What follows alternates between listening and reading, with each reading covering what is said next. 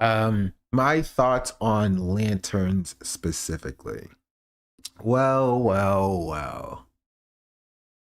Good first episode. That's what I'll say. There is discourse around lanterns as well, because some people didn't like the Obama mention.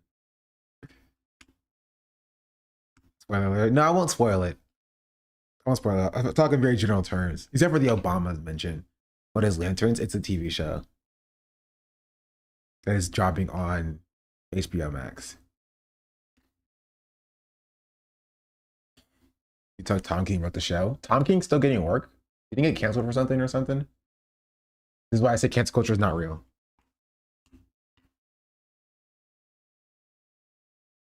It was good. It was fine. I enjoyed watching it.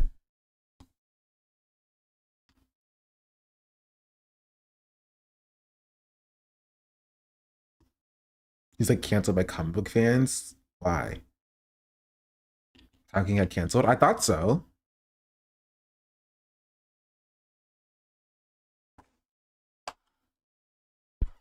Tom King controversy.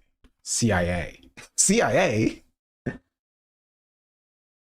Oh, he wrote Heroes in Crisis. I have Heroes in Crisis back there. Hold on.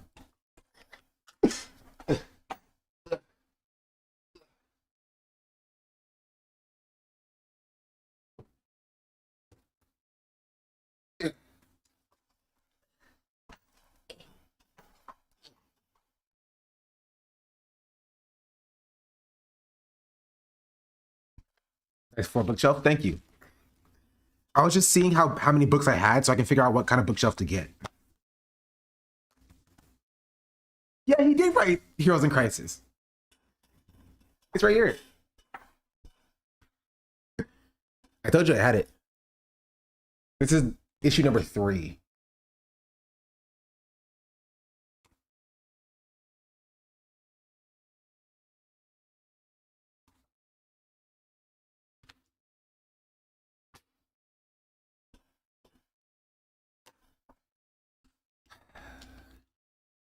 CIA stuff. Most of his stuff is a divisive at least, except for Women of Tomorrow, everyone like that. He was famously involved with the Iraq War. Maybe that's what I thought he was canceled for. Where's the shirt from? This shirt? My sister. I don't know where she got it from, so good luck trying to find it. Also, one of the buttons is broken. Right here. A button's missing, so we make it work. We make it work. Also, I got a Zero Sugar Mountain Dew Baja Blast citrus, Cabo Citrus, tropical citrus punch. There's so many words on this can. There's a lot going on. It says Zero Sugar Mountain Dew, Baja Cabo Citrus, tropical citrus punch drink. I'm gonna try one of those. Do you mind if I just buy regular Mountain Dew? No, I only drink zero sugar sodas now. It's 5 calories though. I wonder where the 5 calories comes from. Because other zero sugar sodas, like zero sugar Dr. Pepper, have 0 calories.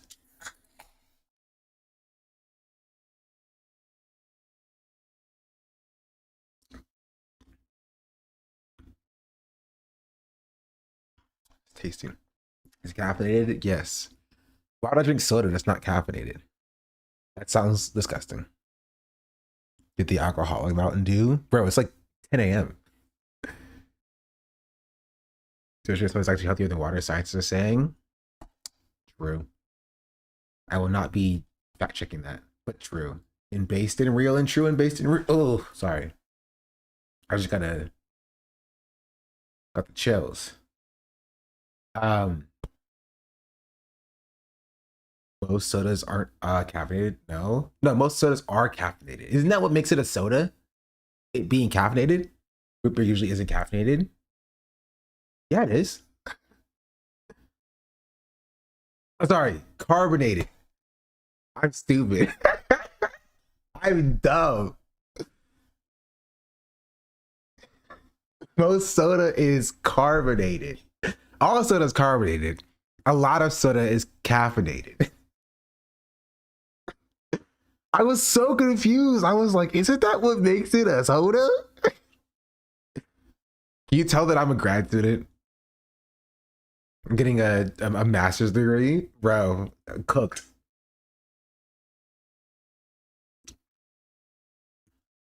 I honestly don't know if this is caffeinated. This is caffeinated. Caffeine content 68 mgs per 12 fluid ounces. Is that a lot? I don't know how much that is. I don't feel caffeine. Am I crazy about that? How was class? I had one class yesterday. It was for my Black Politics class. It was very interesting.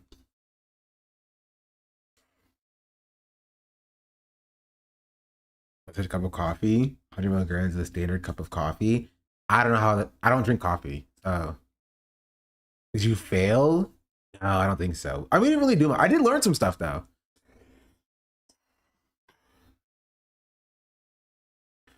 Excuse me. I did learn some stuff. Are you studying not computer science? I'm so sorry. Political science. Were you doing the class? I did not remember doing the class. I wore a sweater. Terrible decision, bro. Horrible decision. It's hot. Have you in the metro yet? No. My apartment is literally in between two metro stops. And so it would take longer for me to walk to the metro than it would for me to walk to class. I don't live that far from campus.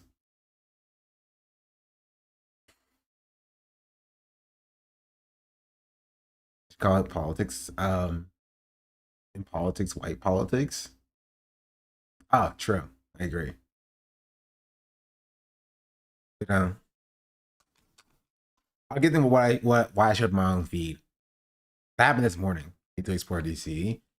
I mean, I guess, but like, I'm not a really big explory person. Like, what would I explore it for? You know, like if I go out, I would have to just come back at some point, right? What I need is a daddy to introduce me to all the niche areas of DC. You know, there's some banger restaurants, yeah, but like, I've committed to cooking myself now. Check out the fountain. There's a fountain. I was enjoying the new neighborhood. Um, I think she likes it. She gets mad at me when I don't take her out enough, especially for the best dog parks. It's so far away.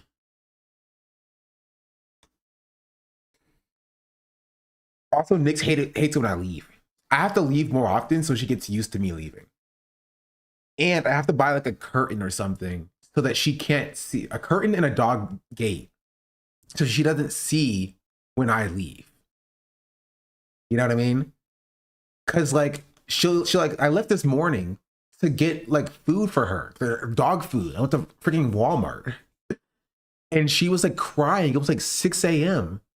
I came back and she was scratching the paint off my door again. She did that in LA too. Like you're not gonna get yourself out. You're not gonna scratch your way out of the door. I made sure to take out lanterns. Yes, I just said it was good. I didn't spoil anything.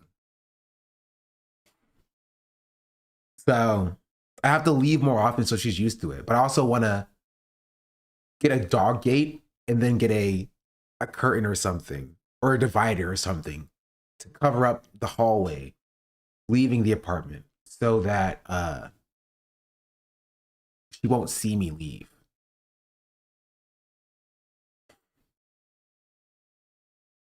Classical music helps calm my dog out. No, Nyx hates music.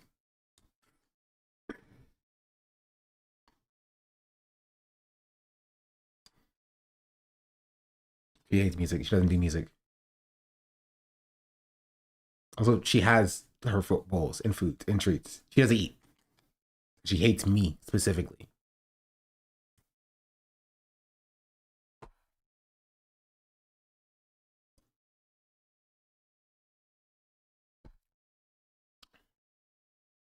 Woke dog. True. Or anti-woke dog. She's anti-black. Anyway. Okay, we can start with my tweet that kind of popped off.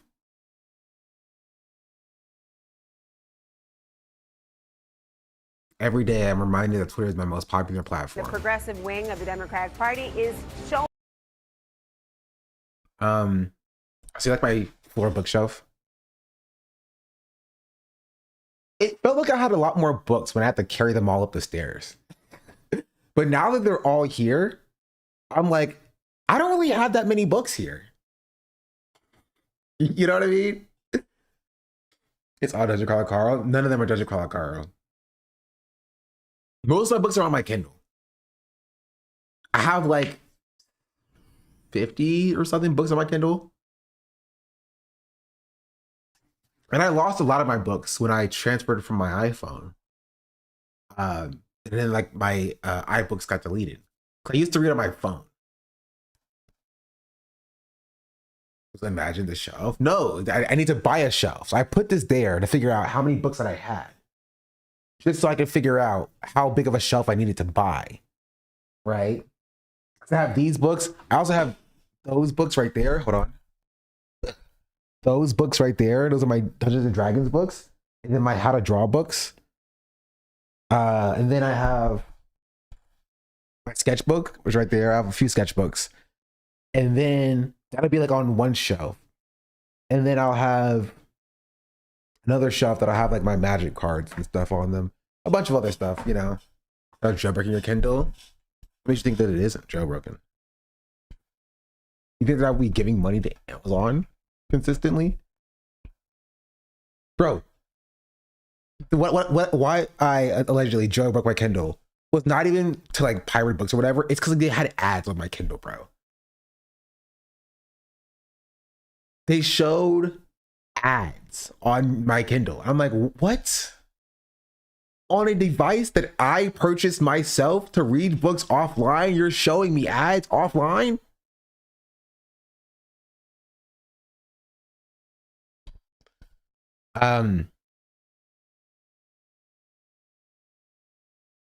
Sorry.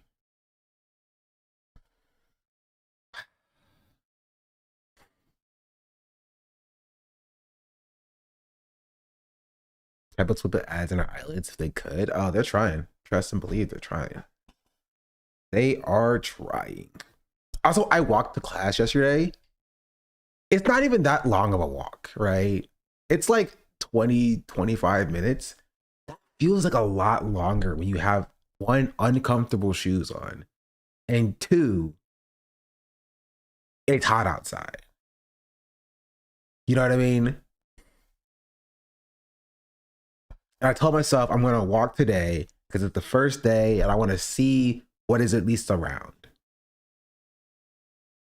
Because I could just buy a parking pass and then drive in the park, you know, which honestly is might be what I'm going to do. Get a bike. I'm good just because that seems like a lot of work and it's expensive. I'd rather just take public transportation. But the problem is that taking public transportation takes like as long as walking. Walking is like 25 minutes. Taking the bus is 20 minutes. And I have to walk 10 of those minutes anyway. Or it can be like 35 or 40 minutes if I take one bus to go to a different bus stop, right? To take a different bus to campus, right? So it's either I walk 5 minutes, right? And it takes 30 minutes of buses while transferring a bus line, or I walk 5 minutes, take one bus, it drops me off, and I walk 10 minutes to campus, or I just walk 25 minutes to campus.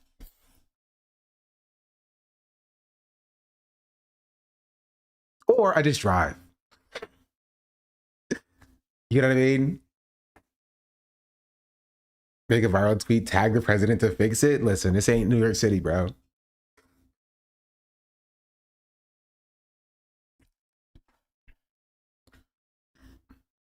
People believe that Trump used to be on Twitter. And he made his like own social media because he got off of Twitter. And now he just uses Truth Social that nobody else uses. You have a metro close to your class? I don't have a metro close to me. That's the problem. That's the issue. But an e-bike? I hate e-bikes. There are like e-bikes and e-scooters like that people just like drop off in my apartment complex, which I could take those as well, right? But I hate those things.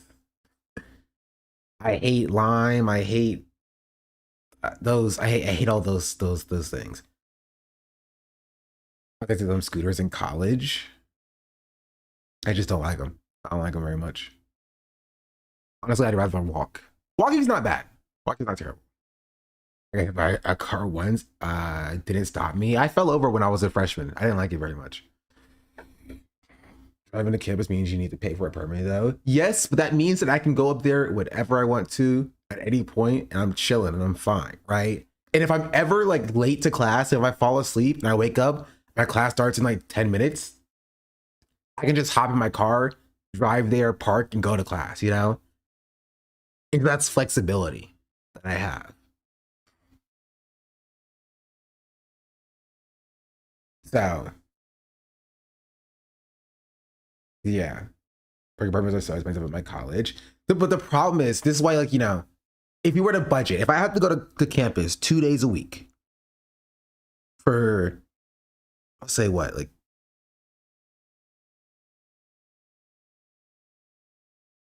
sorry, I heard Nick's doing something.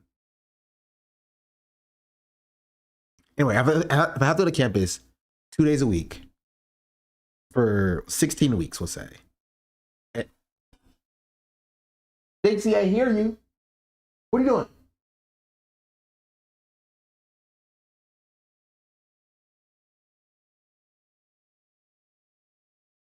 I remember what I was saying. What happened to the plans for DC? What do you mean?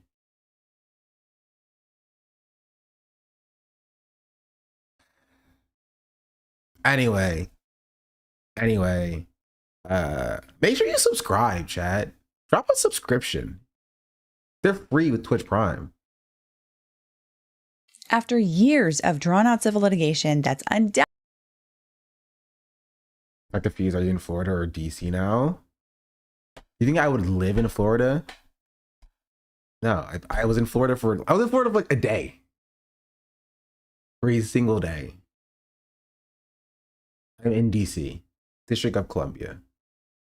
I like right next to the White House, if you know where that is.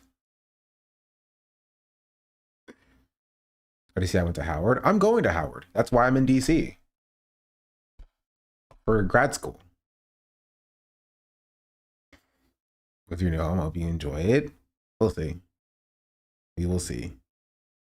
I've here it's not Florida. Yeah, I mean after these recent elections, like that's just kind of how it be, you know?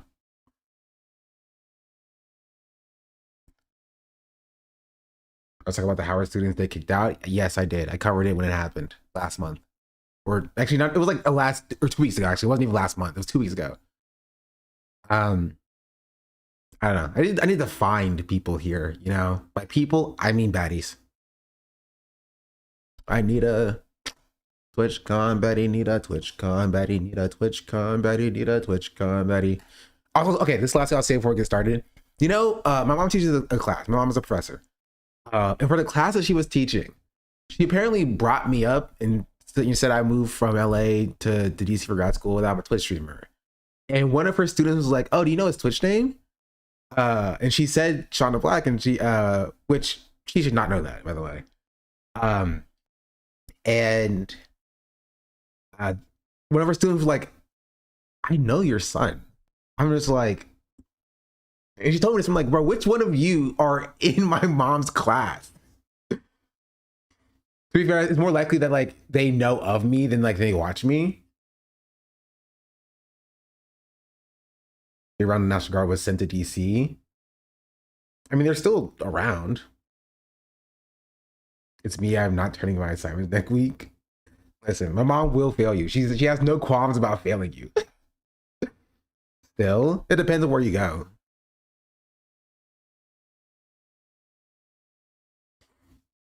I was the prof too when I was first year. She told her class my dorm number. That's really funny. Like if a podcaster tried to sue him, that would honestly have been really funny if he said that too. I would have been like, Mom, you gotta feel that kid. You gotta feel that kid immediately. That'll teach him. That will teach him. School hasn't started yet for me. Dang, dang. What did your mom teach? I don't know. She's just like 3 classes. She's just in the business department. That's how I know that business kids are cooked. Business students, like the future business owners, are cooked. They're like a bunch of little capitalist tyrants. You know what I mean? I guess feeling regardless. That's true. They're like, Professor, Dr. Professor, how can I make sure that I don't pay my workers actually? Like on campus in those suits? No, actually, that's actually a stereotype. They walk around in like sandals without socks on. And like polo shirts. They're like, Professor, when you say that we can't do child labor, is it like a hard can't? Like it's like, you know what I mean? Or is it like, how illegal? Is it like illegal as like I'll go to jail for it? Or is it like illegal as like my dad will get me out of it? Kind of illegal, you know? That I'm not like, okay, I am kind of joking. I'm kind of exaggerating, but like that's kind of what they are. They're a bunch of little tyrants. Tyrants in training, if you will.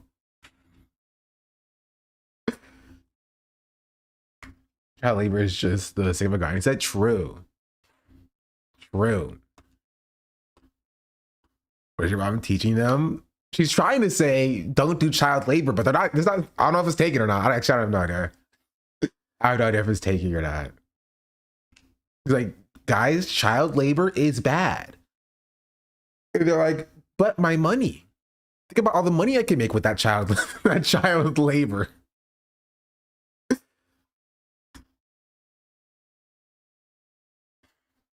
So, yeah. It's pretty funny. It's pretty funny. Now I'll get started. We'll talk about we'll start with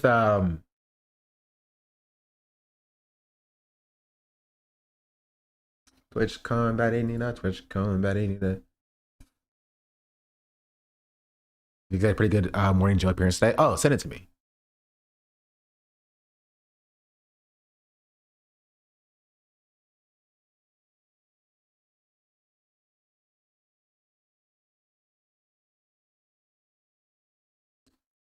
Where's it at?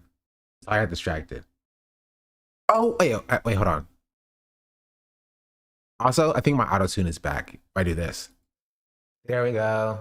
There we go. There we go. There we go.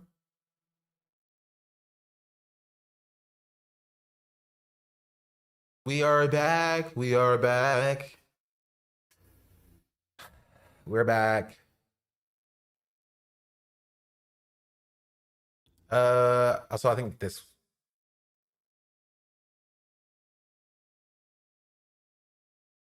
Well, I don't know if I heard that. Wait, hold on. Connect. There we go. Now we're regular. Now we're regular. We're normal. I'm gonna T-Bang it here. True. Gaming sponsor later? No, I don't have a gaming sponsor. You have to ask Angie Nixon about Hassan. For some reason, they thought Hassan was in Florida too. Bro, why does everyone think Hassan is in Florida?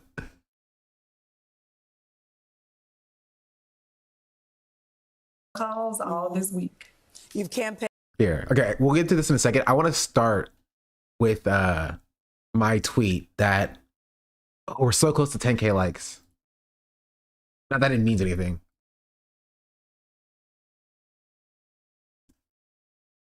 This tweet. You should go. There's also discourse. There's discourse going on with Miles Morales and Miles and Gwen. And I had to jump into a discourse because, of course, I had to jump into discourse. Of course, I jump into discourse. They did out like Gwen. Listen. When the first movie dropped, I was a believer in the Gwen Miles dream, but after this movie, I did not know this was your tweet. Wait, really, bro? If you see a banger tweet, just assume that it's me. A friend sent it to me. Yeah, of course this is me. The voice actors, the actual characters. Oh, don't even get them started on the voice actors. You have to be moved on. Finally, true. But here.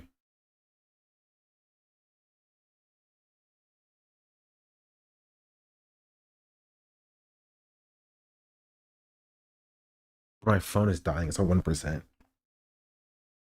I need a charger. What if I, okay, well, actually, what if I do this?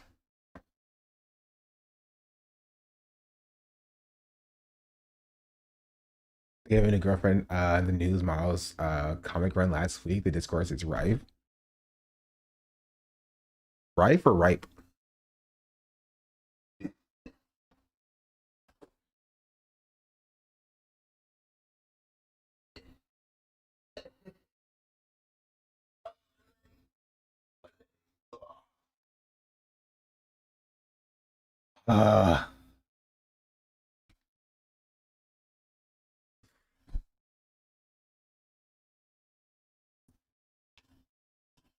Oh, this is the video. Hold on. We should go. We don't want to keep it possible. See you around. Let's go! Hey, good luck out there, man. Okay, bye. Miguel sounds hangry.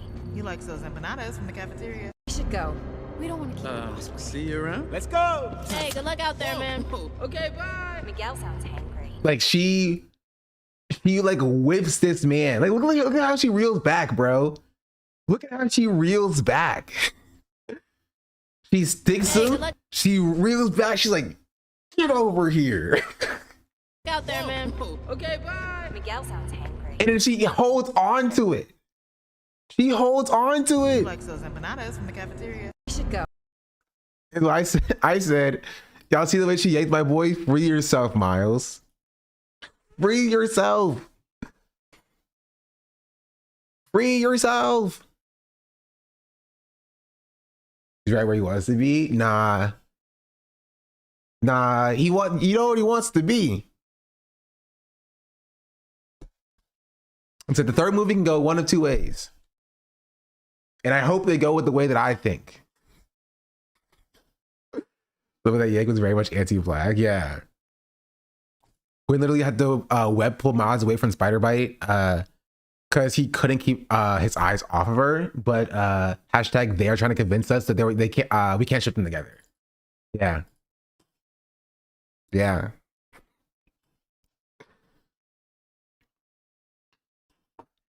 True. True.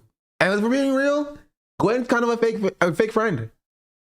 If we're being entirely real, Gwen is kind of a fake friend. Miles' real friends have been Hobie and Spider-Bite for the most part. Like the Peter B. Parker, like he's been a little fake too. And anyone too. I don't remember how involved he was in the second movie. Miles needs to drop Gwen. Why people keep saying Quinn with a Q? Is that an actual spelling? In this PlayStation games, they are trying to ship Miles with a black girl so it evens out, I guess. No, I don't want to spoil it, right? But in the PlayStation games, it didn't really work out, from what I understand. So... there was a second black girl. Okay, you know, I get it. I understand. I do understand now. We just stay away from Mandela Stenberg, the voice actress for Spider-Bite. Should be more stay away from everybody, to be fair. Shamik does not know how to control himself. But yeah. That's a little bit of the discourse. A little bit, just a tad bit of the discourse. But let's get started. Let's get started on what happened. This is also what I was talking about before with me showing up on my own feed. I was going through YouTube, my home feed, trying to figure out like what to talk about today. And then I see this, I'm like, that's my face. Why is my face on this video?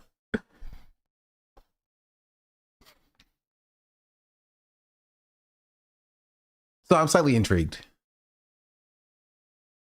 In a good way? I don't know. I see this clip that said, Ryan Grim says he's glad.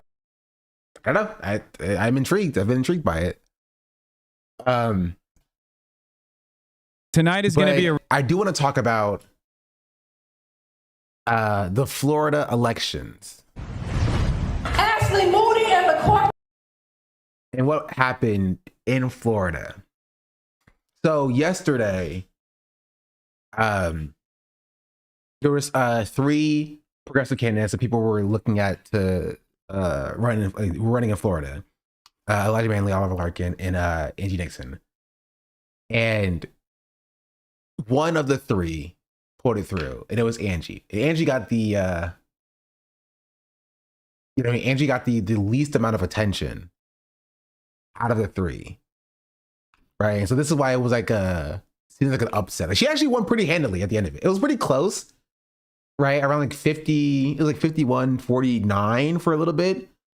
And then it jumped up to like, it ended at 56-44, the final vote tally. So it wasn't even particularly close. It was almost a 10-point difference. You know? Ooh. Ow. So, ow. DC tweeted about white people and Cubans having to deal with potentially voting in a black Republican. No, I did not see that tweet. Let's win against her once. I mean, yeah, it was a really handed win. And so we're gonna look at. We'll start with this. It still got momentum, pulling off a surprise primary win in Florida. Democratic Socialist Angie Nixon upset establishment favorite Alex Vindman in the state's Democratic Senate primary. Vindman, Also, in case you can't tell, I'd be remiss not to mention that she is a black woman. Black women socialists, black socialists are up. Gonna put that out there.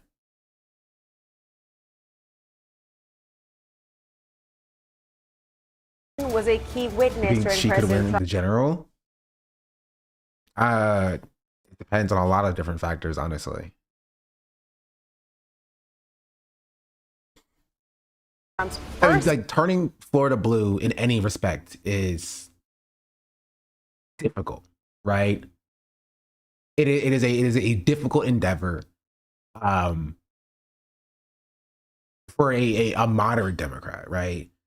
But I think the Democrat that's best poised to win any election is one that's progressive, because progressive policies are actually beneficial. You know? impeachment and raised, get this, more than 16 times as much money as Nixon.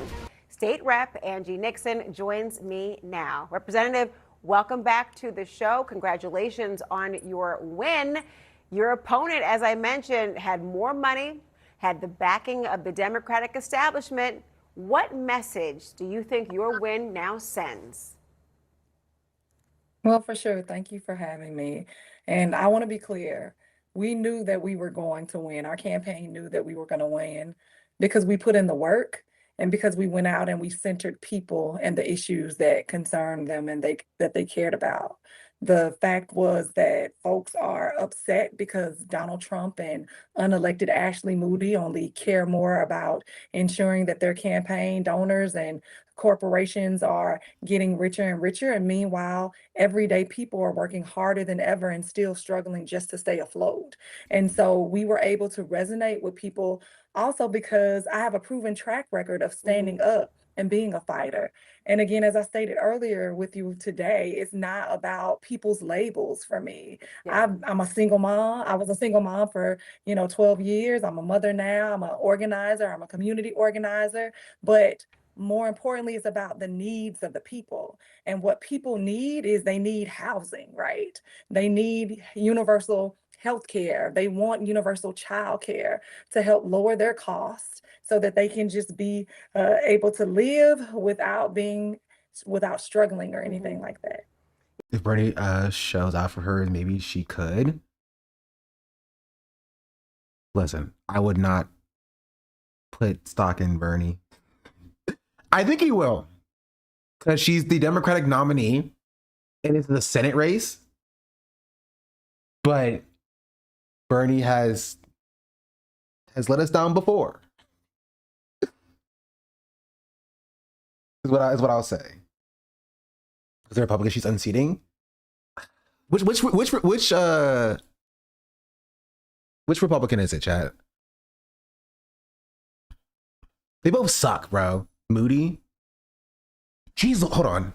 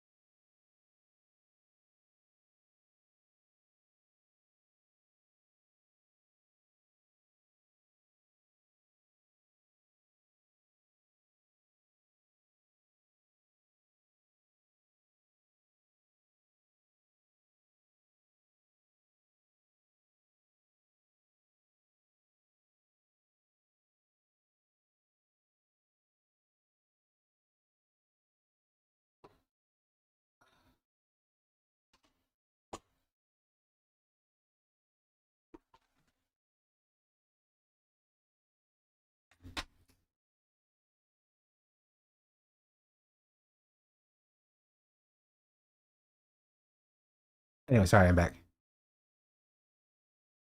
Nick was just running everywhere. You know, we did talk just last night, actually, anticipation of this moment. And you say that you reject labels. Republicans, though, they already want to. To your turn to run again in 2028 for a full Senate term.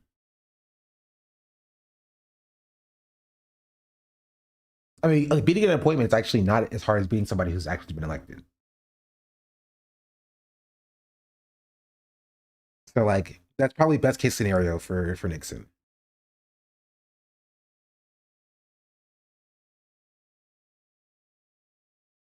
On you, they are leaning into attacking you for being a Democratic She's never socialist. got votes like that. Donald's will not either, because Donald's is unpopular. Donald's was unpopular, right? When he was I think it was because, like, I don't know if it was like cheating or something. He had some scandal, right? Let's see, Byron Donald scandal.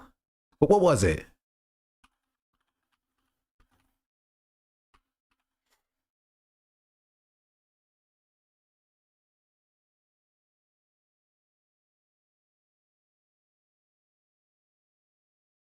Sex trafficking? Was that it? There was some scandal that was Byron Donalds was a part of. It was coming from the Nazi candidate, so take it with a grain of salt, but you know.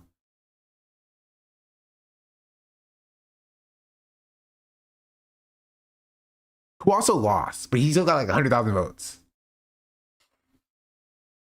Again, that's illegal. I mean, definitionally, it's still a scandal as it pertains to, like, his election campaign. He still beat him. He still won. Fishback said Donalds was getting investigated by the DOJ for sex trafficking, but no evidence.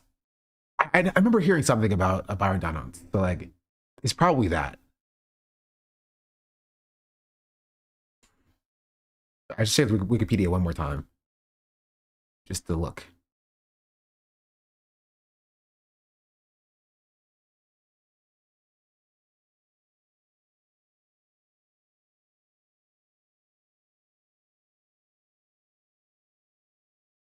There's apparently assault allegations. Maybe it was that. Ashley Moody said this. Angie Nixon, who will be my opponent in November, and her comrades want to destroy this country. Her comrades. Okay, sorry. She gotta cook with that. She gotta cook. Who will be my opponent in November, and her comrades want to destroy this country and everything that it is built on. I am not exaggerating. I believe that America is the greatest country on earth. I thought she was gonna say something else. I thought she was gonna pull the Hassan clip for a second. And in the face of anti-American rhetoric, folks that want to destabilize this country, I think I will say, like, hearing her speak, like, I think Angie has a very good chance.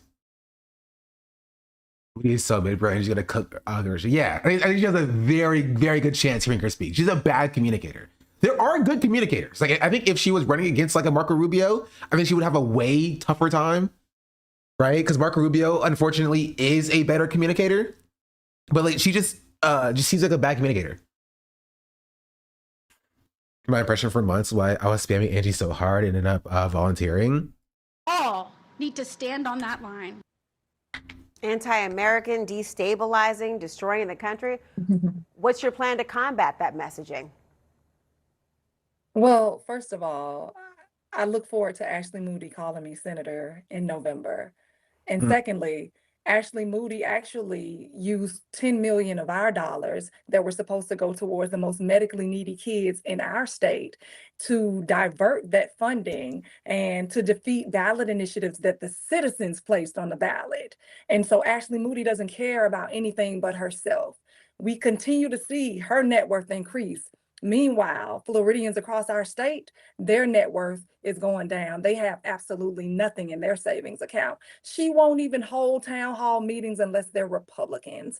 I am someone who's willing to go out and talk to everyone, even if they don't believe how I believe ideologically, because I want to represent all Floridians here in the state of Florida. Many people who have called and reached out to Ashley Moody's office for help, you know who they call? Because she doesn't return their call. They call me. They email me, and we help connect them to the resources that they need. And so I'm not running away from the people, I'm running to them. And I look forward to becoming their next United States Senator come November. Well, a Democratic nominee who wants to be called governor in your state is David Jolly, and he praised you as a fighter, but he also said that he flatly rejects socialism. How do you plan to unite the party around your campaign right now? Again, it is not about labels. It's about the most basic rights that people here in the state need. They need housing. Right now here in our state, it costs over 18% of the national average to rent a home or to rent an apartment here. People are paying 300 more times. But she got CNN being like, the insurance here in the This is the messaging though. Like this is correct messaging. Like I think she's hitting all the points that she needs to hit here. This is objectively correct messaging. We witnessed Ashley Moody fail to extend the ACA subsidies, which caused nearly 300,000 people to be knocked off of the Affordable Care Act rolls. Yeah. She doesn't care about anyone but herself. And also she did that because her campaign donors. She didn't do the Will Lawrence, and peep the difference, right? Will Lawrence immediately, as soon as he was elected, was like, DSA? What is this DSA thing? What is this DSA you speak of? Is that a new medication?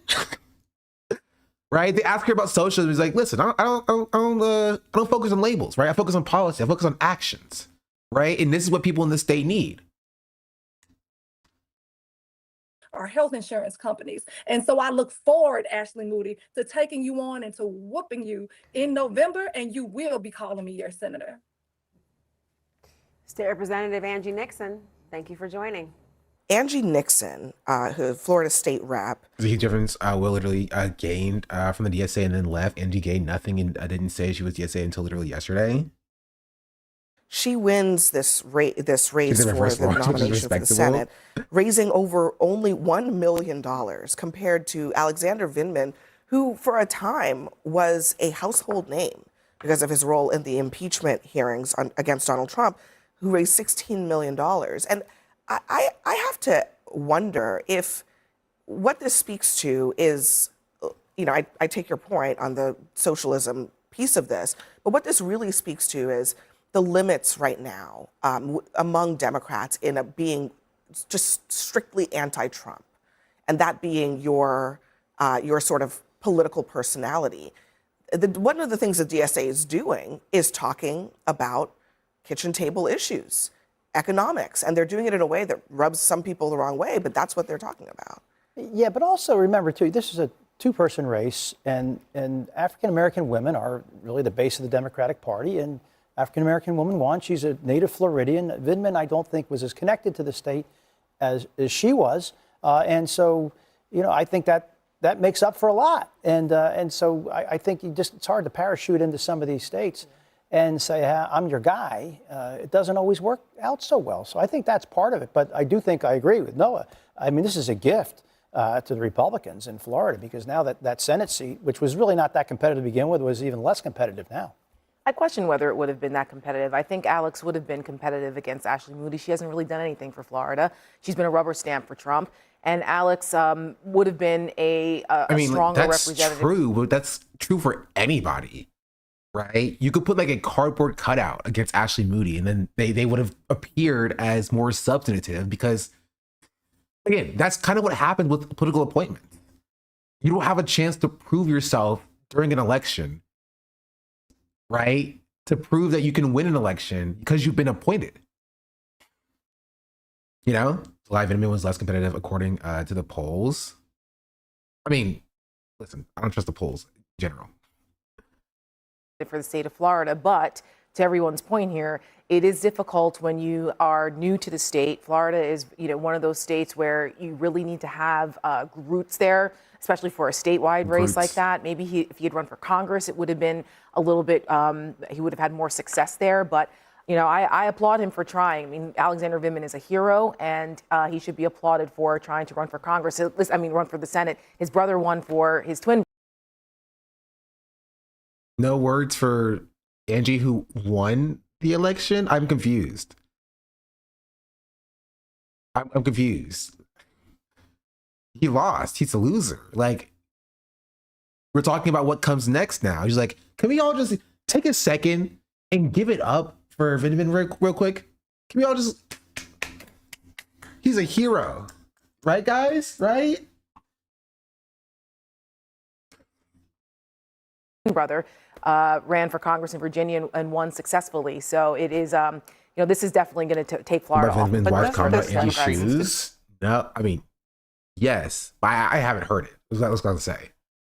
If you haven't, we'll take a look at it. Donald Trump's narrative that the DSA is a national threat, that you can't really talk about this as a New York thing or a Seattle thing or a Colorado thing. It's a national thing. Therefore, we have to nationalize the socialist threat, and also to convince Democrats to send as much money as they possibly can to this. I think that's a bit of a simplistic view of what we're seeing tonight. There is a lot of narrative around progressive versus moderate. His wife.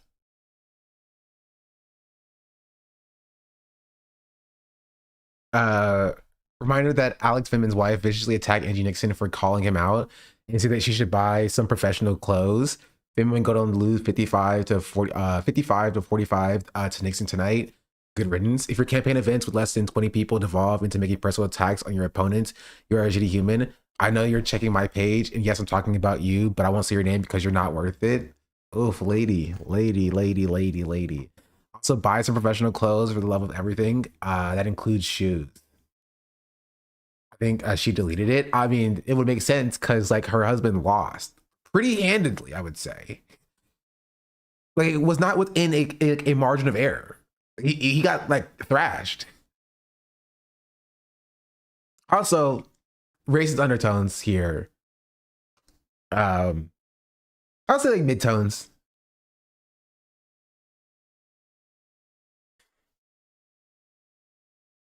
Just wanna drop that, point that out.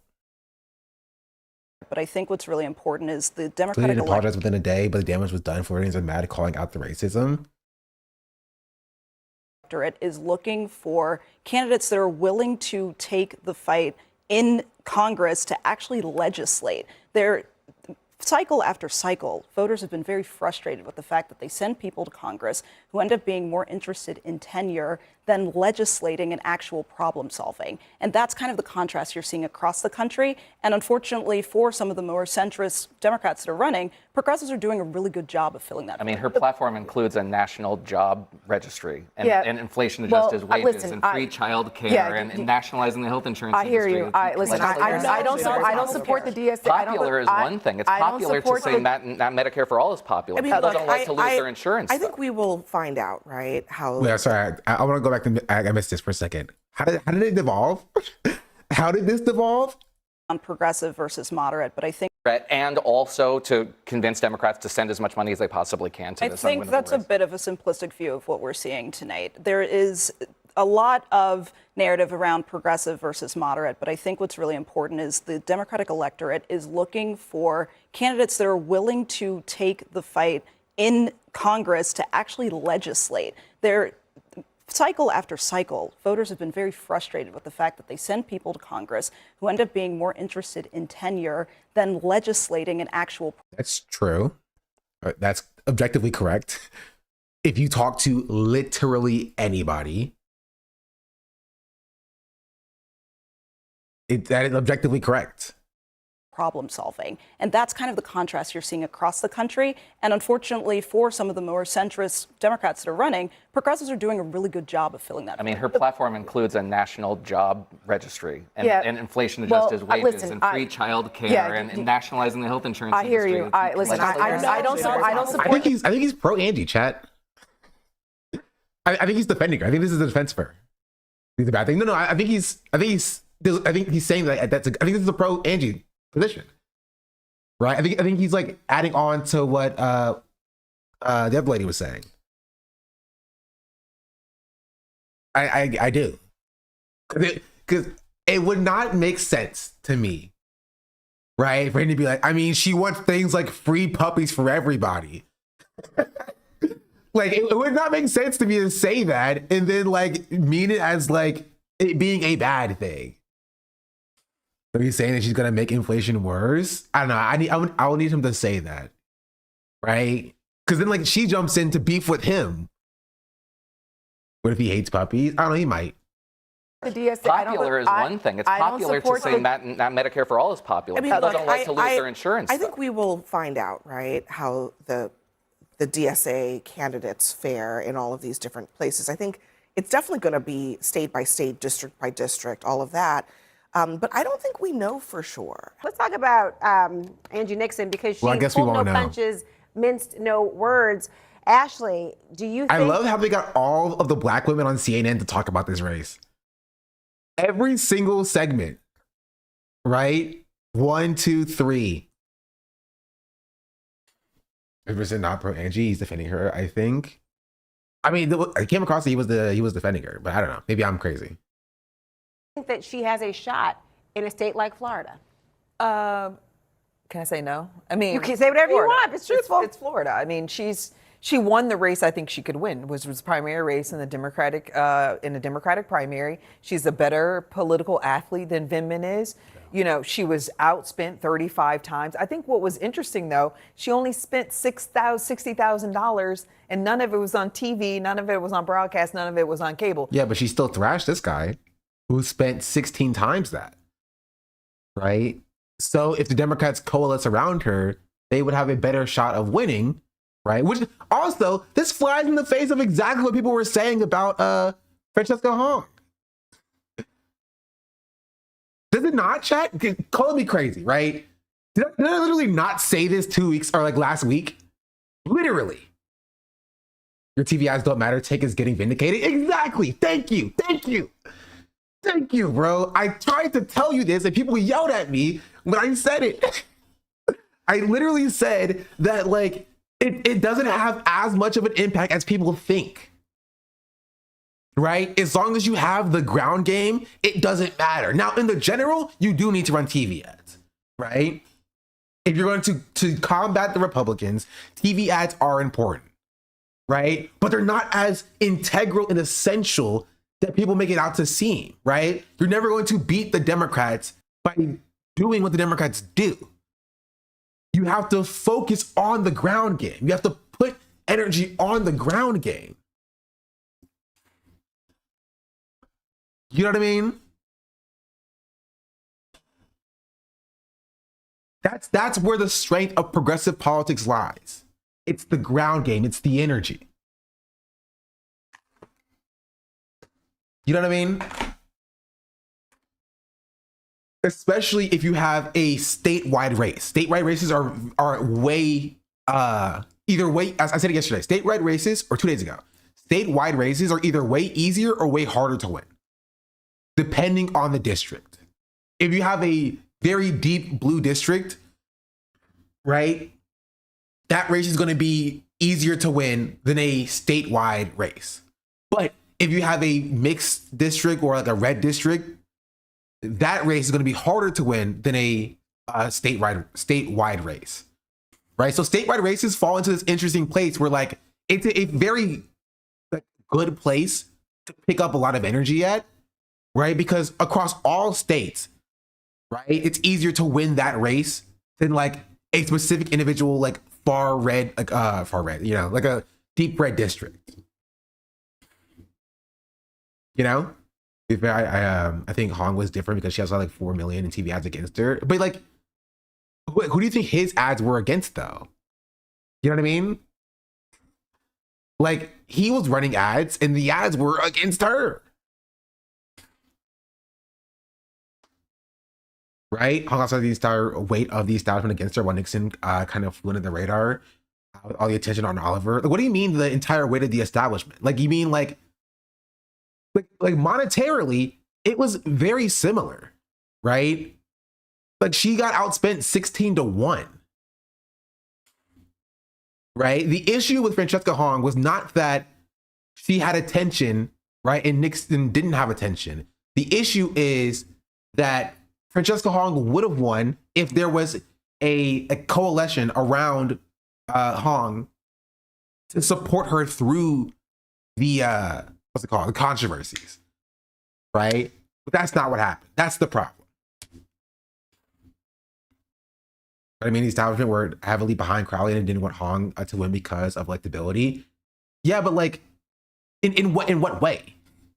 Like, the amount of money that they spent on the district, like those are like, just them being behind. It doesn't really mean anything. You feel me?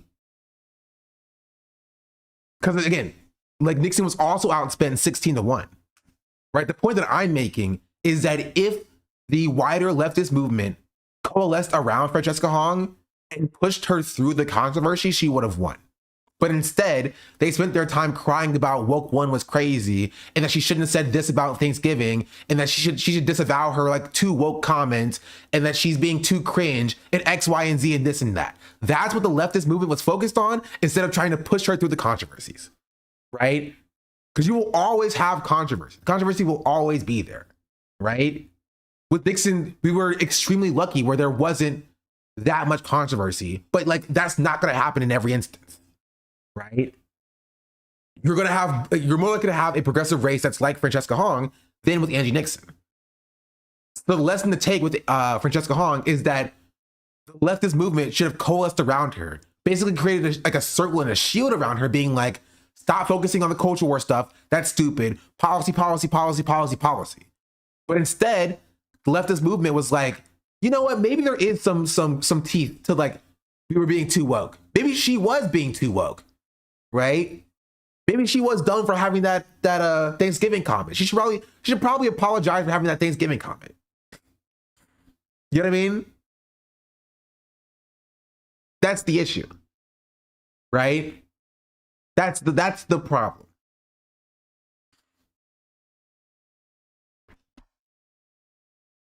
Good at that done talking point. Honestly, probably like somebody online. But it was picked up by like the commentators and stuff, right? So now people were talking about, oh, maybe she shouldn't have said this about Thanksgiving. Oh, Thanksgiving comment was stupid. You know, she's a bad candidate because she had a thing about Thanksgiving or whatever. And that became the conversation, right?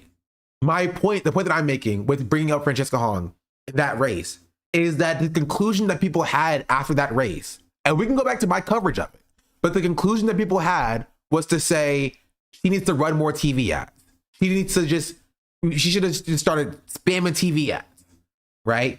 And my take at the time was that I think people are too focused on the TV ads, right? That it would be helpful, right? But so long as you have enough ground game, right, you can overcome that hurdle. And the TV ads are not like a cheat code to like win, right? And this race shows that like the way that people were speaking about TV ads, right, as if it was a, like, you know what I mean? As if it was like a cheat code, is not necessarily true. They're useful, right? They're useful and they should be used as a tool, right?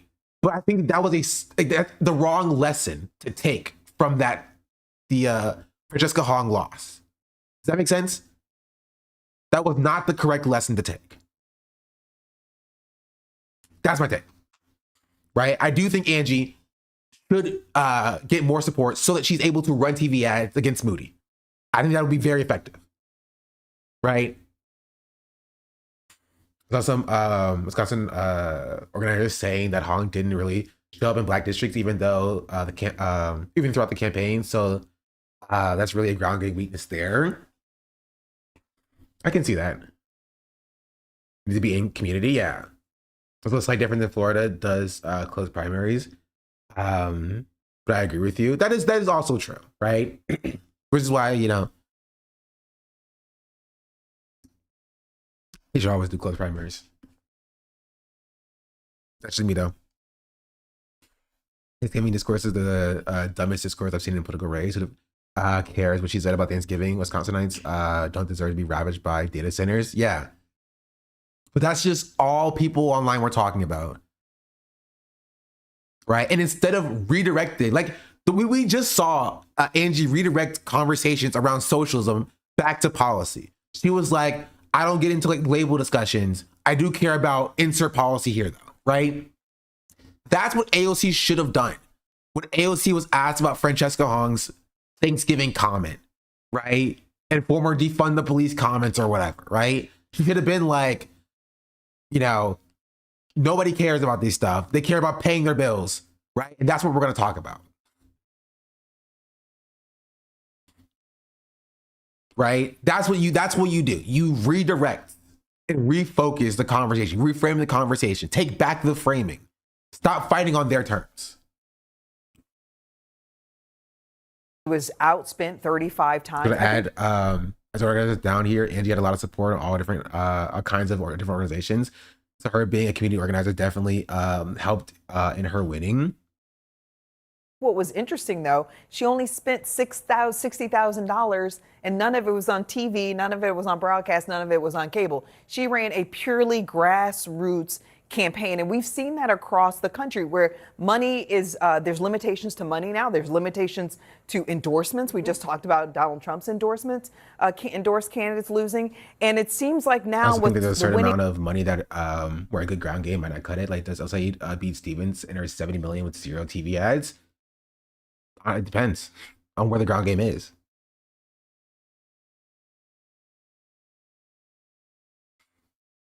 Genuinely, it depends on who's targeted by the ground game and where the ground game is. Right? If you are able to effectively activate non-voters, you can beat literally any candidate. Genuinely any candidate. You can beat Donald Trump himself if you get every single non-voter who's eligible to vote for you. If a third party showed up tomorrow and got every single eligible non-voter to vote for them, they would be competing with the Democrats and Republicans for the presidency.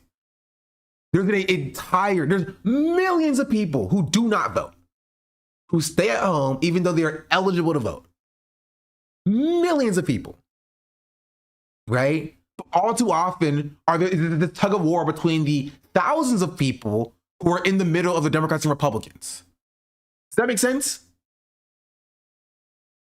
We're literally doing a tug of war for the thousands, tens of thousands of people who are in the middle of the Democrats and Republicans, the centrists, the independents, instead of the 33% of the country who is eligible who doesn't freaking vote. You know what I mean?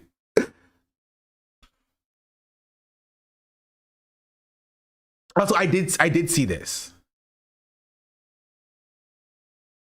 Fake polls in Wisconsin and California were part of a social experiment, which is why you should all. I told you, don't trust the polls. Never trust the polls. Median strategies revealed that recent polls from the group were intended to expose how easily fake results can be spread. Bro, I love freaking random organizations just playing patty cake with our lives. You know what I mean? I love them just playing patty cake with our lives. I did see this. I have it saved. We're going to talk about this as well.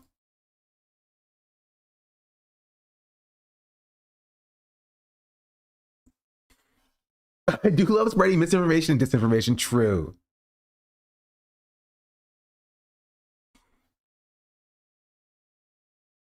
No, I'll just, if you were on the ground, you wouldn't need the polls in the first place. Exactly. Exactly. I'm right there with you.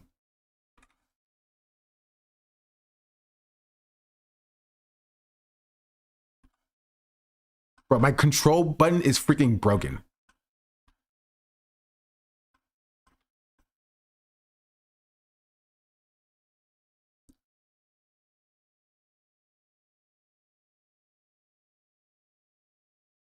There's no hold on.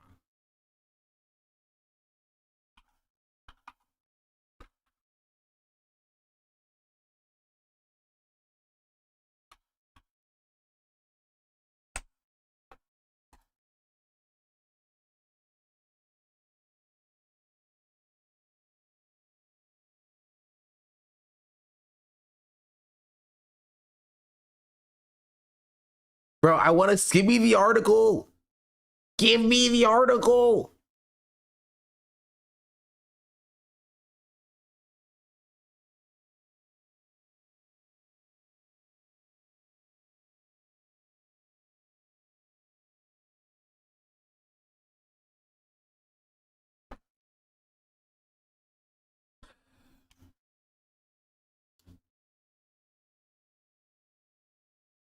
It's just loading. It's spinning. It's just spinning.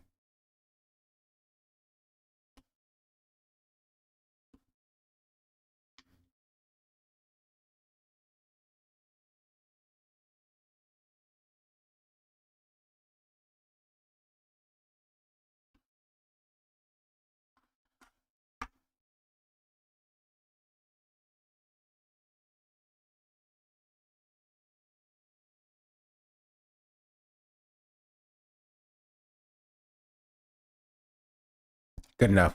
Washington Post. What we need to know about the fake election poll numbers shared and retracted by a mysterious company. A mysterious political firm admitted to fabricating multiple election polls this month. Locked in a competitive re-election race, Los Angeles Mayor Karen Bass declared on social media last week that a new poll was evidence of her campaign was gaining momentum. Just a few days later, the truth emerged. The poll was fabricated.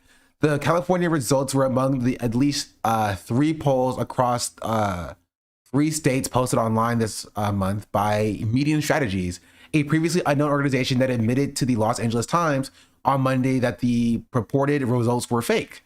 The company wrote before shutting its website this week that it was created as a short-term social experiment examining how purported polling information could enter and spread through the political information ecosystem without independent verification. And this is kind of the issue with like the influencerification of politics, right? Especially because a lot of influencers online and even like journalists now have got their information from just polls they see on Twitter, right? Instead of like going to the actual poll source and pulling it up and reading the data for themselves, right? So they're not even getting the poll like information from Twitter. They're getting it from the caption that somebody else had interpreted from the poll, you know? Or yeah, now they're using Kalshi. They quote tweet a Kalshi poll being like, sometimes they get paid from Kalshi. There'd be a Kalshi paid partnership to be like, well, look, insert candidate here is winning by 30 points on Kalshi.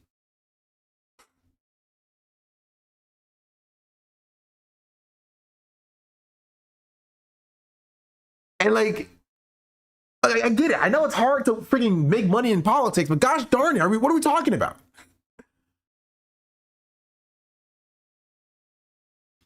Right? I'm forever vindicated on my one comment that I made on the Francesca Hong race before it even happened. I said, y'all care about the polls, I care about the vibes. Right? You care about pollsters, I'm a vibester. So at that point, we're doing the same thing. You know what I mean? At that point, we're doing the same thing. Your polls and my vibes. We're just both making stuff up. We're both just making stuff up. The Post offered no explanation of who was behind the experiment or for what purpose. Apparently, Nixon didn't have the money to do polling, which is a good thing anyway, because her and their team fought the whole way. Look, I hate this Kennedy Tiff person. In a brief interview that day, she did not predict victory. Her campaign did not have the money to poll. She acknowledged there was and no public polls had been conducted in the primary race. She could not know exactly where she stood against Mr. Vindman. But she knew Mr. Vindman's campaign had polled at least once. He had not spent money attacking her, which many Florida Democrats assumed meant that he was not worried about her candidacy.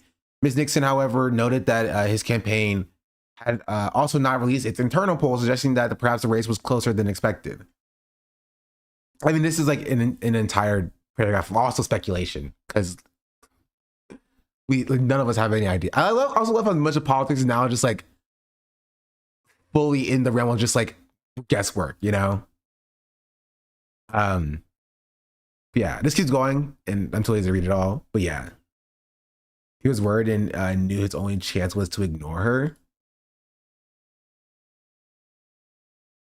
Oh, that's my face.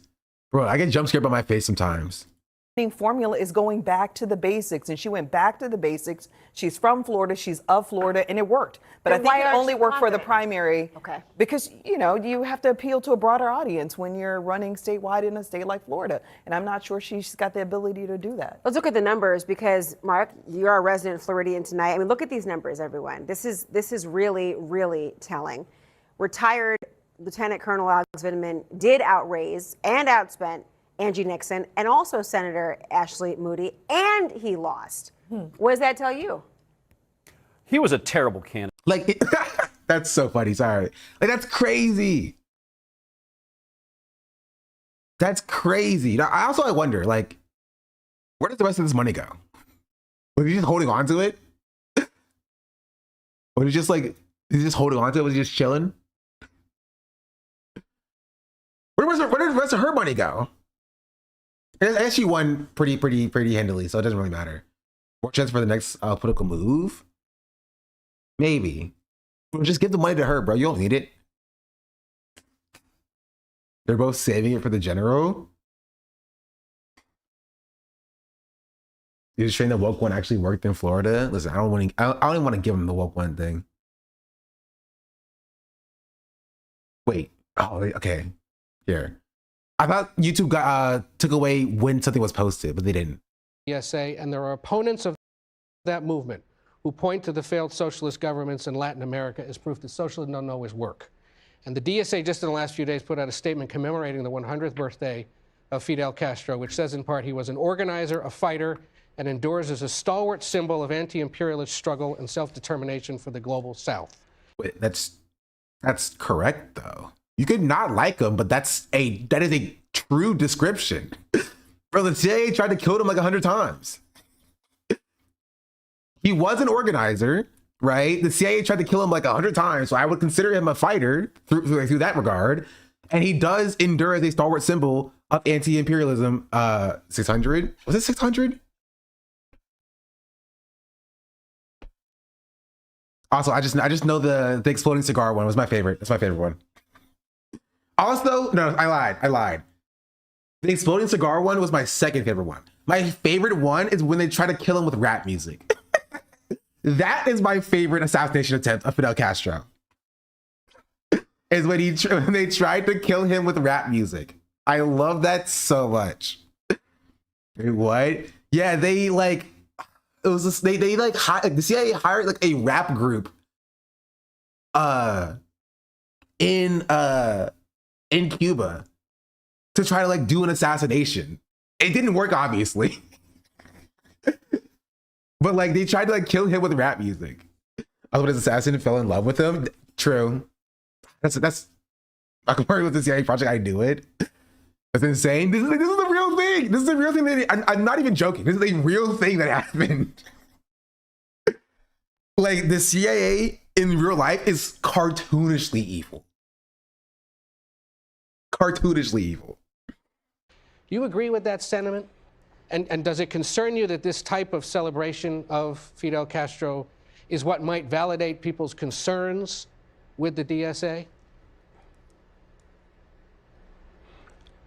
I am not concerned with how people construe this organization. I'm interested in finding what we have in common so that we can move this country forward based on bold policies, which that poll suggests people are wanting, irrespective of political ideology or generation. The other thing I want to mention, too, is, and this is something that I hear centrist and establishment players talk about, is, well, if we want to reach these people who are outside of, blue districts, how about we actually focus on those folks who live in highly populated blue districts who don't show up because they're so exhausted and disaffected with the Democratic Party?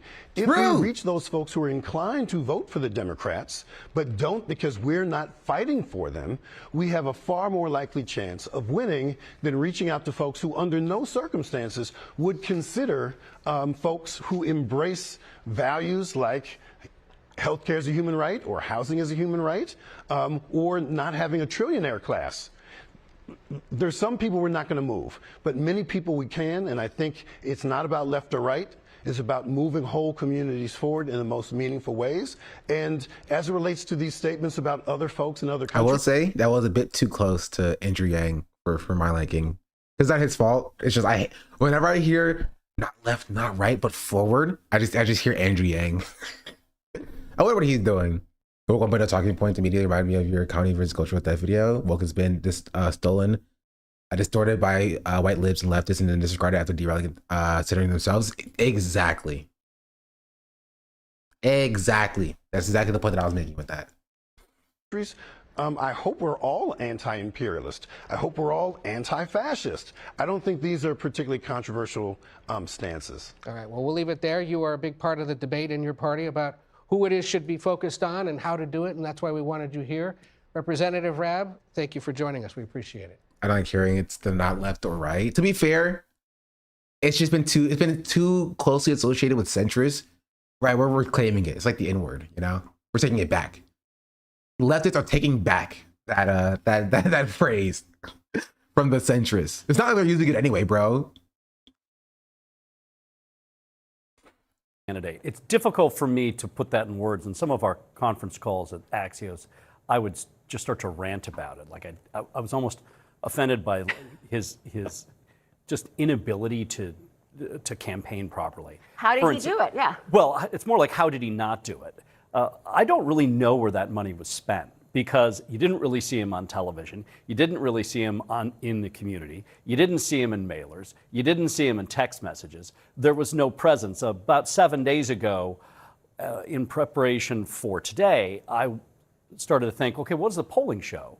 And I couldn't find any polling, which is a very rare thing in a statewide election. I did see Fishback. I saw him win a lot. I didn't know he won a lot of Republican college districts. That's not surprising, though. I'm surprised he didn't win a bunch of elementary schools. They're Asmongold fans, I'm surprised he didn't win a bunch of elementary schools, a bunch of daycares. I'm sure if they could vote, they would have loved them, because they're all Asmongold fans. Florida, something of this import, a Senate seat. And I called a number of pollsters, and everyone's like, no, we're just not paying attention to it. And I realized, well, let's see. I'm not seeing Vindman really campaign. He has no real roots here. He's essentially sort of carpetbagged here. I didn't even know the guy. Bro, they hate this man. The way that the national media is talking about Vindman kind of demonstrates that Yeah, no wonder he lost. They don't like this man. The only thing that I've heard people talk about him, like in this video, when people have been like, I don't know him, never heard of him. He kind of sucks. Yeah, he's a little bit ugly. He doesn't have any like national like attention.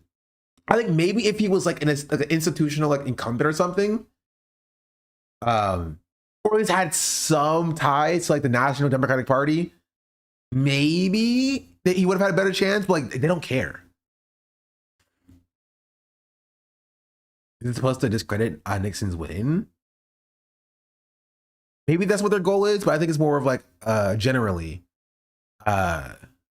It's true. He didn't have a presence, right?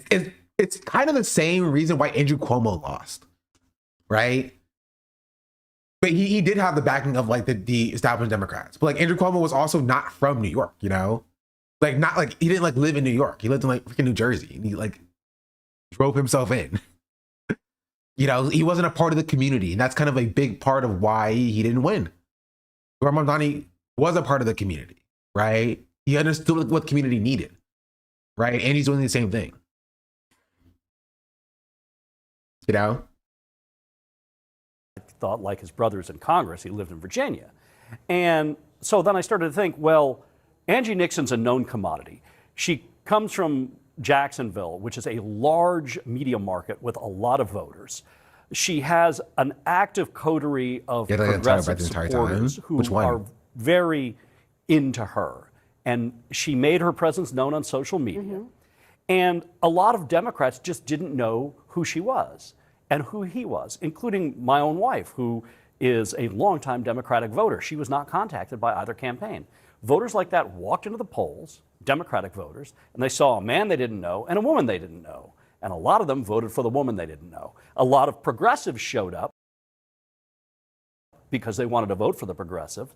And a lot of people just didn't show. It was a pretty... I think it's more the second thing. I don't think it's the first thing. I don't think people showed up and was like, I'm going to vote for the woman. I think progressives showed up en masse for Angie Nixon, and nobody showed up for Vindman. I think that's what it was. I think his analysis is like slightly correct, right?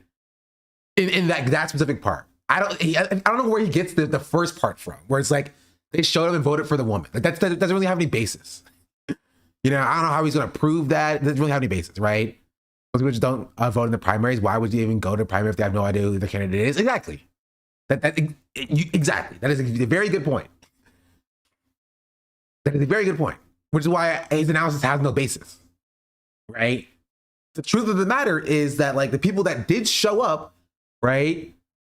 The people that did show up, I think if I remember correctly, didn't the Republican primary for the same seat, right?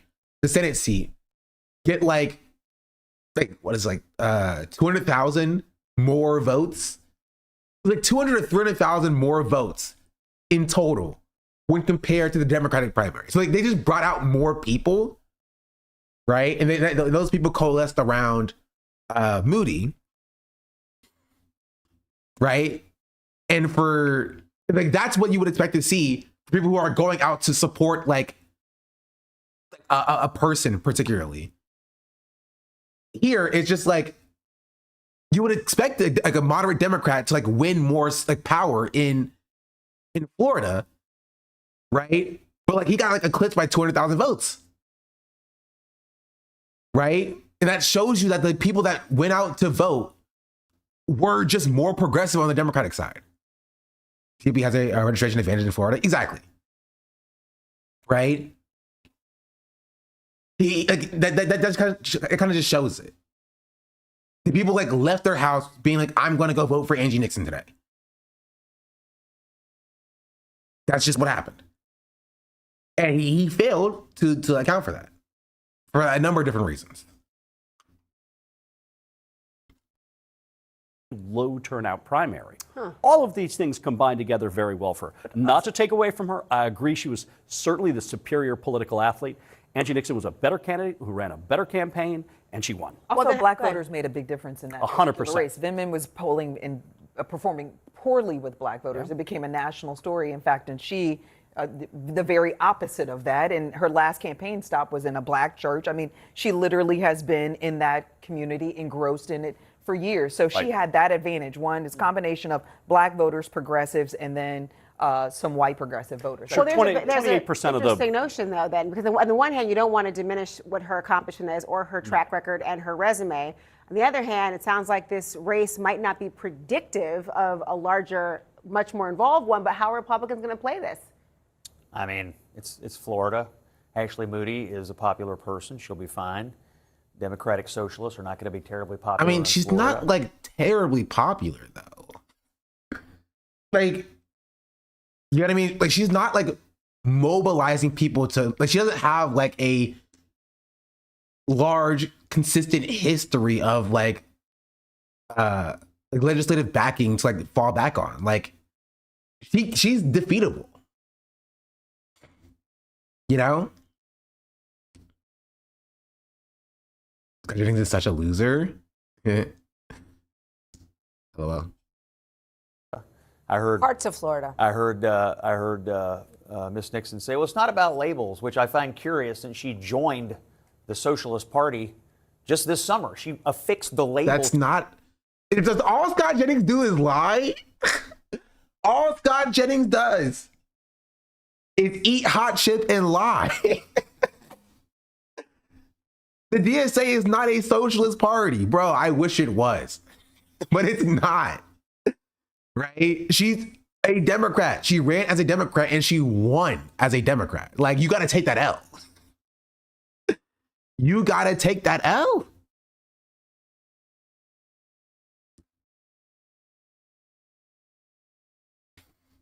DSA is not a party. Exactly. To herself, only now to say, well, it's not really about labels. I actually think Ashley Moody's remarks were dead on. She's just reading out of the Democratic Socialist platform. When you align yourself with people who fundamentally would like to rip, what we know is how America works out root and branch, you're kind of anti-American. And all these socialists, whether they're in Florida or any other state, are going to face these same kinds of attacks. So I think Ashley Moody has the advantage here. Of course you think that.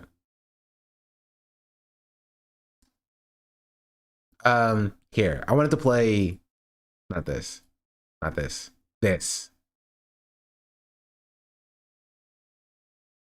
Angie Nixon's bookstore for the community. The state of Florida doesn't want this bookstore to exist. Come inside and check out why. In 2022, Governor Ron DeSantis signed House Bill 1467, and Florida became the state with the most book bans in the country. So I stocked the books they tried to pull off the shelves, and Cafe Resistance was born. They banned the truth, so we put it right here in the community. Free tutoring, coffee, and the books they don't want kids to read. This isn't my bookstore. This is our bookstore. She's painfully socialist, bro. She did the meme, bro. She did the meme. She was like, my bookstore? No, it's our bookstore, comrade.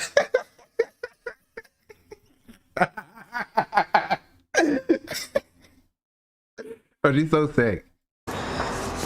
This isn't my bookstore. This is our bookstore. Bro, got the Black Panther logo, the front. Yeah. Respect.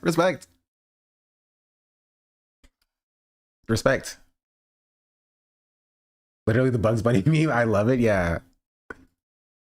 Here, I want to look at I was looking at something. We'll get our Morning Joe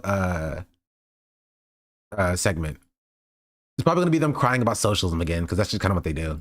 Politicians in Washington, they like to label us. It's easier to try to make voters afraid of me than to defend the choices they keep making to make our lives harder. They look at this movement and they call us extreme. They call us radical. But I think people see through that. Yes, they do. Yeah. I won't let them define me, and I know you will always know where I stand. That was Florida State Representative Angie Nixon last night after defeating Lieutenant Colonel Alex Vindman by double digits. Every time I see this, it gets worse and worse for him. To secure the Democratic nomination for the U.S. Senate in the state. Nixon is the first DSA candidate to win a major party nomination for statewide office. Wait. Oh, Abdul's not a DSA candidate. And she joins us now. Representative, I just first got to ask you, how did you win? Like, what happened that made just earlier in the show? RSA, Lord works in mysterious ways. We got Graham Plattner gone, gave us Angie Nixon. We didn't need him. We didn't need him. We were so up. They're literally, Loki's still like DSA voucher. I don't think Angie is endorsed either, but she joined during the raise. Honestly, respect. That made somebody call this the greatest upset in the history of Democratic politics in the state of Florida. Well, good morning. Thank you for having me on today. Wait, did he even say good morning? I have to check now. Just earlier in the show happened. Yeah, I just first got to ask you, how did you win? Like, what happened? No, he didn't. What a dick.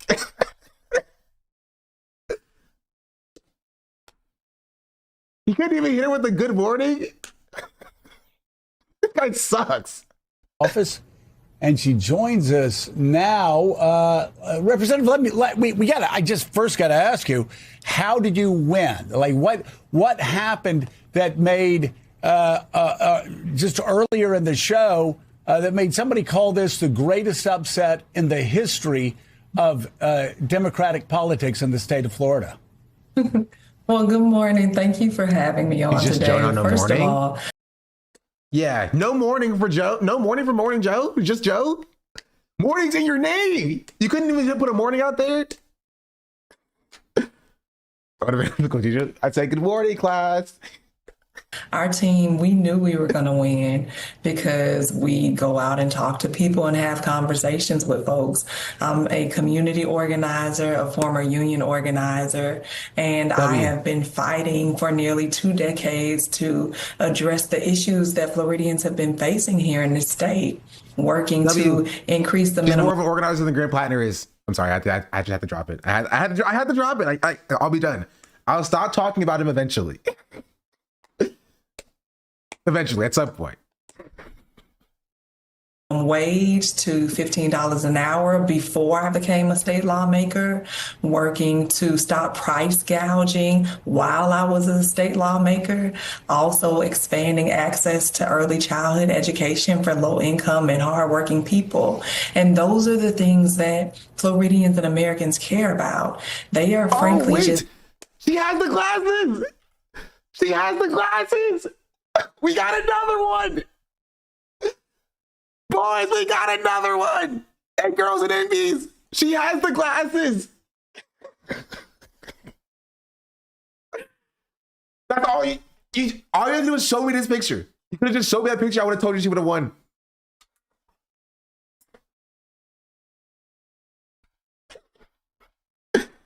I told you.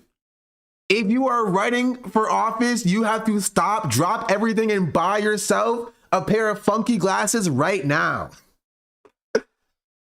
Buy yourself a pair of funky glasses right now. You guarantee yourself a win. Yeah, I'll see if I can find it. I think it was an Osnox tweet that had it. I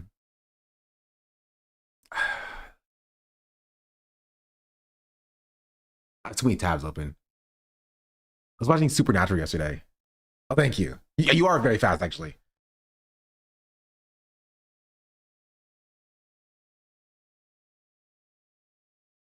Wait, he beat me to it? Gosh darn it. He beat me to it.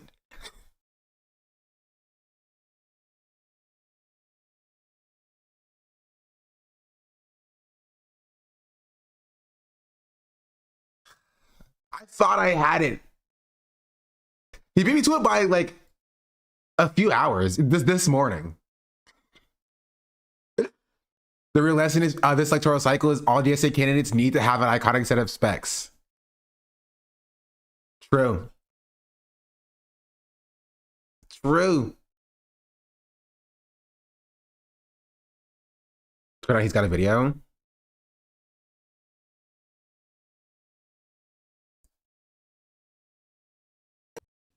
We are at 10,000 dead Palestinians. How many will be enough? One of my colleagues just said all of them. Wow. One of my colleagues said all of them. One of my colleagues also stated that this is going to dry up their fundraising if we vote on this resolution. I also want that, like, that's Already what fine, by the way. become. No, it says right here, Representative Michelle Saltzman. In this state. That's what we've become in this state, where we don't care about innocent babies that don't even get the opportunity to blow out their first birthday candle. This is November 9th. November 9th. Like, she's like far eclipsed and probably most politicians, most progressives as well. There were progressives who were still like, Israel at this time.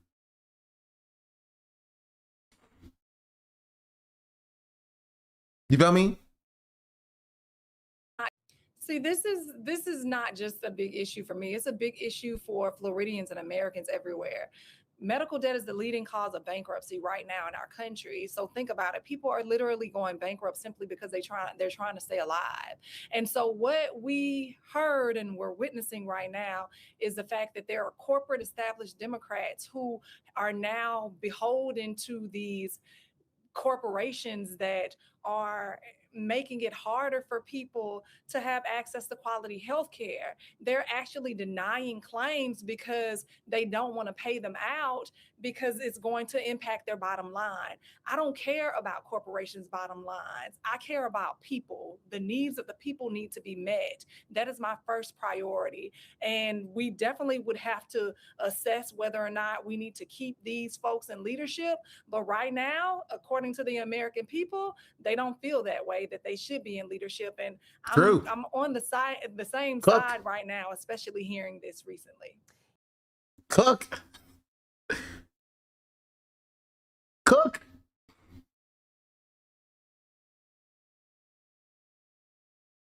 Hold on, wait. Work 3 jobs just to keep a roof over their heads is extreme. They call me extreme. Work 3 jobs just to keep a roof over their heads is extreme. They call me extreme. But where I come from, okay, right here in Duval County, these things are not. They're so black. Not her, just like this community is so black. And I can tell because like that's a very no matter where you are, black people be black people. You know what I mean? No matter where you are. Radical. That's right. They're not extreme. This is just basic human decency. I'm telling you, black socialism is up.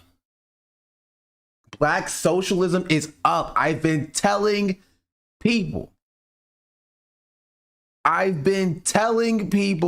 Black socialism is up. Black socialism is up. Caring for our neighbors. And I don't know about you, but I was taught to love my neighbors. That's what guides me. Some folks like Ashley Moody like to claim the mantle of morality, yet their actions tell a very different story. But She also got a preacher cadence. If you can hear it a little bit. So there's a as you can see like a Obama has like a evolution of like a preacher cadence as well. You can also see it and hear it here.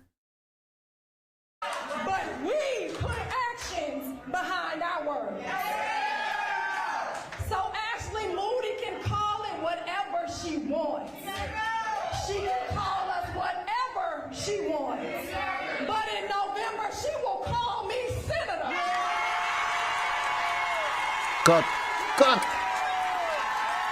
Church, go to church and read her Bible.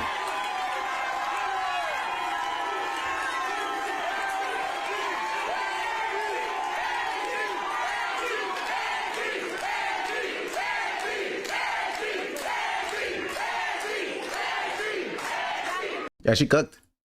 I also want to look at her speech at the Trump oligarchy rally.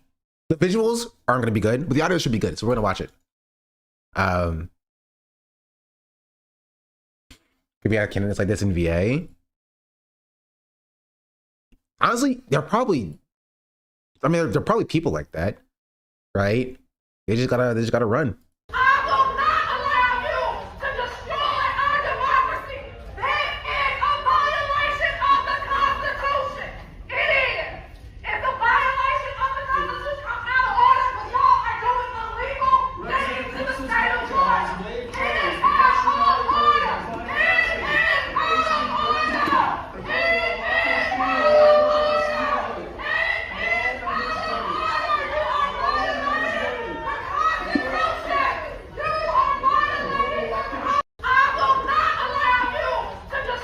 Bro, imagine how sick Florida would be to have Angie and Oliver both as senators.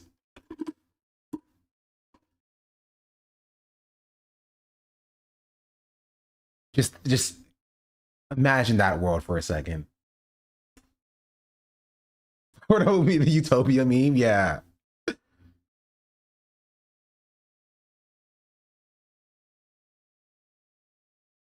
Yeah. Those are the things that Floridians and Americans care about. They are frankly just tired and fed up of these politicians, these corrupt politicians like unelected Ashley Moody and Donald Trump, who are in Washington working less. Oliver was held back by his district. Funnily enough, Oliver was literally held back by his district. He's literally sandbagged by his district. If he ran a statewide race, he would have won. But getting richer. Meanwhile, folks like us, everyday people who are working harder than ever, basically have nothing to show for, and that's been resonating. Yeah, honestly, like I'll go as far as to say, like if he ran into anywhere else, in any other district in the country, pretty much, he would have won. He ran in the one place where he probably, he couldn't pull it. People know I'm not a politician. They know I'm someone that's just like them, and I'm a public servant that's going to fight for them. That's a lot of districts. Elijah Manley also had the same problem, right? Which we don't talk about. Debbie Wasserman Schultz literally stole a district from a black man. Like I don't know if everybody's been talking about that. Like she literally just literally stole a district from a black man. Right, her district got gerrymandered. She's like, I'm just gonna run in this district here. This one's open. I'm just gonna run there. Just yoinked. Crazy, bro. Crazy. Let's talk about anti-socialist plays. Yeah, 50. I don't think I've ever seen more impressive American politician than her. The Angie, she's up there. The things you believe in, and winning a Senate race is that's impactful, right? Because even comparing her to to Mayla, Daria Lisa, or Chris Rabb, right? Other black socialists they've won in congressional races, like a House representative races. Like that's good, that's positive. But like getting the Senate nomination, that puts the Dems on track to win the Senate again. And so that gives that allows more avenue for establishment to get behind her because they want to win the Senate, assumedly.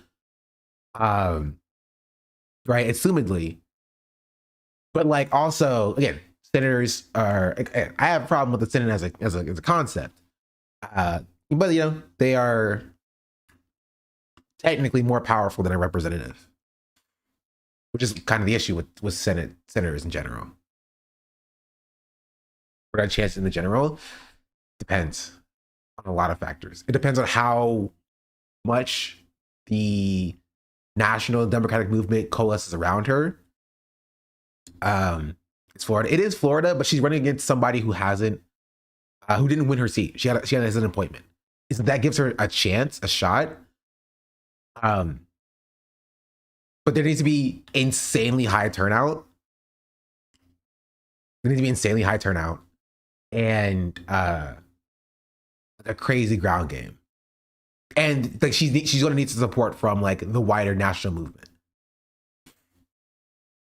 You know? It's not like impossible, but it will be very difficult. It's an uphill battle, for sure.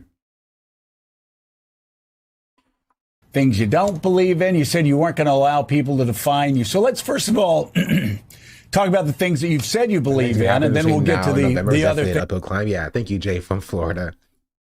Things that every DSA candidate's going to be asked about from now till the end of the election. You say Floridians are ready for Medicare for all, universal child care, affordable housing, fully funded public education, and an end to senseless wars. Yeah, what about that is bad? That all sounds good to me. How did that resonate on the campaign trail, especially Medicare for all, a universal health care?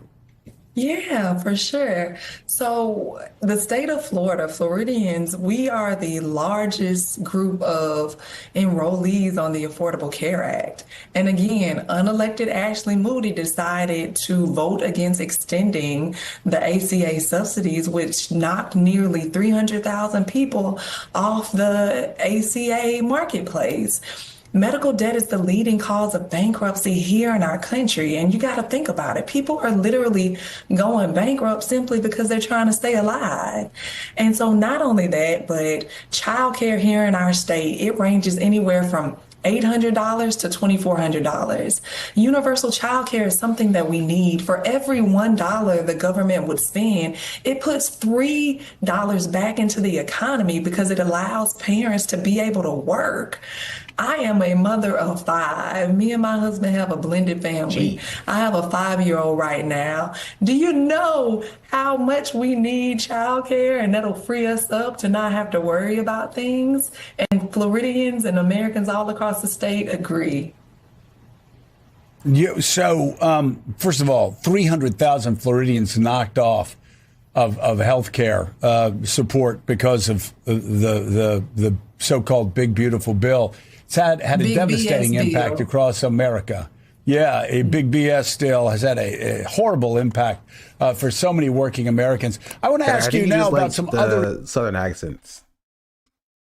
Issues, and some candidates support these issues. Some DSA candidates, I know Mayor Mamdani does not support some of these issues. I'm going to ask you where you stand on defunding the police, abolishing prisons, and opening up the border again. Do you support any of those propositions? Like, what does he mean by opening up the border? Like, does Joe support the border wall? That would be my question, right?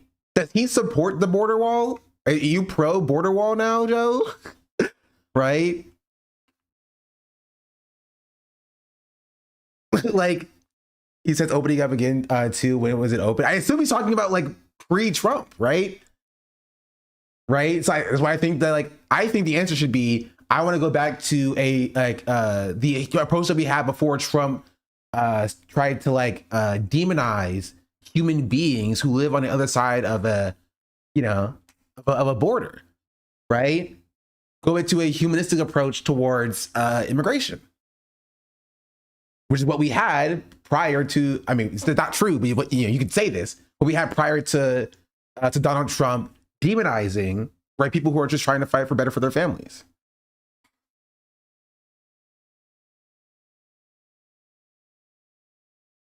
You know? So what I support is making sure that we have law and order in this country. And that starts with making sure there's a full release of the Epstein files and that we hold people accountable. It also is making sure that we have accountability for ICE officials who have murdered. I love her. Immediate W. Not a single black socialist I've seen throw these policies under the bus yet.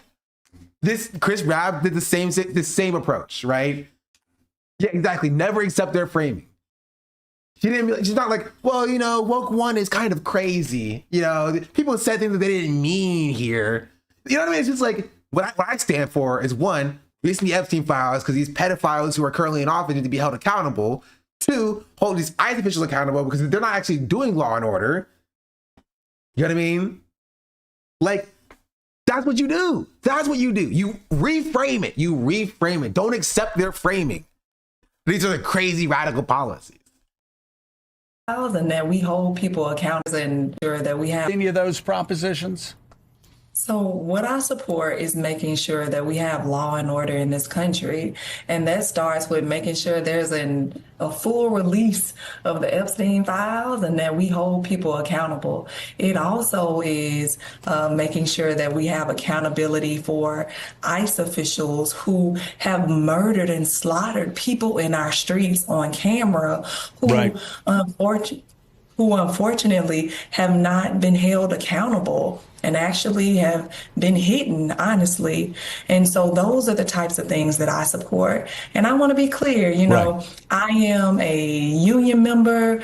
I recently joined the Working Families Party. I also just recently joined DSA because there were some things, the majority of things that I'm supportive of. But just like I'm a Democrat, there are some things that I do not fully support within the Democratic Party, particularly those corporate Democrats, right? I don't accept corporate PAC money, and I want to make sure that these billionaires pay what they owe. And so there are going to be a few differences here and there, but overwhelmingly, what I care about and support are what everyday Floridians care about and support, which is making sure that housing is a right and people have a place to put their heads at night. 10 out of 10 answer. 10 out of 10 answer. Beautiful answer. Honestly, I think that's the best answer I've seen to that question yet. I'm not even joking, right? Not even joking. I think that is the best answer I've seen to that question yet. Right? Like it's genuinely that's how you do it. That's how you do it. You don't accept their framing. You say, I support these things, right? You reframe the issue. And you can say, like, obviously we're gonna have disagreements because that's what we do.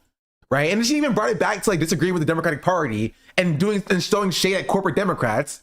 Right. But at no point was she like, yeah, defund the police is a stupid thing. We should never have said it. At no point when she's like, abolish prisons. Dumb, stupid, and dumb. Right. At no point did she ever do that. She always refocused back to the policies that she does support while saying, yeah, I will disagree on some things, but like we still stand aligned. And I'm here to stand aligned with with modern Democrats and stuff that we support too. That's how you do it. That is how you do it. Fantastic. I think Abdul actually fails in this regard in certain instances as well. I think sometimes, right? He's a good communicator. I think sometimes he falls for the framing, right? He'll get into like this way. That's when he gets to like being like, I'm not a socialist, I'm a capitalist and stuff like that. When like, I think that's falling for the framing, you know? And so like, I think like, this is something that he does that I think he needs to be a little bit better on, which is just always framing it directly back to policy, right?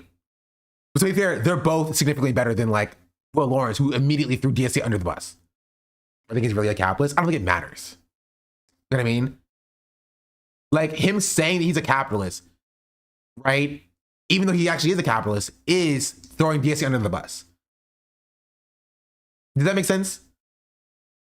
It's him drawing a separation between him and the DSA when he should be saying, hey, I don't agree with everything that they do, but we're allies, right? And we're aligned, and I will work with them the same way I will work with Democrats to get the policies that we care about passed.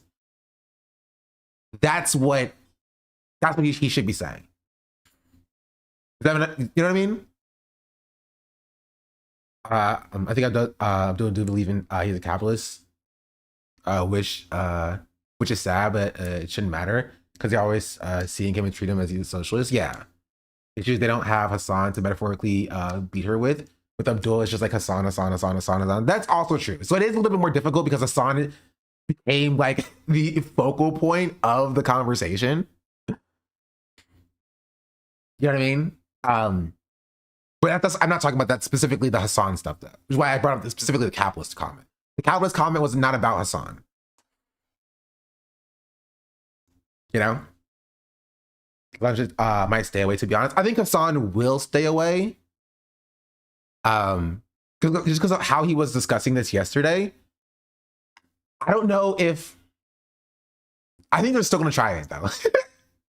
You know? I think they're still going to try it with like, oh, you were at this rally that Hassan was supposed to be at, to be fair. You know what I mean? I think they're still going to try it or something. And so, I don't know. There's not really an easy answer of like, what do you do? You know?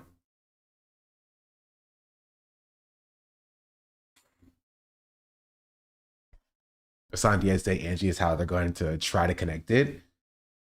It's just that Florida is so reactionary. Yeah, I don't know. It's the question is, does the benefit that Hassan brings with like turning people out outweigh the attacks you will get from like the association? I don't know. I don't have an answer.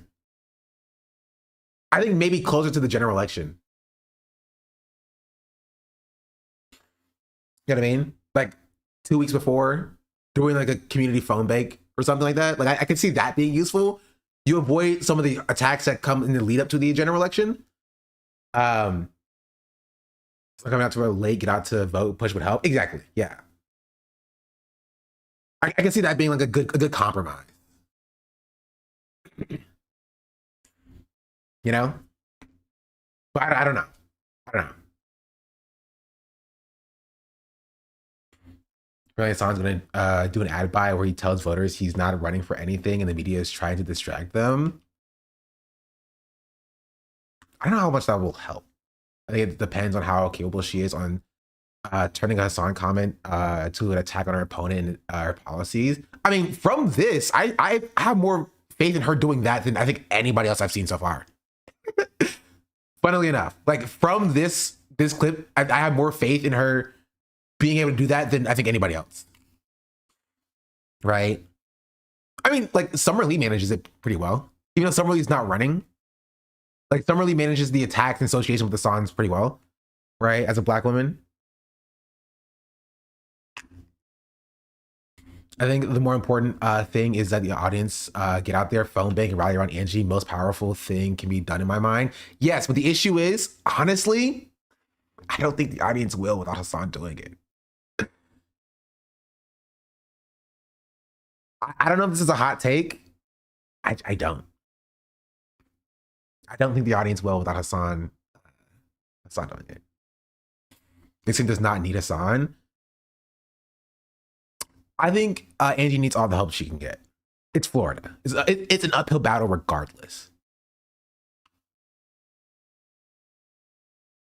Right? Whether or not Hassan will help or hurt more, it's a different question. But I do think she needs all the help she can get.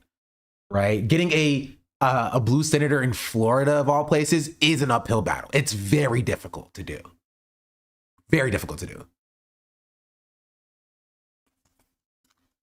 You know? I just enlisted Hassan doing it, but DSA chatters will be all in. Plus, I think the media circus of Hassan might help at least get her in front of more eyes. It might be helpful. But the issue is that like there is speculation that the reason why she won the primary is because she didn't have those eyes, right? There wasn't that controversy, but she also wasn't going against like a Haley Stevens. She wasn't going against an opponent that was like trying to like, you know, call her a terrorist. You know what I mean? It wasn't as like directly antagonistic. It was kind of like a fair primary, for lack of a better term. She got outspent, but it was a fair primary. Like it wasn't like there weren't like crazy personal attacks. There were some, but with Moody and the Republicans, you're gonna get that. right? You're gonna get that.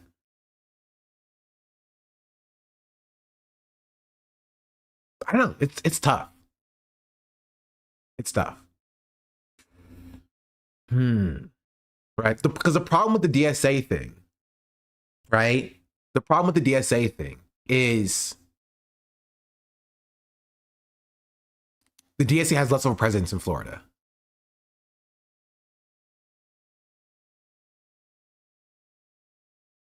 You know what I mean?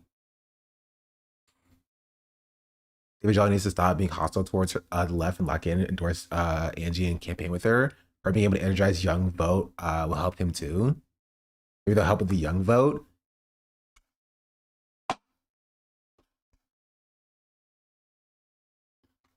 Yeah, it's a tough conversation. It's a tough conversation, right? Because there's no like objectively correct answer. It's just doing things that will hurt you and doing things that will help you. Also, I'm gonna go check on my dog because I haven't heard her in a while.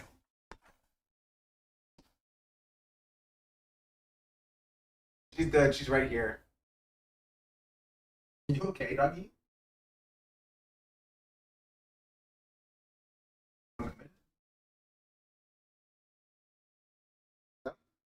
Okay. He was just laying in front of the door. Ugh.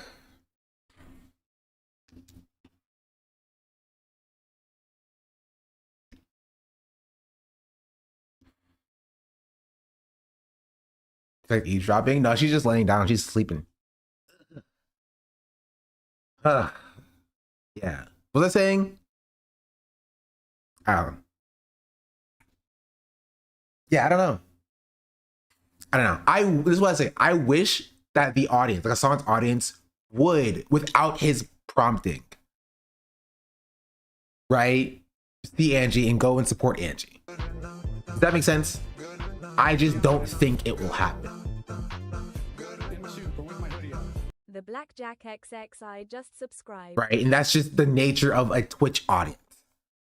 That's just kind of how Twitch audiences work, unfortunately. They're attacking Abdul with Hassan because of Islamophobia. With her, it ain't gonna work. But they also hit Francesca with the same thing, right? That's a part of it, right? But like, I think anybody associated with the song will get attacked in that way. They did it for Oliver Larkin too. This is also true. Everyone with the Larkin race knew it was a long shot, but they believed that he was gonna win. They were not. They believed they were gonna win. They were not following it too closely. You know, hopium.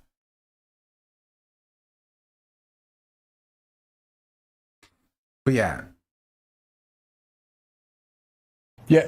So you don't support defunding the police?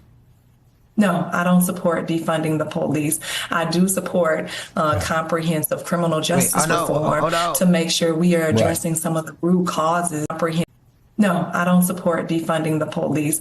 I do support comprehensive criminal justice reform to make sure we are addressing some of the root causes of people leading into a life of crime.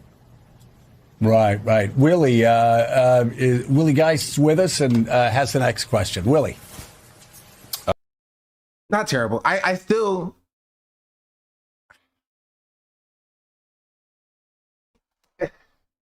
I still think you can get away with saying the police haven't been defunded, so it's a silly question. But like, it's fine, right? It's fine. It's okay. I still think you can get away with being like, the police haven't been defunded, right? And I support or just say like I support a reallocation of the surplus that police get for like services that are not rendered by them, like social services, to more fund those social services, right? If you want to call that defund, I would call it reallocation, but that's what I support. Something like that. You know what I mean? I'm okay with the approach of just describing what functionally defunding the what is functionally defunding the police. Yeah, but I don't I don't like giving into the framing of like defunding its best. The freaking gnat. I got it. Haha. Stupid gnat. Big gnat. Ugh.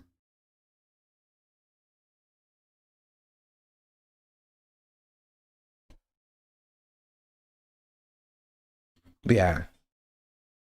Senators don't approve police budgets, so it's a pointless discussion. It is, but like, you know what I mean? It was fine. It was fine.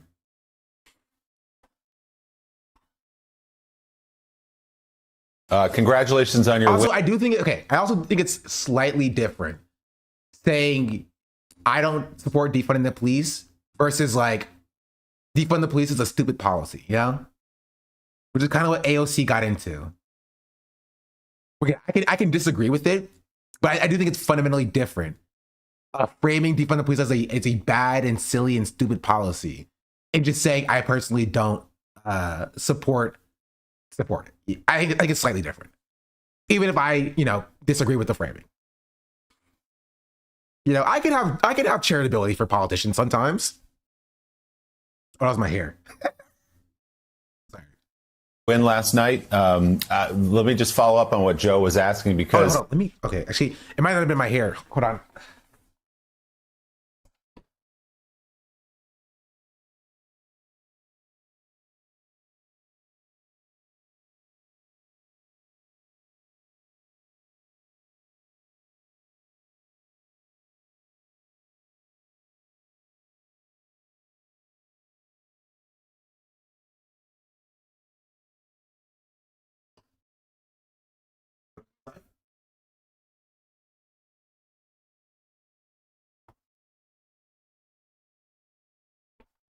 Ugh.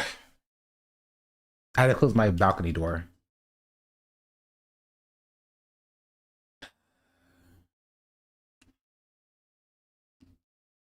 Grab the electric squatter.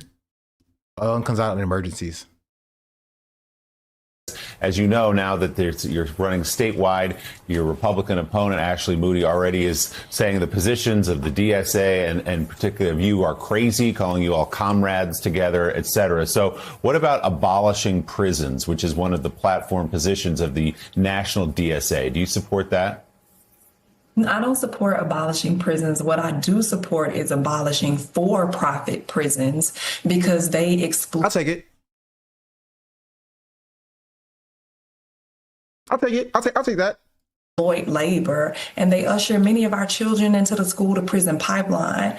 Why are we incentivizing the enhancement of penalties and actually allow the enhancement of not actually allowing the education system to be successful? There has been an attack on public education here in our state and across our country, and that leads to children winding up in the school to prison pipeline. I don't support abolishing prisons, but I do support ending for-profit prisons, which also, when you look at it, and look at some data points, you will see that there have been a lot of people that have died inside of these for-profit prisons, or you have seen there's a lot of waste and abuse and fraud within these private prisons, for-profit prisons. And so those are the types of things that I'm against. And what about another? I can accept this as the answers, because again, she's not necessarily throwing the idea of abolition under the bus or the idea of the defunding the police under the bus, right? Which means like we can have like disagreements over like where it should like stop and start or what have you. You know what I mean? But like she's just saying I personally stand here, but I'm not going to engage in this destruction of like what the national DSA stands for. I'll take that, right? This is just objectively better than again, the way that AOC handled that one question. You know? Good answer, because it talks about the inhumane nature of private for-profit prisons. It's true. It's better than woke one was crazy. It is. This is exactly what I expect from politicians. I genuinely don't expect them to say, yes, we should abolish all police, abolish all prisons, destruction, death to America, or whatever. You know what I mean? I don't expect them to say that. I don't expect them to say we need to dissolve the inherently racist American regime. I don't have that expectation. What I expect from you to not throw like the entire movement under the bus, right? By condemning people who are on your side. And I don't think that's a crazy expectation. But all too often do politicians engage with that framing and throw the wider left under the bus, right, to get elected or whatever. And that's kind of the issue. Position, which is the free movement of people, which the DSA means open borders. They say that's what that means. Do you support open borders into the United States? I still don't know what that means, though. Like, what does that mean? Like, you need to explain. You need to explain what you mean by that. Support a comprehensive and clear pathway to citizenship for folks. I believe that Border Patrol should make sure that they are securing the border. I believe, though, that there needs to be a clear, comprehensive, and compassionate pathway to citizenship, especially for folks like Haitians and Venezuelans and Syrians. The Haitian community here in our state contribute over $2.6 billion to our economy. And not only that, it's not only just about their labor. It's actually about the culture that they bring here. They are amazing people. I mean, she cooks on these answers, I will say, right? I will say, using this as an opportunity to educate people on things like a pathway to citizenship and what that looks like, what that means, and on what abolition of private prisons actually means, right? And what reallocation of police funding actually means, is just significantly better than I think most of what we've gotten of progressive policies. Like, she's using this as an opportunity to educate people who are listening to her, who may even disagree with her, about like why maybe they should be against for-profit prisons at least, right? Yeah, maybe abolish all prisons does sound a little bit scary, but like, you know what? Yeah, maybe I should be against for-profit prisons, right? Like, she cooks.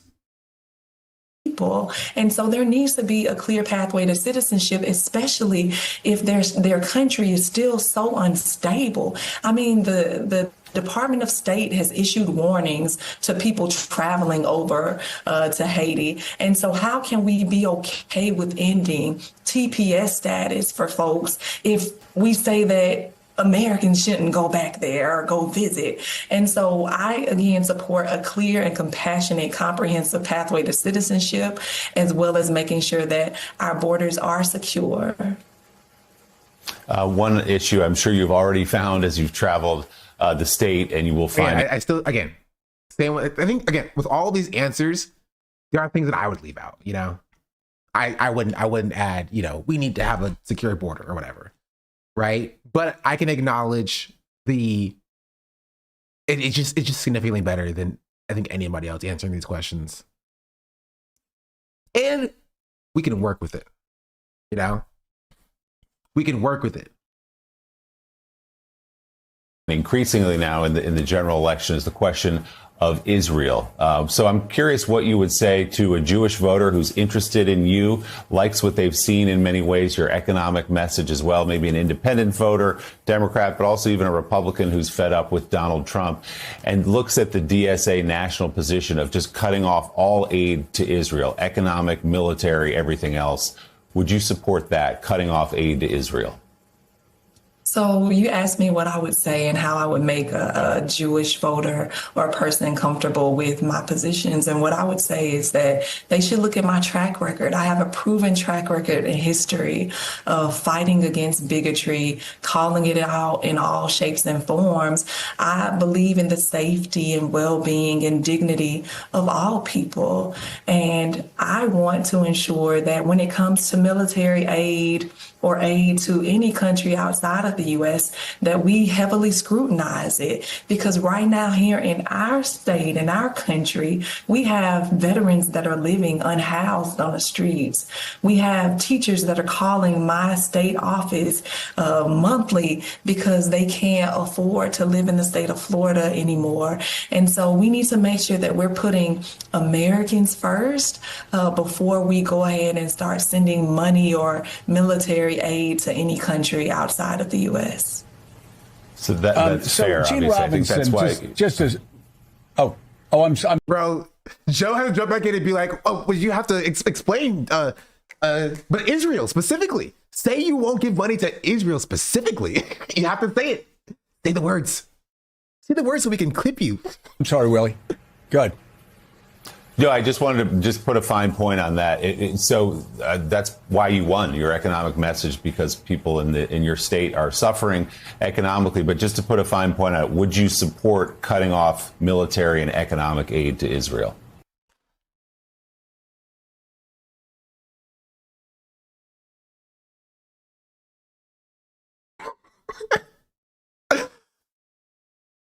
Did I not just say exactly that? You think I was joking? You think I wasn't joking? No, they said verbatim. Verbatim. They're so predictable.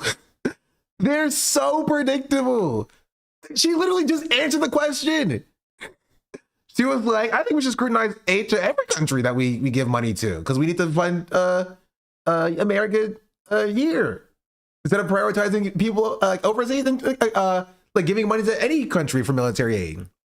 And then it's like, yes, but please say the words, I will not give any money to Israel. Please.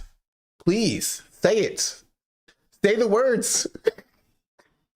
Say the words right now that you won't give any money to Israel, so I can clip this specific section of this interview out and then post it online. Like, what makes Israel any different than any other country she's talking about?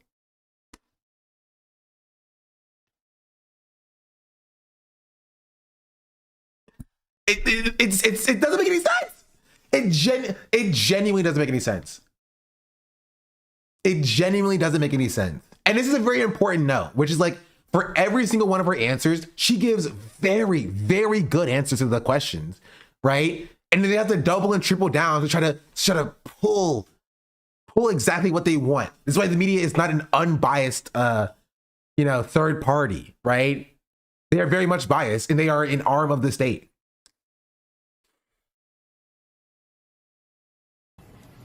At this time, I believe what's happening over in Israel and in Palestine is not good for Israelis or Palestinians.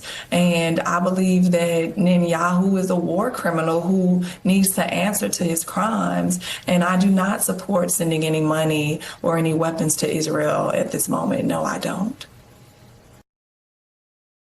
And she stood 10 toes down. Respect. Respect. Good answer. She's like, I'm not sure. No, I'm gonna stand on that. She knows exactly what she's doing. I trust her completely.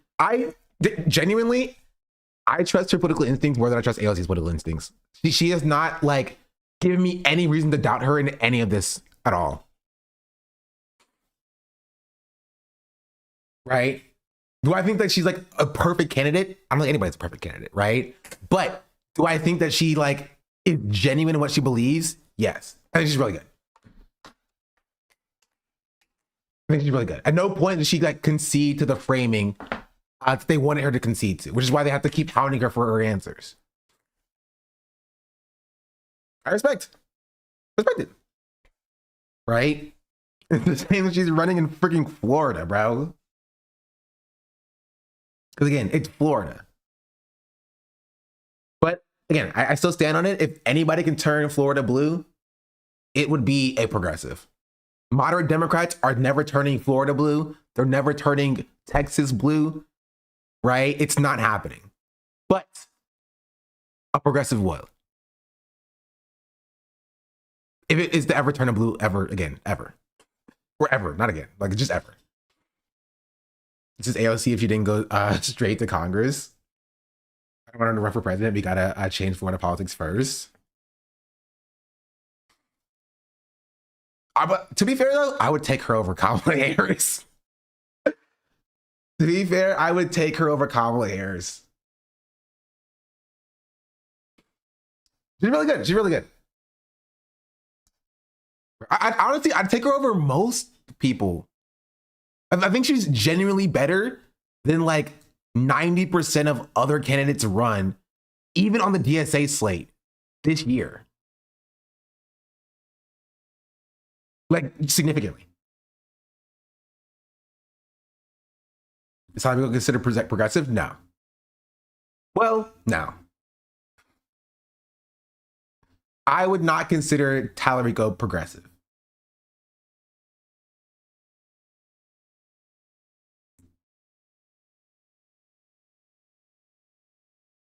Rank Maylad, Darlisa, and Nixon. What's the metrics?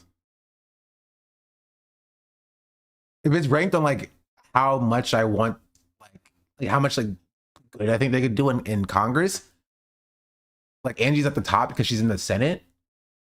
On policy, I don't know. Why are you making me pit black women against each other, bro? Why are you making me pit black women against each other? They're all really good. They're all really good.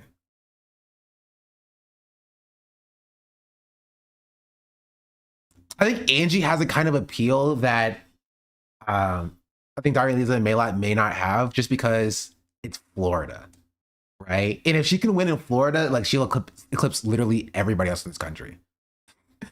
Like being a progressive senator winning in Florida would like put you so far above everybody else. You like Southerners? I'm from North Carolina. So, really ran police chief in Val Demings in 2022, and she got smoked.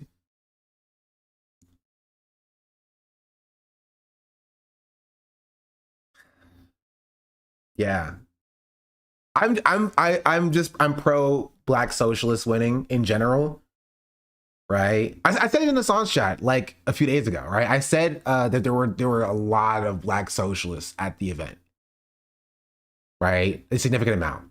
There was also a baddie. I didn't get a chance to talk to her though, because I was working. What do you mean, here we go?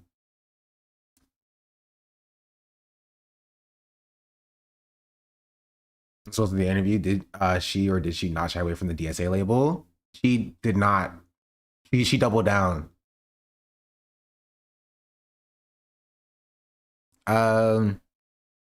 With Congresswoman Rashida Tlaib, Mr. Piker, do you want to see them on the campaign trail? Oh, okay, and I told you. Congresswoman Rashida Tlaib returning.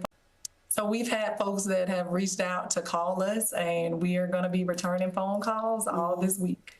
You've campaigned with Congresswoman Rashida Tlaib, Mr. Piker. Do you want to see them on the campaign? She actually did not campaign with Hassan.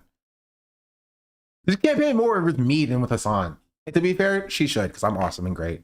This is a topic we need to start acknowledging the important our state, North Carolina, is in terms of the future right now.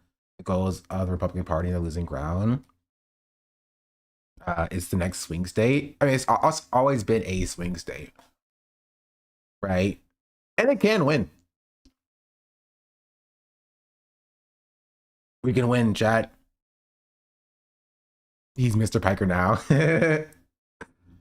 Important state in NC in a sentence should be an insta ban. Listen, okay? Not everybody can be from New York or whatever. Campaign trail with you as well? So I have not campaigned with Mr. Piker. Not sure where the information came from.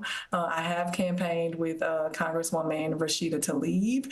And so she is someone who wants the same things that I want, to make sure that government is working for people and not against it. And so I'll continue to do the same thing. Wait, but I have not. Why did they use Oliver's YouTube and not my Twitch stream? It was the same live stream. I was there, okay? Gosh darn it. Working for people and not against it. And so I'll continue to do the same thing, but I have not campaigned. You were lagging? with Mr. They were all Piker lagging. At all. Not sure where they came from. All right, my apologies. I thought that you had. My apologies about that. Would you want him to campaign with you? I don't really know who Mr. Piker is. I've heard about him, and so You don't know who he is? I said I don't really know who he is personally or anything like that. I am actually focused on Florida and making sure that I'm talking to voters here to uplift their needs and their concerns. And so that's what my focus is going to be over the next 76 days. How do you think you pulled this off, Angie Nixon? You know, the money, you were outspent by the money, your opponent. Your behavior from mainstream media. I mean, it's not surprising. It's mainstream media. He's like, I don't follow streamers. My media was like, wait, we've been talking about it for months and you don't know him?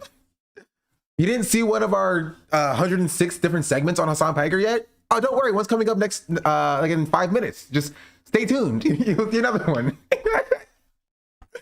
To have more appeal, allegedly, when this campaign first started. The poll numbers were not in your favor in the beginning. How do you think you pulled it off? Stop showing Kaushi.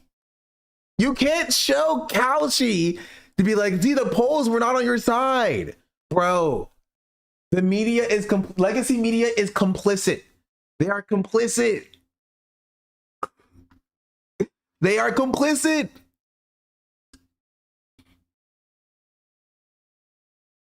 I know you said people want to change. I hear you. But what do you think happened?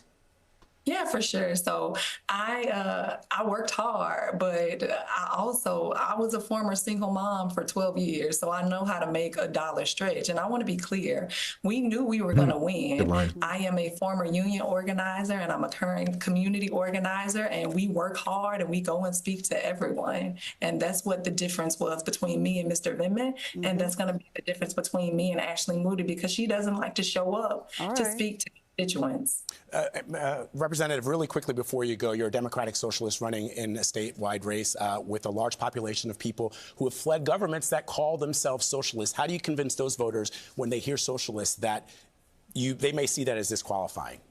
Yeah, for sure. So I want to be clear. I just recently became a member of the Democratic Socialists. I've also just recently become a member of the Working Families Party. And I let people know that nothing's changed about me. I am someone who's going to stand up for them, to make sure that I listen to them and continue to fight for them and what their needs are. All right. Representative Angie Nixon, Good answer. congratulations again on the win. We'll be tracking you. Thank you very much for appearing. Will Lawrence would have been like, so much. yeah, see, I just left the DSA actually. I let my membership lapse like last month. So I'm actually not a part of the DSA.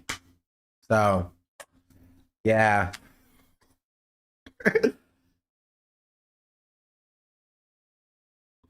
She cooks. She cooks. She cooks.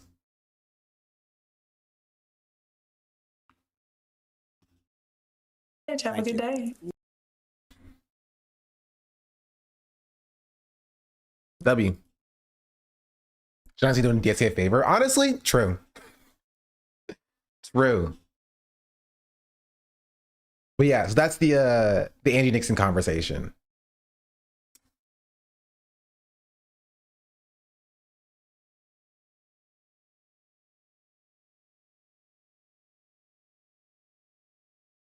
Is this your campaign announcement? I'm in school. I don't know if I can run right now. Maybe I'll run after I graduate with my my master's and then my law degree. So it wouldn't be until 2031.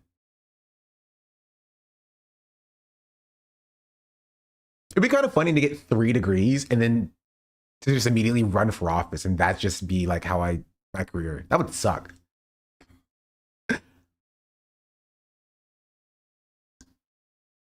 Would you be like 40 by then? What? 2031? I'd be 40? Excuse me? What was the Kaushi odds about? More corruption or just a change during voting? No, Kaushi is literally just predictive betting. So like that big jump you saw at the end was just after she won. Like as soon as the polls closed and she started winning, people started buying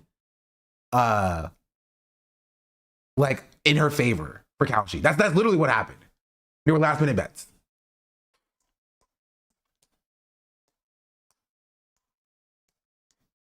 So you use that degree when some workers, some back pay cases? True. But hear me out, okay? I get my law degree. Immediately run for office. I lose, but pretty close. right? Trying to run for Congress. I start my own law firm, helping workers unionize. Do that for 10 years. And then I come back and I'll be 40 years old at that point. I run for office again. I win the presidency. Boom.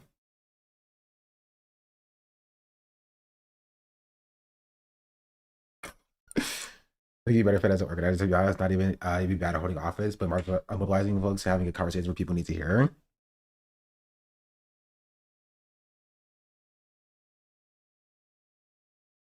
He helped mock unionize. No one thought it could be done, and he did it. Now he's ready to run America. True. I have that plan. Or I can be like the law version of Abdul, which is just like I get a law degree, I just don't use it. Not use it. I just don't use it like as like I don't become a lawyer, you know? So I'll have it, and I'll just be like maybe become like a law professor. I don't know, something like that. And then I think at that point I'll have $150,000 in student loans. But think about it like this, chat. If the amount of money you pay a month never changes, it's basically like free money. You know what I mean? What's the difference between paying for 30 years, right? Like $1,000 a month, and then paying for 60 years, $1,000 a month? Nothing. There's no difference.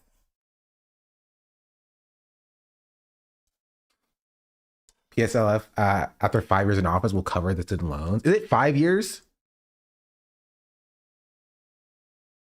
for the loan forgiveness? I'm gonna forget the loans. No. LOL. This is why I've always hated Joe Biden, because he lied about student loan forgiveness. Always said with no delinquent payments. To be fair, that's also only with federal loans.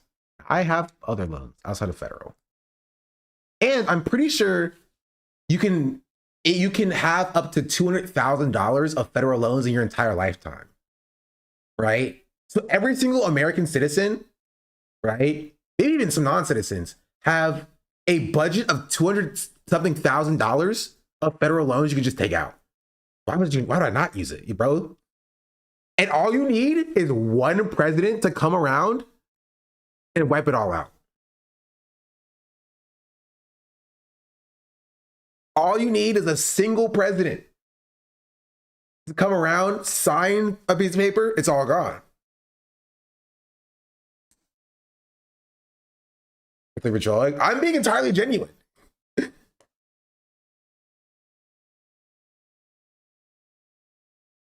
Yeah, but we're American? Yeah, I'm just going to die with my loans anyway. Who cares? Doesn't worry about the $200,000 per person federal loan. It's a loan limit. You might not be approved depending on your credit, right? But every person has a limit of $200,000 of federal student loans, right? That's the max of federal loans you can take out for student loans in your entire lifetime.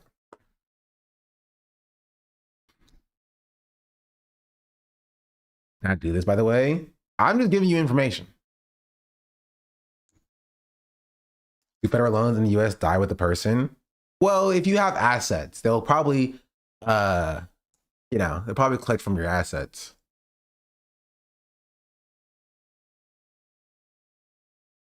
But other than that, you'll probably be fine. None of us are owning a home anyway. Exactly. You're not going to own a home anyway. Is that a max lifetime taken out or a max to hold it dead one time? Lifetime.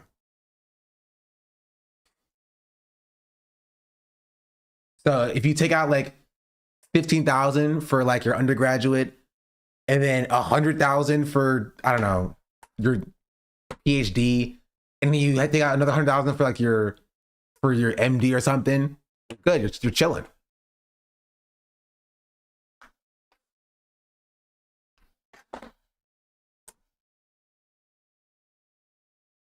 All I'm saying, real test of what kind of motion the progressive left and the DSA, local DSA chapters have in the state of Florida. Win or lose, we're going to learn very valuable lessons here. Okay. And as far as how much motion just being a straight up rapacious anti-Semite and super racist has for the gubernatorial primary, I suspect Fishback doesn't crack 10%. I would be shocked. I mean, if he passed 10%, that would be a shocking revelation. I'm assuming it's going to be like 99% under the age of 30. Because I remember someone in chat said that there's still a law against being a communist and holding office in this country, but like you're just allowed to be a Nazi and you just like run for office, and that's just kind of fine. You can just be like an out and about Nazi, you know, and that's just completely chill. Or a KKK member, yeah, that's just kind of fine. It's whatever. 35 voters. I mean, you have MAGA, and MAGA's like, you know, on their way there. It was such a meme primary in general, like a meme primary run. His campaign didn't have a lot of money. Obviously, Byron Donalds had a ton of money and also had unlimited support from Trump. So we'll see. We'll see where the future of the party is headed. We got votes. We've got votes starting to come in. Stop. This is Osceola County. Count. Holy cow. Right off the bat, folks. Alex Vindman, who came in, has raised about $20 million for this campaign. Alex Vindman, who was that whistleblower figure in Donald Trump's first impeachment back in 2019, became sort of a well-known figure to Democratic activists nationally. 2 months. What is going on? This is Angie Nixon, a state legislator who joined the Democratic Socialists of America during this campaign, vastly outspent by Vindman. Now you're in Osceola County. As you can see, this is just south even of, if Angie didn't Orlando. win, which she did, W. The fact that they're just throwing money and losing on top of that, like that's icing on the cake, right? Because at the very least, it may make moderate Democrats consolidate where they spend their money, right? That's a positive that I haven't seen people talk about, right? It may make moderate Democrats in the next election cycle consolidate where they spend their money, which allows progressives to pick up seats elsewhere. They may be like, okay, we can't afford to like spread ourselves thin, and we're going to need to kind of like consolidate into these specific areas, which will allow progressives to win those areas instead. You know? Orlando, Steve, Kissimmee, I'm not going to be obvious to everyone that County. politics is popular. It's not as simple as it just being popular. It's Florida, right? Nothing. It's like California, where like nothing makes sense there electorally. Right now! Okay, we got Leon County. This is where. This is the state. Wow, folks, we've got something right away. Keep pressing the we got a big surprise right away potentially. Neoconservatives will always talk fascism or socialism. Oh, that's true. That's correct. Yeah. True. They will do that. The fascists were let out of the Italian prisons, and the socialists were made in prison, and Spain and the king sided with the fascists who were reinstalled over the socialist government. Again, now Florida State University Center. This is the population center in this part of the Democrats. Osceola County. Nixon is leading there. Now the coast is starting to come in. Flagler County. We got just about all the vote. We think this is in Flagler County. Vindman's going to carry it, but he's carrying it by single digits. Take a look down in Volusia County. It's Vindman by 10. Go a little further. Brevard, Vindman barely. It's basically a tie there right now. So you have Osceola. Oh my God, this what is is one of the happening? largest Hispanic populations in Florida. Kissimmee, St. Cloud, large Puerto Rico. Here, we're going to skip past the vote number coming in and go to Oliver Larkin. Up in No, Oliver Larkin primary is over. Same-day vote. It's over. Moskowitz was declared on decision desk. We're seeing this right. Debbie Wasserman Schultz That won. would indicate the Moskowitz same-day votes won. coming. What Angie Nixon's doing. I'm against- surprised. I'm not surprised Oliver Larkin lost. I'm surprised it was called so quickly. Like it was called almost immediately. That was surprising to me. And it got closer as votes came in, but like they called it like immediately. That was crazy. Alex Vindman in this Democratic Why do you Senate think Oliver primary. Larkin didn't do It well? looks like we have some results here. Very in the pro-Israel 9th district, Okay, again, to give you a 25% sense of Jewish. What we're looking at here. It was a super This tough is race one of the- regardless. and this is where Dan Green, who spent a ton Also, did of money. This did is y'all see Oliver's district and how it's drawn? This should be illegal. It should be illegal. Where's it at? Look at this. Look at this. Wait, sorry. This is the wrong one. Hold on. This one. This also should be illegal.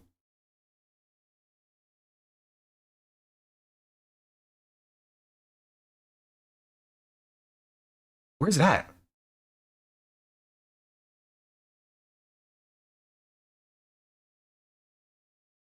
This is the right one, right? Yeah, this is the right one. Okay, I'm making sure. 2024. Right? 2026.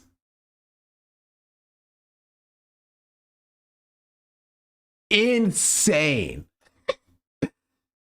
Yes, it extends into the water. You have to get Aquaman in there too, of course. Of course. You also have to get Aquaman in there.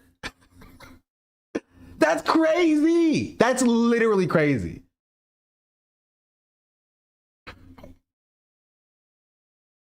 Objectively insane. That's something funny. Aquaman is pro-Israel. Yeah, you didn't hear his slogan, "The sea shall rise again."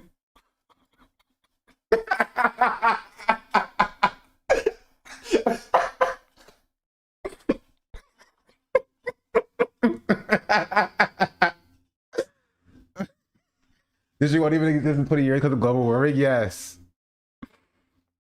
The boat was promised to him 3,000 years ago.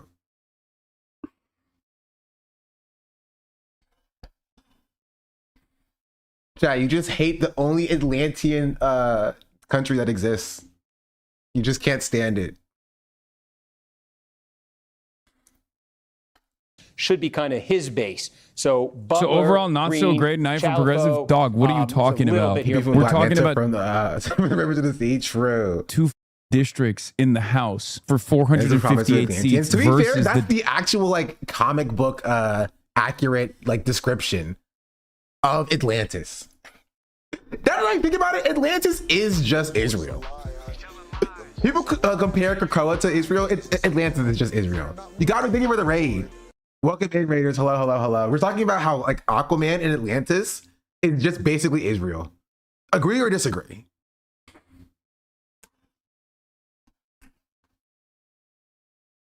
What is that? What did y'all do? It's for the fish. Atlantis real? True. Oh, that's good. That's good. 100% agree. Thank you. Thank you. That would be my take if I was on like Subway takes. Atlantis is just Israel. Don't do Atlantis like that. It's true. Tell me how I'm wrong. Tell me how I'm wrong. It is an ethno-supremacist state, right?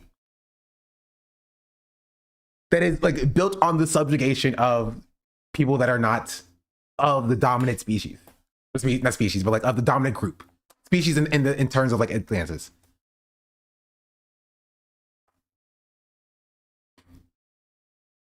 Democratic Senate seat. You understand that one senator is like so infinitely more important than House of Representatives seats, right? Atlantis pays for its own defenses. No, they don't. Atlantis' defenses is subsidized by the Justice League, chat. You don't understand. Atlantis' defenses is subsidized by the Justice League. It's always the solution to me is move Israel to wherever Atlantis is. Oh my God, they're Israel. That's what I'm saying. That's what I'm saying. I told you, they're just Israel. Go somebody Twitch right now. Really, so much campaign on this? That's all I'm saying. Or 400 answer then? It's a good question. 35, sorry, not 38. This is an out of... Okay, I have a take. I was going to say it. I don't want to say it. It would get clipped if I said it. I will say it.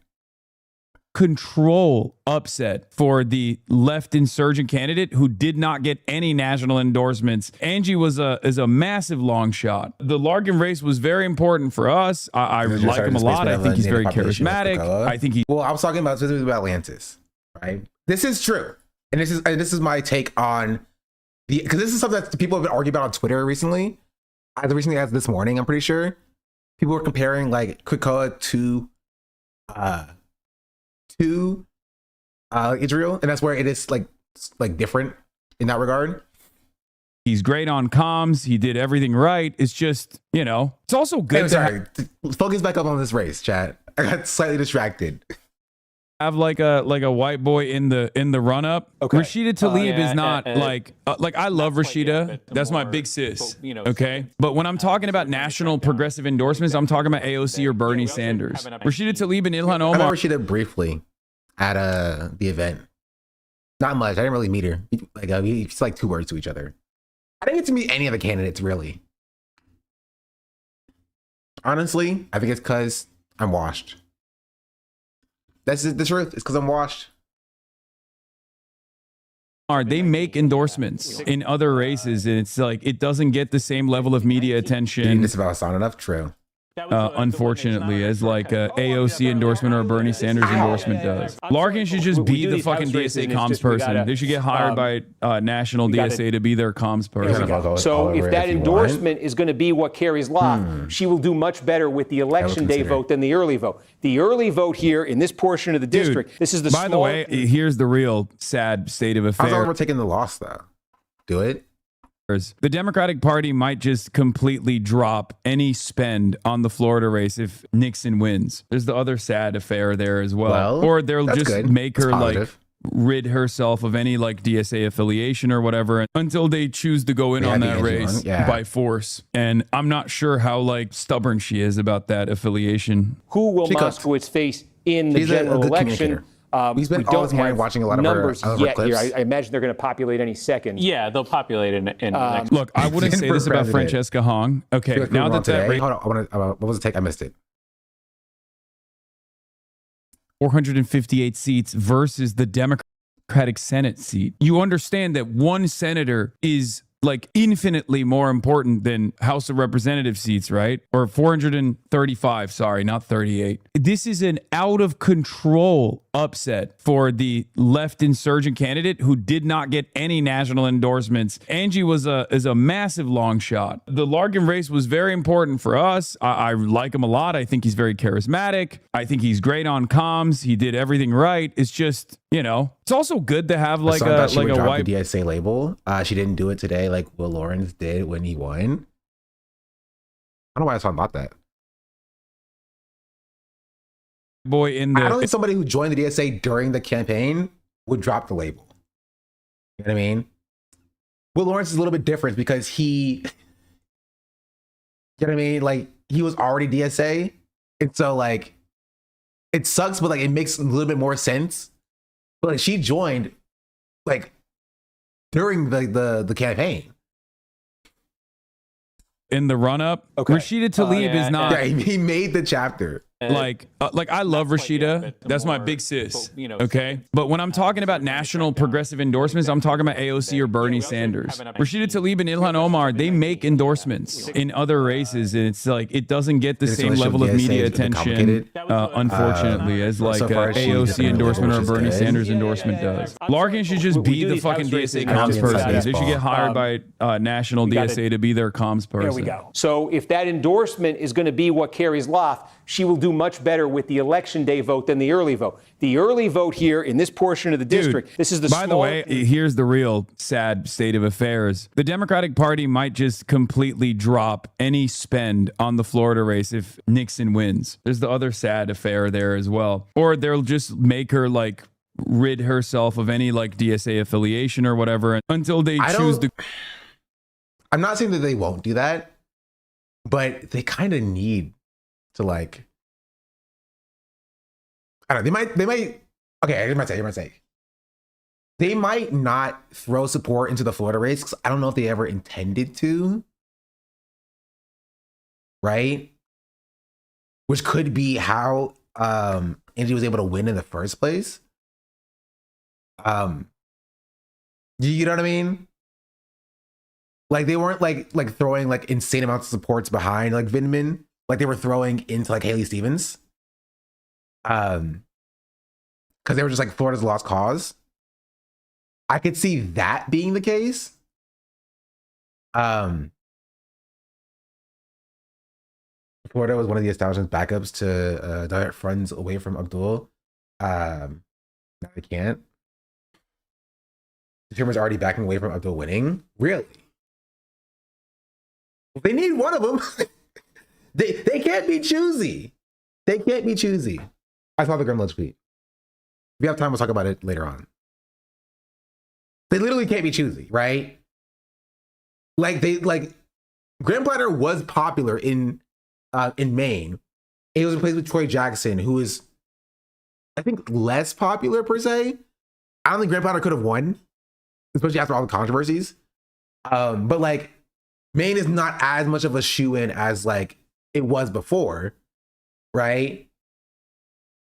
You got to win Michigan. You got to win, like you got to win these states. They're banking on North Carolina? Are they going to throw their support behind what's his face? Roy Cooper in North Carolina? And then like that's where they're going to. They need to win the Senate. They have to get to the Senate. They need to get 51 somehow. Am I crazy on this? Do they? Yeah. But they can't just keep losing seats to progressives and just be like, okay, now we just give up. Assumedly, they have to win the Senate, which means they're going to have to support some progressive candidate. They just kind of don't have a choice. Are they going to just like be like, okay, we're going to drop Michigan, we're going to drop Florida, and we're going to support throw our support behind Texas and North Carolina instead? But I don't even know if that will get them to 51, right? They need 52 because of Fetterman.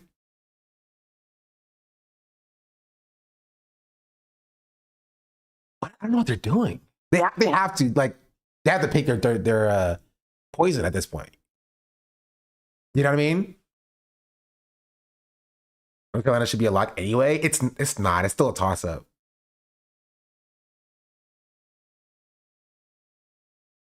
North Carolina, it's still a toss up. Florida, of course, leans red. Texas leans red. But Michigan leans blue. So like, why are they, they're literally throwing. They are literally throwing at this point. I think like Alaska might be in play as well. Also, apparently Ohio's in play. But like, I honestly, they might be at the point like where they're like, they just throw their hands up. And they're just like, who cares? Really? That's what I saw a few months ago. I haven't seen much about Ohio recently.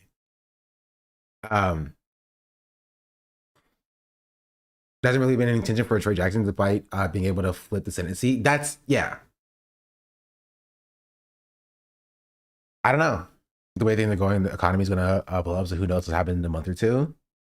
The Socialists running in Ohio. Did they win the primary? You're saying Iowa's in play too? Is it shot with negative delay? If you're on native Twitch chat, I have Chatterino up. Chatterino's always a little bit faster than native Twitch chat.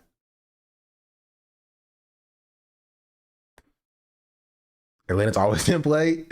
Coffee's definitely going boom. Just look at diesel prices. Nazi Platter got so much attention now. Troy's getting nothing. Yeah, I don't know who's actually liked here. I think last I checked, Wally Cooper is like plus 10 Cooper, which is insane for any Dem in North Carolina. Yeah, because Cooper was the governor. I'm from North Carolina. I know Cooper, right? Cooper has a good shot of winning. The only reason why he has a shot is because he's so popular. But North Carolina's a swing state for a reason, right? At least, or something freaking like Tom Tillis. Yeah, freaking Tom Tillis as one of our like freaking senators, bro. Nothing good happens in North Carolina when we have gosh darn Tom Tillis around I don't like Tom Tillis. But yeah, I don't know. Like, my point is that the Democrats have to give up somewhere, right? They have to, like, they can't just not support progressives in the general in all of these Senate seats. Am I crazy on that? They can't so obviously throw.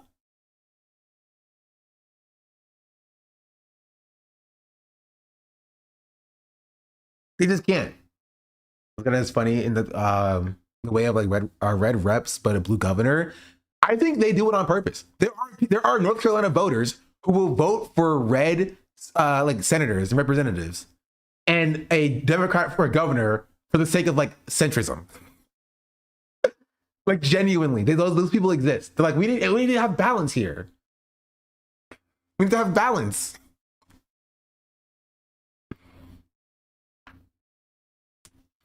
Because that's 3 Senate seats if they throw in Florida and Michigan. Yeah. But like, are they hoping to pick up Texas? They're not throwing support behind Tallarico, though. I don't think so. I don't think the established Democrats are going to throw support behind Tallarico because of Jasmine Crockett's tantrum. Right? So I also think they're going to throw Texas, too. You know what I mean? Like, I don't understand. I genuinely don't understand what they're doing. To go in on that race by the four. State Robertson race. Robertson was a Trump guy, and MAGA right now away from him. But state still went to Trump. Yeah. And I'm not sure. I'm pretty sure it's Josh Stein. Pretty sure he sucked. Sure how like stubborn she is about that affiliation. Who will Moskowitz face in the general what is North Carolina election? known for? Peppers. I got beaches or something. We do have beaches. We have Myrtle Beach. Shout out Myrtle Beach. We have barbecue. North Carolina barbecue, the best kind of barbecue. W. Carowinds. Yep, Carowinds. Asheville, Mountains.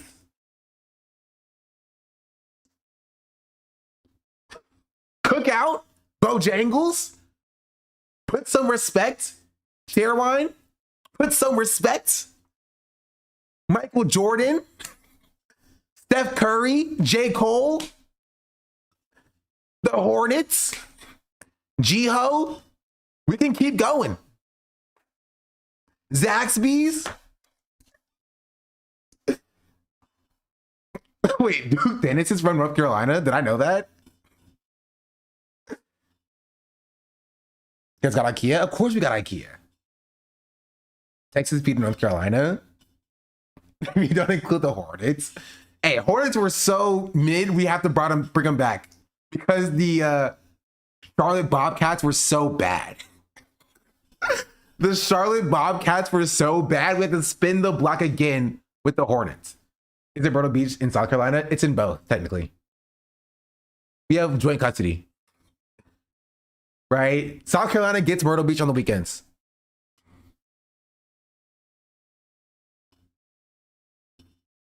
Bojangles everywhere. Bojangles. It was terrible. Excuse you. It's not great. It's okay. To be fair, you can have Myrtle Beach. We do Outer Banks. We have the Outer Banks. True. Busch Gardens. And one in the chat if you know what Busch Gardens is.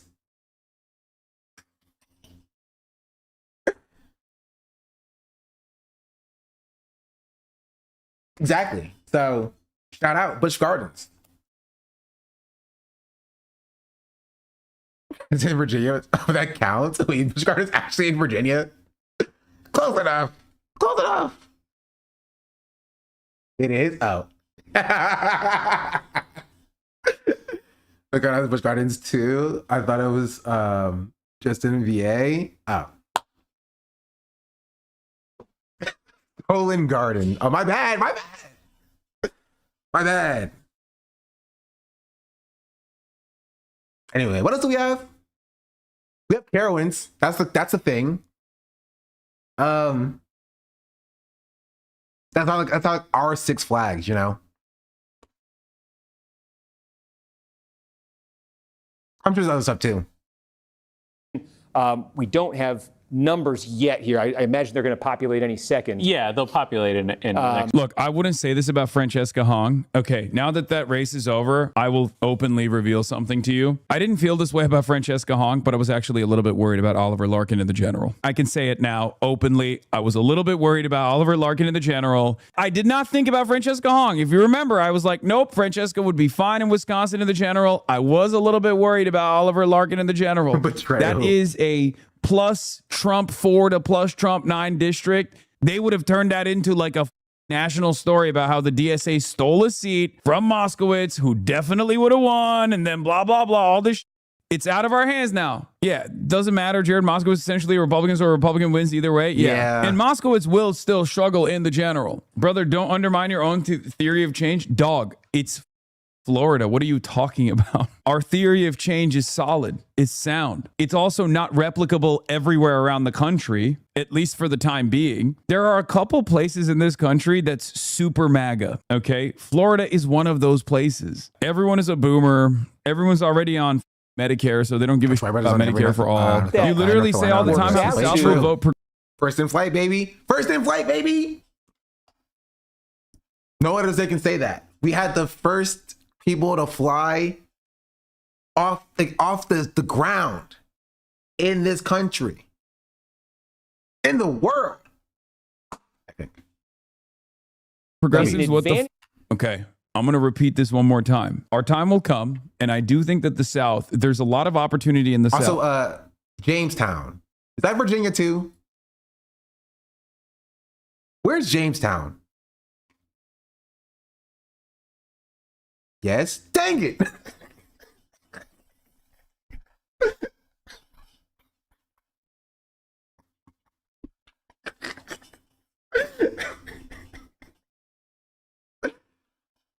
I had the lost colony of Roanoke. Oh yeah, Roanoke Island. That's what I'm thinking of. That's what I'm thinking of. We did lose it though. Was any erasure also? You literally say all the time how the South will vote progressives. What the? Okay, I'm going to repeat this one more time. Our time will come, and I do think that the South, there's a lot of opportunity in the South. This district is not a normal district. It's a district where you have some of the most conservative Democrats outside of the Republicans. Okay, not every district is the same. The demographic of the district is important. You're talking about Florida, which is like in most Florida districts, especially this one. North Carolina. Okay, they flew on whose soil? Trick question. Nobody's soil because they were flying, but it was in North Carolina. Checkmate, liberal. Checkmate, L. Take the L, Ohio. You're looking at you're looking at a retirement home district that has like a ton of very conservative Democrats and just very super MAGA Republicans in general. Like it's Boca Raton. Oliver Larkin's district is one of the only districts in the country where, like, you know, when they were asking him about like how much would you tax people that are making over $500,000, and he didn't have a good answer for that. That district is the only district where that actual question matters. In most other districts in the country, you talk about like $500,000. Well, that's not the overwhelming majority of my constituents. That's the one district where that is the overwhelming majority of the constituents, at least in Boca Raton. Whoa, James Fishback at 9%. He's cracking 9%. Hold up. Fishback motion. I thought it'd be tough for him to go over 10. Maybe he's cracking it. Angie Nixon, the candidate of the left, with nearly 3/4 of the vote now. And what we had talked about, Tom, the last time I checked in with you about was Nixon. I'm sorry, you had Randy Fine and Dan Bilzerian running the same race. It's like probably more cursed than Byron Donalds and James Fishback. This is how you know Florida's freaking cooked.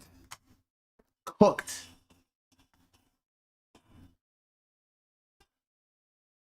Nixon going to be doing better as that election day vote came in. Dan Bilzerian. It looks like she is. We've Dan seen this in a number of Bilzerian counties neck and now. neck with Randy the election day Fine. vote comes in. How is that even possible, by the way? That's crazy that he's cracking 25%. God damn, people must really hate his ass. In the Senate race, you're seeing that our here in Orlando, people hate Vindman to the point where he held basically no events. He spent the whole campaign hiding from voters he assumed would hand him the nomination. You know, where Vindman's getting a big chunk of the vote. The vote that's coming in now in these places isn't nearly as pro this total. Spectacular It's election day defeat, vote dude. coming in that's much more Nixon. Now, where Yeah, is their Angie Nixon is outstanding vote DSA, here? by the way. Remember, the Oh, polls don't race close called here by for another decision 25 decision minutes. desk for now, how many votes are mailbox here in the Hitler. Democratic primary? Not many. Randy Probably Fine, 3 to 4%. the mail We'll say about thief, 4% of the votes. the So, Armenian in Nazi theory, there's an loses opportunity there for Vindman. to the But look, Zionist Nazi. So far, They been there. picked Fat Hitler over Fit Hitler. And so, yes, the left here. By the way, left unnoticed from this race is Angie Nixon is anti-genocide and Alex Vindman is pro-genocide, for the record. Just so you guys understand, like, I know we're looking at district by district. We're like, oh, Debbie Wasserman Schultz, how did she win? Or Moskowitz, how did he win? It's Or important whatever. to remember, Debbie Wasserman Schultz stole the district from a black man. Her district got eliminated in redistricting, and she was like, I'm just going to run in this district right now. Even though people were like, yo, this is a black district, bro. She's like, I don't care. It's mine. And she stole it. But like statewide in Florida, the Democrats into a black district, the CBC is also racist and not pro-black. The CBC at first were like, should we support her? And then they were like, yeah, we'll support her. They had a moment where they thought about not doing it, right? Hakeem Jeffries said he's going to stay out of it for a second. Then they were like, yeah, we're going to support her. We'll throw our weight behind her. Why not? Moderate Dem, even though it's a white woman stealing a seat from like the black representatives over like a black and Jewish congressperson, potential congressperson running. It's just interesting. Democratic Party is very clearly going for the Medicare for All anti-genocide candidate by insane numbers when Alex Vindman had all of the national endorsements. Yeah. This was, on the other hand, Angie Nixon's national endorsements. Cori Bush, Ayanna Pressley, Miss Rachel. She had a lot of... I was like, this is crazy. She pulled the win off with, like, I love, he had a 1, 2, 3, 4, 5 black people, right? You had Rashida Tlaib, and then you had Miss Rachel. W. And she won handedly. I think it was the Miss Rachel nomination that did it. I think it was a great candidate. Too bad it was Debbie Wasserman Schultz's entire Democratic Party against him. Yeah. I just up to that. You know I don't do endorsements. Nixon's national endorsements. Cori Bush, Ayanna Pressley, Miss Rachel. She had a lot of local endorsements, like local leadership, which obviously plays a big role. She's in state politics, so that's good. It looks like more has come in the 9th congressional district. Let me take a look there. Yes, Highlands County. We said, what was Butler's number going to be? I cannot believe Dan Bilzerian did Butler that well. Got the lead. I cannot believe Dan Bilzerian did better than James Fishback. Out of the Groyper vote. Stop. You had Miss Rachel talking about the black community. Listen to the black. My goat. Please listen to the black community. Black people don't hang themselves from trees. There's been at least 7 black people found hanging from trees. Please listen to. True. This is true, by the way. What happened in North Carolina? Which the cops were investigating as a suicide. Cut, I want the full clip. It is a strange cut, but it might be an Instagram thing. I don't know.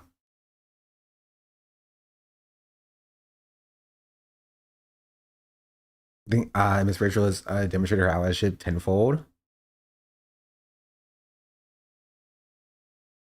I don't know what the rest of the clip is. If you find the Instagram video, take a look at it. The Groypers were all in for Fishback, and they hated Dan Bilzerian. And Dan Bilzerian is outperforming James Fishback. I don't know if you guys know, but there was internal drama where the Groypers were like, Dan Bilzerian. They called him Dan Kazarian. They said he was like pro-Jewish. God, I know too much about this. Oh no! It's starting to look increasingly like Angie Nixon will beat Alex Vindman in Florida U.S. Senate. She has run up such big margins in her home base of Jacksonville and is winning in Miami-Dade, Broward, and Hillsborough, Tampa. That's a winning Dem candidate. Yeah. Any updates on Larkin? Yeah, it's over. 26. Okay, so Larkin lost, Manley lost. And we know the polls have been. K-High being okay with Debbie Wasserman Schultz sort of tells you that they're just bots or paid shills, right? Like there's no way K-High would want Debbie Wasserman Schultz representing that district if they were ideologically consistent. True. Yeah. What is Debbie Wasserman graphic? And I found it.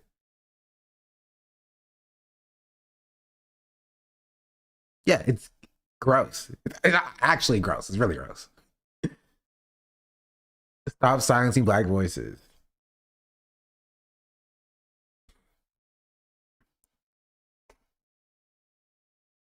Despite the big cash disadvantage, Angie Nixon, endorsed by Representatives Ilhan Omar, Rashida Tlaib, is in strong shape against Alexander Vindman, with election day votes shifting further towards Nixon. It kind of shows me that, like, district by district, you still have like very conservative pockets in Florida. But broadly speaking, when you have a progressive candidate, they clean house on Miami-Dade and all the other areas, like the younger areas. So it's a huge progressive upset. She's DSA. She didn't get a DSA endorsement, but she joined DSA during the campaign. Not sure if she'll hold on to that affiliation in the general. She might drop it. Who knows? Like, I don't know how loyal she is to the DSA identity, but regardless, it's a massive, massive. Yeah, I don't know. It would be very silly to join DSA in the campaign and then to drop it in the general, because, like,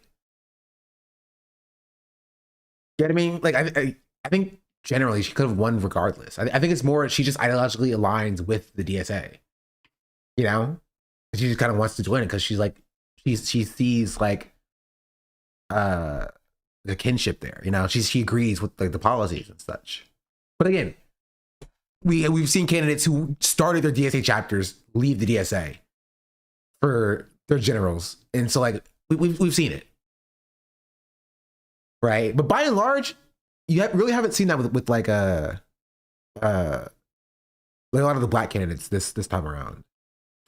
Upset. No national progressive endorsements other than Rashida Tlaib and Ilhan Omar, guys. Like, no. Like, to be fair, like, it does happen though.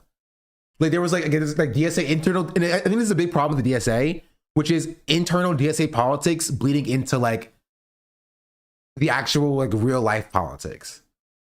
You know, it happened with Schweikat's campaign in California, right, in San Francisco. I mean, apparently there's something with like Summer Lee and like there being DSA beef there as well. Like, and it goes into like DSA deciding who to endorse, and like people saying the DSA should only endorse DSA candidates. And like, you know what I mean? So like, I think there's a problem when like inter-organizational politics bleeds out of the organization and into real life. It becomes like, your content is priceless. You know what I mean? Strange. I've never seen my name spelled this way. But thank you for the 3 months, though. I appreciate it. This clicks though. Yeah. Anti-electoral side won over Summer Lee's DSA chapter, and they didn't want to run any election at the time, so she left. Bernie nod, no AOC endorsement. She actually cooked. She cleaned house, and it's kind of wild. It's kind of wild. The leads after fell apart because unlike Julie Gonzalez, this is a much redder state than Colorado. Julie Gonzalez ran away from a DSA affiliation in Colorado, whereas Angie Nixon is getting carried into this upset victory with local Black leadership and being a part of DSA and having like the same ground teams that Oliver Larkin and Elijah had. I think it also... I'm telling you, I think some of you still don't see the vision. I think some of you still don't see the vision. Black socialism. That's the path forward. Black socialism. Socialism in the Black community. We get that problem solved. Because Black people are still the most hardened and consistent base for the Democratic Party, you convert Black people, right? The Black the Black voters to socialism. You will force the Black leadership to also move to the left. And once the Black leadership moves to the left, everybody else in the Democratic Party will be forced to move as well. Bart Princess, thank you for the 5 gifted subs. Much appreciated. Black Panther style, party style, Black Panther style, yes. Using the FD signifier and Brandon Gray, talk about this. We listened to a lot of it. We didn't finish the podcast. It was like 4 hours long. We'll finish it at some point. Floridian, I have a theory on why she won. No one voted except the dedicated. I live in a blue district, and the voting booth across the street was, and barely anyone showed up. That's usually how primaries happen. Primaries, for the most part, are only people who are dedicated. But that's the important part. The fact that progressives were more dedicated than moderates shows that there's energy there that we can exploit, right? It shows that, like, pedal to the metal, we can, like, again, I don't know about flipping Florida blue, right? But we can make substantial gains.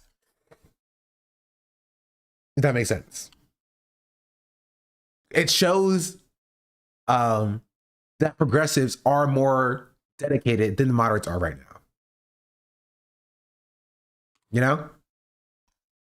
It might have literally helped that she just didn't get the national attention, because like we saw this with Peggy Flanagan too, because whenever there's like national media attention, they immediately are like negatively covering. So it's clear that like even with Larkin, he was expert on comms, and yet all of that national media attention didn't end up helping him out because he was constantly getting yelled at. This shows that the hyper focus from the media that is constantly in my direction, constantly yelling at me, is actually totally immaterial. Okay. All you're doing is on me.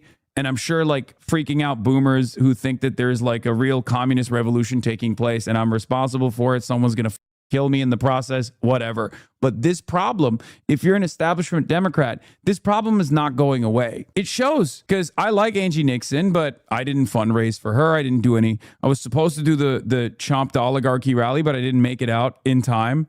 So like ultimately, there you go. Proof in the pudding that I am immaterial in the grand scheme of things. People want this change regardless. Vindman was pro-Israel. Angie was very critical of Israel, anti-genocide, right? Like Vindman was the nationally endorsed conservative Democrat. He was like the resist moms, like the resist liberal candidate here. Whereas Angie Nixon is like got relatively little national attention, but tremendous amounts of statewide endorsements. A lot of black leaders endorsed her. So it shows, I mean, she was the pro Medicare for all candidate. She was the anti-Israel candidate. So the fact that she like is putting up this incredible performance. Yeah, here's her priority page. Medicare for all, free childcare, free paid family sick leave, national rent freeze. Yeah, anti-data center, foreign policy rooted in diplomacy, ending unconditional U.S. military aid that's fueled the genocide in Palestine. Like, it's crazy. It's crazy, crazy, crazy.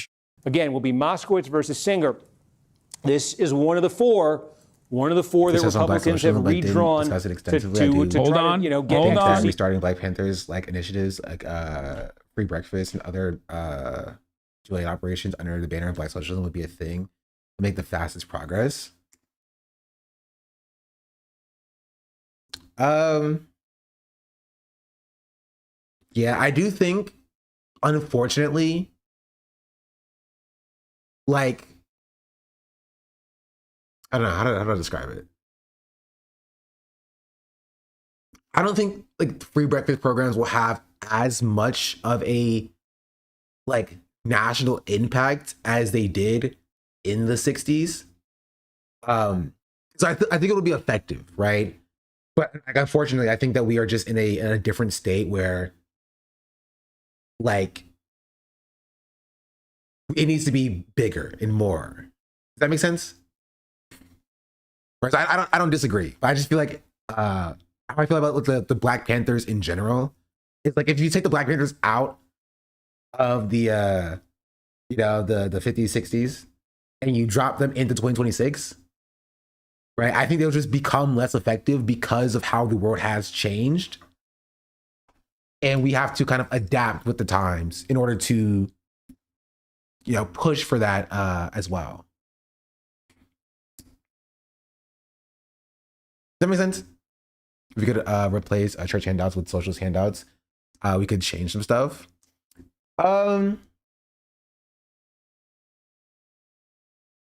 Not necessarily. I don't think that will necessarily make any change, because you're not gonna like convert the people who are like taking like the church handouts with how to describe it, like a yes, in that like my point is that I think you need to win the people who are giving the church handouts and people who are receiving the church handouts as well. You know what I mean? And so if you just kind of like hot swap the people who are giving out the church handouts on the street or whatever with socialist handouts, I don't think you're gonna like immediately have monumental change. But if you restructure the way we go about society, where you have organizing spaces in churches and mosques and synagogues, in community-driven spaces in rec centers, you have community-driven bookstores, community gardens, right? That is a more effective way of bringing people into the movement. In that regard, you know? I say it's because the church food handouts line is around the block, but offers medical checkups and socialist needs, we can start winning local seats. We need both mutual aid and government aid we need both mutual aid and government aid are going to be important. Showing face does wonders to building community. Yeah. I did show the bookstore video. Yes. You showed the bookstore earlier today. Seats out of Florida, new seats out of Florida, because my sources are saying that points. Right? James now, Fishback is cracking 10%. If you wound the clock oh my God, that means 135,000. In fact, can I show you that? 135,000. 139,000 people. Democrats are hoping that, remember, Trump had a surge level support a Holocaust denier? Won it by 13 points. That's good. Florida man is still crazy, but hey, listen, Florida cooked for Angie Nixon. This is a major upset, dude. Republican incumbent in the Senate Florida race is there. such a strange state, dude. It's awesome. Yeah, Angie Nixon, now that the polls are closed, of course, Decision Desk headquarters is calling for Angie Nixon's win, a massive upset in the state. That's why I'm around in this chat engaging. You're the only oh my God. No, I agree. All right, my point is that I think we need a fundamental restructuring of the way that we like organize in general. I think a big problem that we have is that we are very focused on electoral organizing, and that's good, right? But the problem is that when that fails and when we lose, a lot of people are demotivated. Does that make sense? Like they just don't know where to go, right? Like they understand door knocking, they understand phone banking, but even if the candidate wins, they don't understand where to go, right? They're like, okay, this is done, cool, right? Like cool, like what, like you know what I mean? And then they just kind of like it kind of just fizzles, right? And so like they need to understand that well, it's good to get involved in like national level races, right? It's good to you know, phone bank for somebody that lives across the country and is running across the country. Getting out of your house or your apartment or whatever and getting involved in your community so you can build up that candidate in your space, right? Is, I would say, even more important than that, right? You go into the spaces where you frequent, right? If you're going to church every Sunday, doing organizing work at that church, right? In that congregation is important, right? If you're going to the rec center every Saturday and you're playing basketball, doing organizing work there, when you're there, is important. If you're working, right? Organizing your coworkers, right? Organizing a tenant union in your apartment complex, right? There's organizational work that you can do in your space, right? That helps build class consciousness outside of the electoral system that is still beneficial. That doesn't just happen every 2 to 4 years. You know? And the Black community is essential to the socialist movement in America. I agree. I've been saying it, right? To be fair, Black people have been saying it for a long time, right? And I think people haven't seen that until recently, right? Because this is what I've been saying this for years at this point, right? And I don't think people saw that until like Chris Rabb won, and Darlie Lisa won, and Maylot won, right? Now Angie Nixon winning, You know? Like, there is especially with the New York Times piece that we saw a little bit of, which is that like Black people look at socialism and they're like, we saw it with Zohran Mamdani, right? If you might not remember, chat, but if you remember when Zohran Mamdani was running, the discourse was surrounding Black people hating Zohran Mamdani. Do you remember seeing that? Just subscribe. Dope Coast, thank you for the 15 months. Right? I remember seeing people say that Black people hate Zohran Mamdani and that Zohran Mamdani is unpopular with Black people and they're all going to vote for Andrew Cuomo. And why do Black people love Andrew Cuomo? This is so weird and Black people hate socialism, right? Until Zohran Mamdani won and like he overperformed with the Black community. And people were surprised by that. And it's like, how many times do you have to be surprised by Black people being open, right, to socialist ideas before we start organizing in Black community, in Black spaces, right? The Black men voted for Mamdani in higher numbers than pretty much every other demographic. Yeah. You know, Chris Raub, a DSA candidate, won in one of the blackest districts in the country. One of the bluest districts in the country. It was also one of the blackest. Like, Black people are open to socialism, right? They have consistently been open to socialism. Right? There just needs to be one, work. There needs to be work that needs to be done to make the socialist space more open, right, and accepting of Black people, and less like off-putting to Black people when they come to join, right? So there has to be some answer for why Black people consistently vote for socialist politicians and support socialist policies, but there is a lack of Black people in the DSA. Those are both true. Black people consistently vote for, right, socialist candidates and pro-socialist policies, but there is still a lack of Black people within the DSA. That's true. Why is that true? I think Black people are very entrenched in capitalism because it's more in reach than it ever has been. But Black people, I think Black people are very politically diverse, right? There are a very loud part of the Black community that's so associated with capitalism, but there's also a lot of Black people, right? Proportionally more Black people than other communities that are open to socialism, right? Because if you compare, like, at large, Black people to white people proportionally like capitalism more than Black people. There's polling that shows this, right? There's polling that shows that Black people have less favorable opinions of capitalism by and large than white people. But white people are not seen as a community or a group. You know what I mean? Black people are proportionally more open to socialism than every single other racial demographic. Right? They're just not engaging in white leftist spaces. And white leftists should see that and question why that is.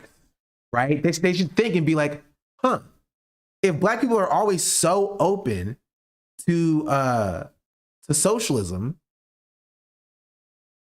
but they're not like joining the DSA, what are we doing wrong?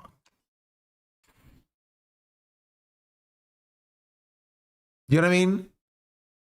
What are we doing incorrect? You feel me?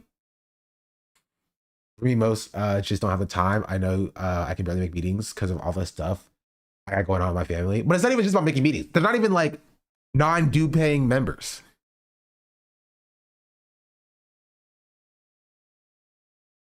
You know what I mean? They just don't engage with the like white socialist space. My experience working families parties with a stronger Black base. This is true. They do.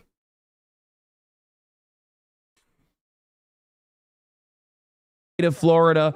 Oh my Lord. What a spectacular night. Also, yes, I will be at the Socialism Conference in Chicago in September 9th, 8th, around then. I'll be there. Night for the progressive voters in the state of Florida. We are no longer walling off the state of Florida from the rest of the country. Now, listen, this is going to be a really tough race. But remember, the odds were stacked against Angie Nixon. The odds were stacked against her the entire time. She had no major national progressive endorsements versus Alex Vindman had all of the national endorsements. This is what happens when a race remains sleepy, folks. This is what happens when a nationally significant race like a Senate race doesn't get the media hit jobs that many of these other candidates have received. Tremendous upset, a tremendous upset victory over Alex Vindman. Who joined the DSA, Democratic Socialists of America, during this campaign, who wins this primary. Now, Nixon in the join the DSA is running on a platform that calls for universal health care, universal child care, a federal minimum. In general, I live in Kentucky and I'm very excited for him, but I'm unsure about the demographics here. You know, Kentucky more like Kentucky. I'd love to know your insights. I don't really have any insights, honestly. Winning in general is always an uphill battle, especially in red states. Unfortunately. So it really depends on a lot. National endorsements, national attention, the money poured in, where the money is spent. I just haven't been paying enough attention. How are the polls looking? That is the literal worst question you could ask. I would say don't even look at the polls. Would be my advice. It has been consistently the worst thing ever. And honestly, it has been an op. I talked about it a few days ago, right? A few days ago, it has been an op. Like, there's a mysterious company that shared fake polling numbers.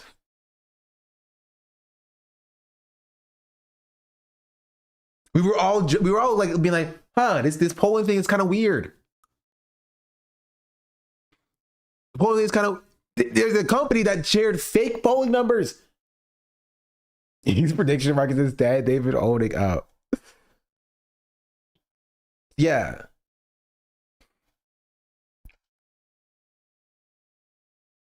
Jeez Louise. Spoke about Palestine very early on, relative to many progressive, November 2023, I think. In her words, sound authentic and not something cooked up by a PR rep. Yeah. The only way that Angie wins is if we depress the Republican vote. Then we'll favor Republicans if they get a high turnout. Yes, but there's a good chance they won't get high turnout because she's an appointment, right? So it depends on a lot, but like political appointments always get lower turnout than incumbents do, comparatively. Oh, thank you, AP, for not paywalling.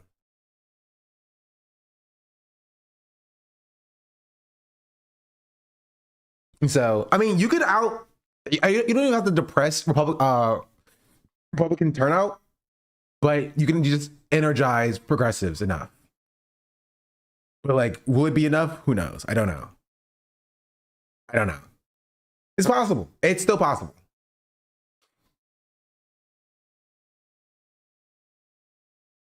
It is 100% possible. But again, it's Florida.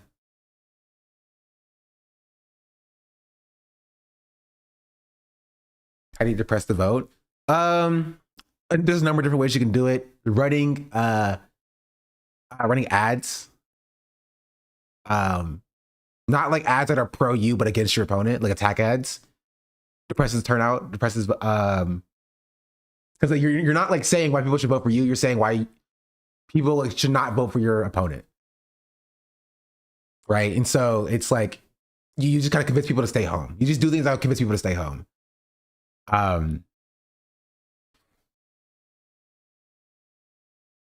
Right, targeting and specifically doing phone making operations, targeting like Republican voters is a way to depress turnout instead of like trying to like you're not gonna convert a like racist Republican voter to like to your side specifically, but you're like, hey, did you know your candidate has did this or said this or whatever, stuff like that.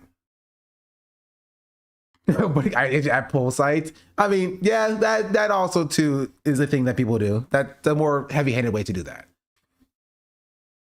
right? But the idea is you convince your opponent's voters to not want to vote, right? As opposed to like invigorating your own base. Theoretically, you should be doing both. But there is, I don't know, this is an entire field of study about which is more effective. I don't have an answer for you, bro. I'm not yeah, I'm not like, I don't have a degree or PhD in like political science yet, but that's the idea behind it. Spears of Progress, thank you for the get this up. Much appreciated. What to know about the fake election poll numbers shared and retracted by a mysterious company? Yeah, but it's the same thing.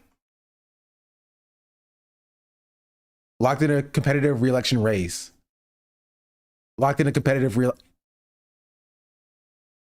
Oh, they just posted an AP article on the Washington Post.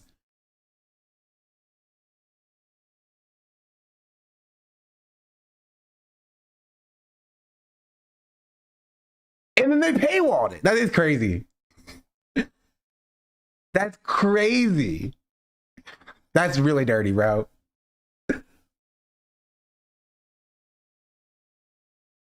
Yeah, the median strategies, fake polls, none of which appeared on the Associated Press coverage, claim to evaluate its support in the Democratic primary for governor in Wisconsin, the gubernatorial race in Nevada, and the mayoral race in Los Angeles. So yeah, there was an entire complex of fake polling that overestimated how good the Democrats were doing. I told you it was an op, by the way. Did I not say this last week, Chad? Did I not literally say this last week? What day? Okay, what day was the primary? It was like the 7th, right? Or the 11th? I think it was the 11th. I'm checking now. I'm checking. I did say this. I said it was an op. 12th, I checked my lots earlier. I got it. Thank you. It's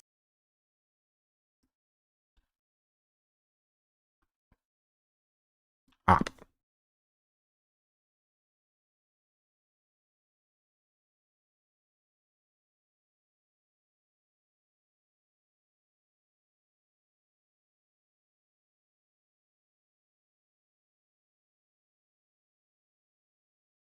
Op.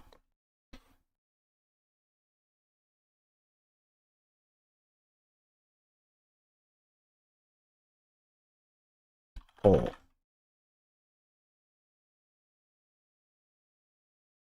Let's just believing polls since the polls have been wrong since 2016.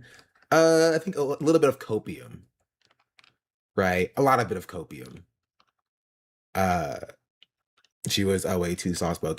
You know, I'm open to the idea that the polling is rigged actually. Like as in like it's there's mispolling on purpose, right?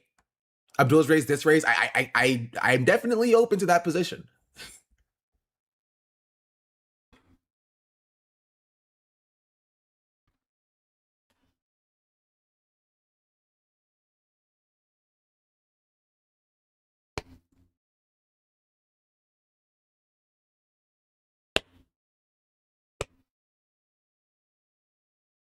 I'm saying.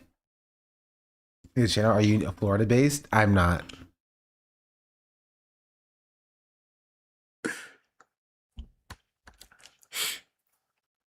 Think over sampling young voters potentially. Wonder how much betting gaps have to do with it. I think that's a part of it, right? Like, because again, the problem as well with leftists using Kalshi as if it's like a true, you know, as if it's a true like polling metric. So, why is the Thanksgiving thing a big deal? I don't understand. It's a big deal because all of these white leftists wanted to cry about woke. Yeah, that's kind of it. right? But like this part specifically with me saying that, like, I think the polling is not real. Looks at polling and thinks whether or not, like, there's no reason for me to endorse, kind of thing. Right? The at polling do organization. That's the way I view it. Like, I don't think polls changed how the voters, organizations and entities, and like when doing endorsements, looks at polling and thinks whether or not like their endorsement will like make or break the election. And if they don't do that, then they might be like, there's no reason for me to endorse, kind of thing. Right? And it affects the number of door knockers and phone bakers. Yes, exactly. Right. So I don't think it affects the voters. No. But I do think that, like, which is why I do have some, I do have like some open thoughts. I'm open to the idea that the polling is rigged, actually. Like as in, like, it's there's mispolling on purpose. Right? Abdul's raised this race. I'm definitely open to that position. Yeah, I'm pretty sure I said it another time too.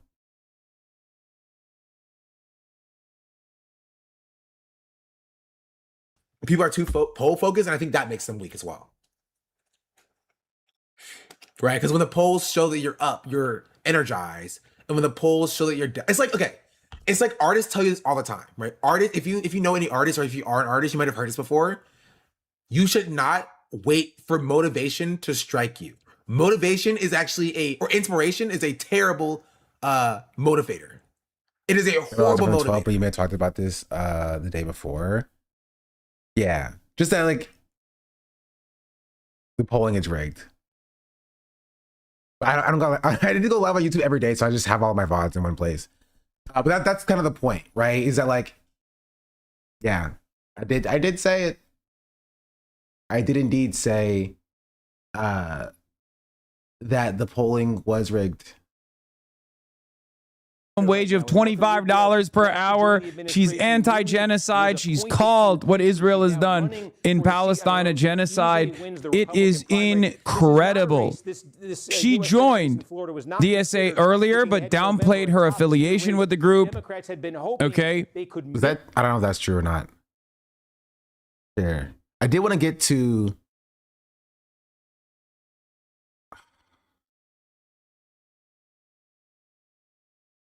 this part, which apparently Jared Moskowitz had a tweet on Hassan. Advantage. Jared Moskowitz mentioned you on Twitter. What did Moskowitz say? My condolences to Hassan. I don't think over the 5 months. On the hunt. Dog, good luck in your general run. You know what I mean? Brother, that is crazy. He won his race, and the first thing he's got, the first person he has on his mind is a Twitch streamer, dude. I'm just reposting it. I'm a Twitch streamer. Why are you thinking about me after winning your primary? These people are insane. Oh my God. No, I'm not even quote tweeting it. I'm just retweeting it. Good. Here's the Republican line of attack they're going with. Florida Democratic Senate candidate Angie Nixon said that people who honor Charlie Kirk are a tool for white supremacy. Gosh, she's so awesome. She's so dope. Senior national politics correspondent Sahil Kapoor. Moskowitz reacts after defeating his primary rival who had support from Hassan the Hunt. Rick Scott was right. Scared to death. Crowley's having a good night tonight. You're saying Nixon's having a good night. Hassan, that Hong lost thing came in quickly, and you're like, wow, this is. These guys will never understand what it's like to believe in something. Illinois, it's so sad. The governor's race. Senate, yeah. You only do things like that if you're like, if you just genuinely don't understand. Like, I don't take any of the victories for granted. Okay, it's amazing that we got a single socialist elected to any office. It just doesn't make any sense to just be like, oh yeah, you, dude. Francesca Hong lost. Is like, okay, like, yeah. True.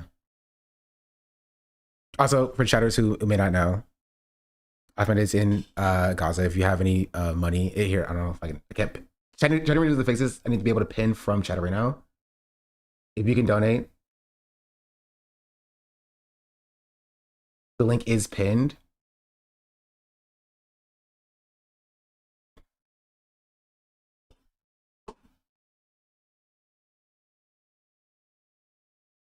Saying congratulating people that voted for him. I mean, it's It's what you would get from a moderate Democrat. It's like it's team sports to them. Cheddar is missing the features the last 4 years now at this point. Yeah, it's just rough. But it's I think it is pinned on my native, right? Yeah. No. Yes. I refreshed it and I said it says sub to Audible. Because I guess they're doing Audible ads in my pins. It's the second pin if you look at it. It's pinned to native. Okay. Slap in the face with his voters. I feel like a fool if I voted for him. No, they don't feel anything. That.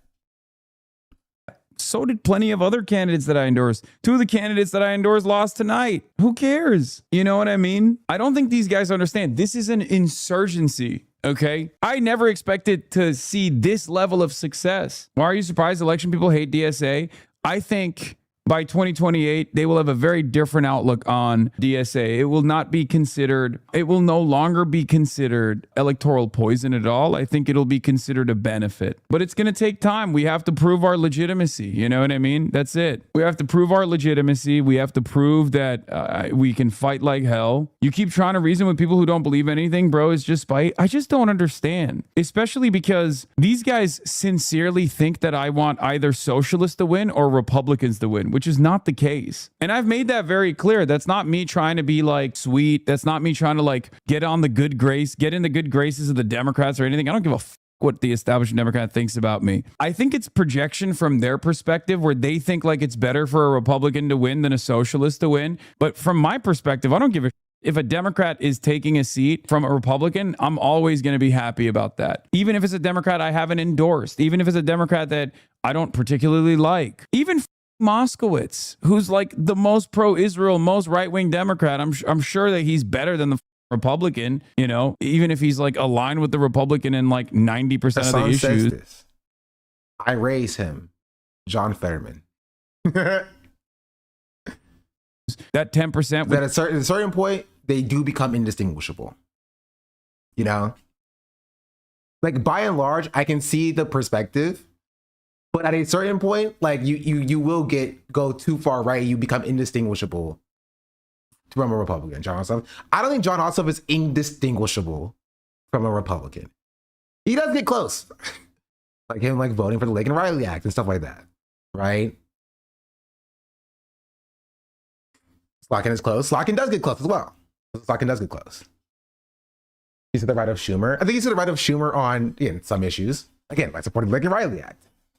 Right, but I think in other regards, he does position as to the left of Schumer in some instances. This is why I'm not like a pro Ossoff for president person, because I don't think he's progressive in any meaningful regard. Right, but I don't think he's indistinguishable from I don't think he's indistinguishable from a Republican. That Andy guy from Kentucky's another damn like Republican. Andy Bashir, again, I don't think he's indistinguishable. There are moderate Democrats who are essentially like Republican light, right? I don't think that Andy Bashir is indistinguishable. I don't think that John Ossoff is indistinguishable. Jared Moskowitz, you know what I mean? But definitely John Fetterman. John Fetterman, Joe Manchin, I would say, is somebody who gets close to that realm. Moskowitz calls himself a DeSantis Democrat. I think there's more utility in him losing in general as a blows the centrist argument. I mean, the way I view it, if Moskowitz loses the general, it's just Florida being Florida. You know what I mean? So what will happen will happen if he wins or loses in the general election. You know. Is he mentioned in the independent now? I'm pretty sure he left the Democratic Party. I don't know, actually. We're going to talk about domestic policy because on foreign policy, moderate Dems are definitely indistinguishable from Republicans. Yes. I'm talking about this in totality. In totality, there are differences.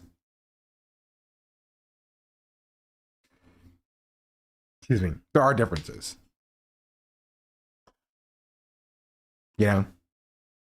would still matter. And it's so interesting to me that these guys don't have that kind of mentality at all. They don't understand that I have like spent my entire life voting for dog Democrats over and over again. And it's an exciting moment to be able to boost candidates that I really like. Okay, he's not indistinguishable from Republican. He's basically a Republican. Candidates that I really believe in, even if they're gonna lose. Cori Bush, her race didn't look too great from the start. I still endorsed her. I still fundraised for her. I still maxed out to her campaign because at the end of the day, my attitude on this is that I am a very pragmatic person. You admitting to voting for Hillary shut people up? I voted for Hillary. I voted for Hillary. I endorsed Hillary. I voted for Joe Biden. I endorsed Joe Biden. I can say I never voted for Hillary Clinton.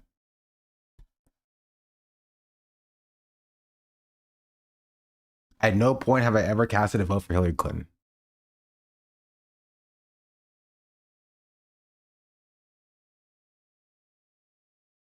You weren't old enough? Okay, shush.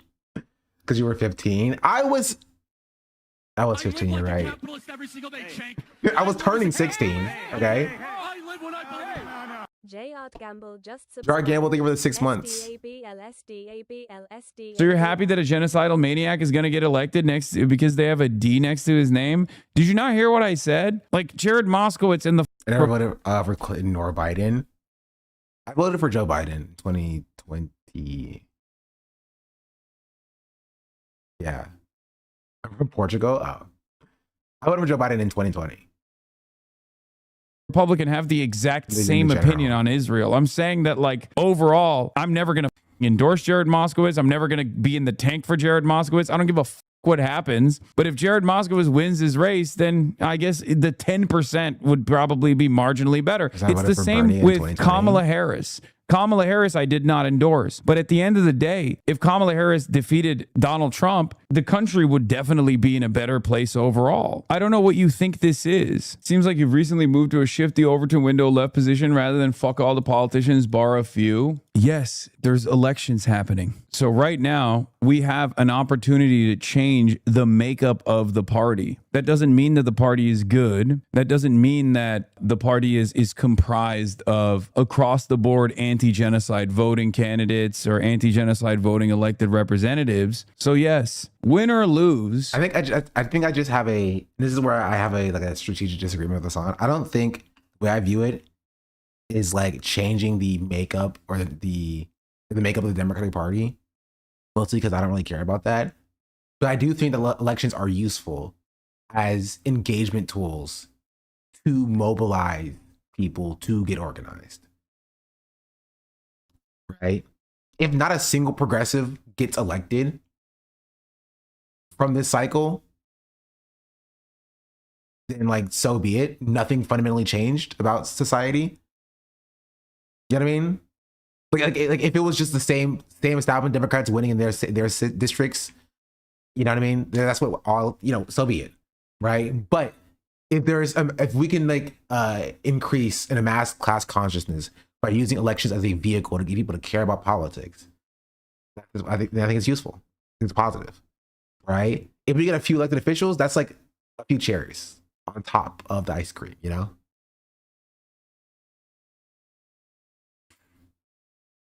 It'd be cool if we talked about and heard of different strategic perspectives beyond establishing strategy. Beyond establishing a strategy exists and must be followed. Maybe.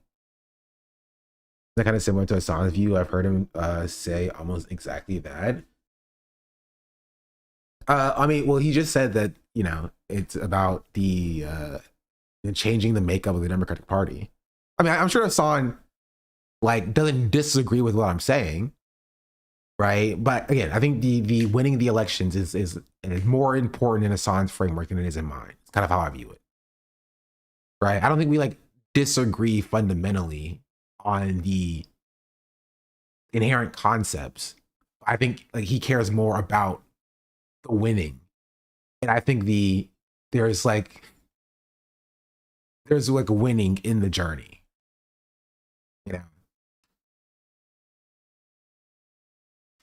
Like every single person that wins an election is just it's that extra positive, right? But that also means that like the work is not done after the elections are over. You know?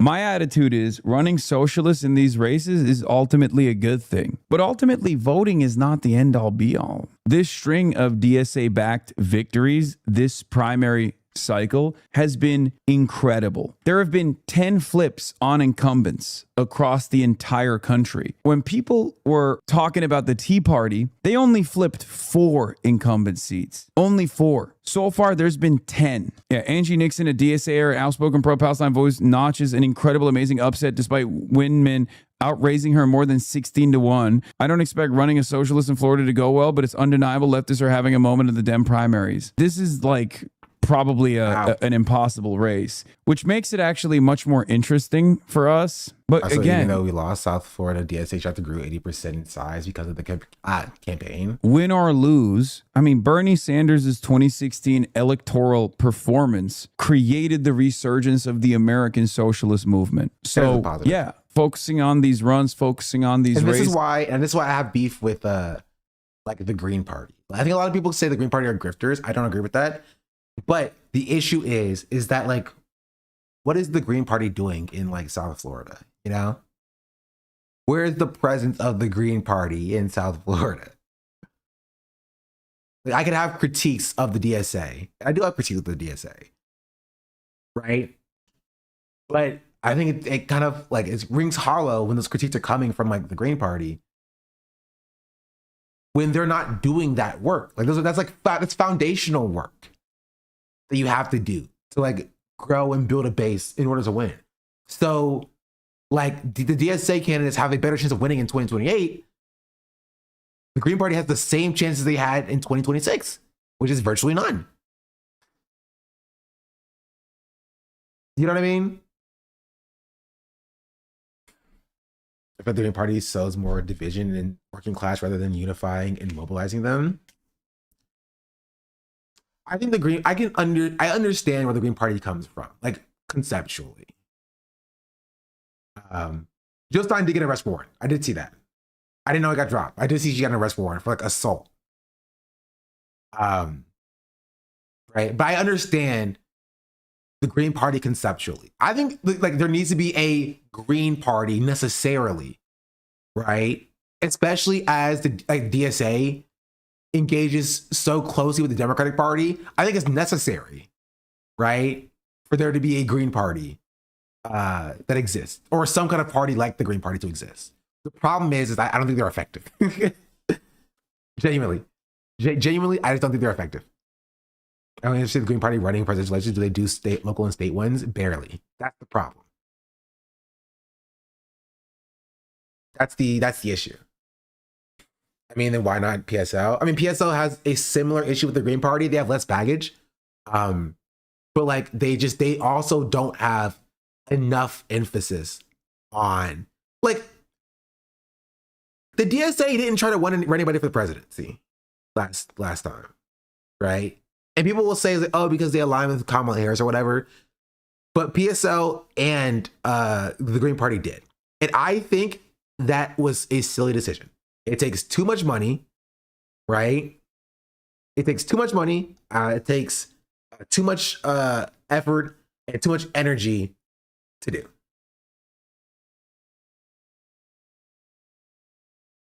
It genuinely. My dad went from being a Green Party lefty to MSNBC Dem after 2000, basically. It was blackpilling. PSO does more than the Green Party at the ground level. The PSO is not interested in winning elections. Use it as a tool in the toolbox. Yes, PSO has other problems though. Like I think there's just like DSA also has like discourse problems, but like DSA is dealing with a split and a fracture right now that is making them a little bit less effective than they could be as an organizing force. That's not their fault. I don't talk about them. The reason why I don't like criticize PSL is because they're literally just dealing with like internal fracturing, right? That they need to settle before they become a more effective like organizing force, right? That's not inherently their fault. So I don't discuss them in this discussion, right? The Green Party is making an active decision to not do state and local races. I say this all the time. Green Party has 127, last I counted, 127 seats out of 60,000 elected seats in the country. 60,000, and you have 127. Actually, I think it was like, I don't know how many there are. There's 60,000 elections that happen every year, essentially. They win like 100 or so, right? I know the numbers are somewhere, right? They have like less than like 200 seats across the country, right? That is a problem. That's an issue. And you should not be running people for the presidency when you have less than 200 elected officials out of all levels of government. And most of them are in like, you know, the school board elections and a few city council seats. Does that make sense? I think it's a waste of energy. And I think that they should spend more time running people in local areas. Like they should just literally just pick a state and put all of your attention and effort in running in that state. So you make like a Green Party state, essentially. Right? Win like an entire city council. Win like 2 congressional seats. At least one. There's no Congress people who are a part of the Green Party. Right? They're about to be like 5, 6 DSA Congress people. That's kind of the difference that I'm speaking about, you know? And so I want like a third party in this country to succeed. I think it would be effective, right? To forcing the Democrats to actually be more effective or to get left behind. The issue that I have is just that I don't think the Green Party is doing that. You know? I think that there's a very good space to be doing that. I think the Green Party is just not doing. Right? And the beef that I have with the DSA, which is like running on the Democratic ticket, at least they're winning things.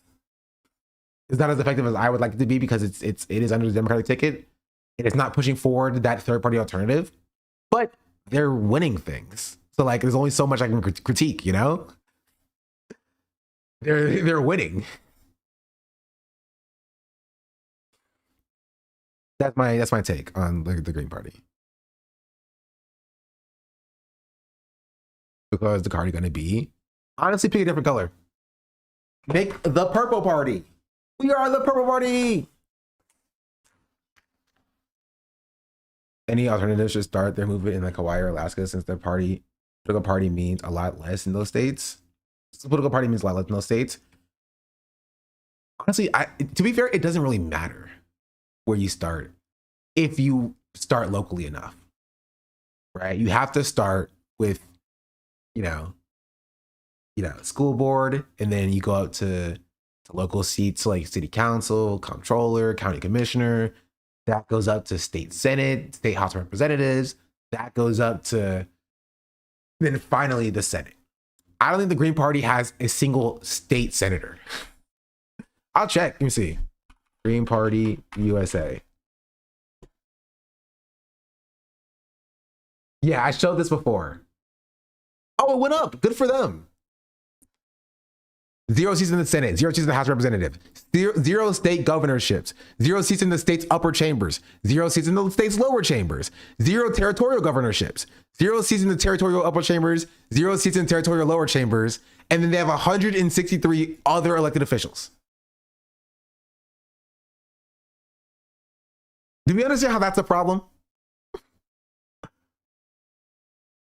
You should not be running anybody for the presidency when this is the case. It's a waste of time. It's a waste of money. It's a waste of energy.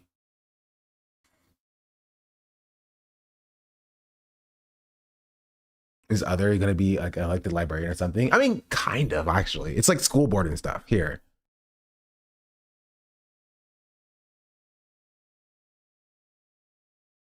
right? It's budget committee, school committee, planning board, budget committee, school board, town council, town moderator, school board alternate. I didn't know that existed. Select board, town treasurer, judge of elections, board of assessment appeals, inspector of elections, right? These are all elected positions. I'm pretty sure, for the most part. Yeah. At least 145 Greens currently in office have been elected, directly elected. Others have been appointed to office or have joined the Green Party while in office. So of the 158, of the 158, 145 are directly elected. How many were no contest? Honestly, that's what they should be doing, though. It honestly doesn't matter. If they were actually doing no contest like elections, if they were doing uncontested elections, I would support them more, right? But they're not. You wanna know why? How I know they're not? Because 70% of elections in this country are uncontested. I have to repeat that. 70% of elections in this country are uncontested. 70%. You should have more than 150 seats. You should have more than 150 seats. You should be flooding every single uncontested race, Democrat or Republican, with a Green.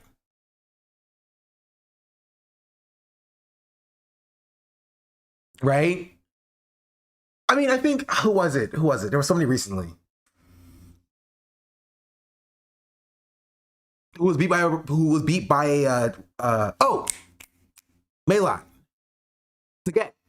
Diane DeGette. Right? Ran uncontested for 3 elections.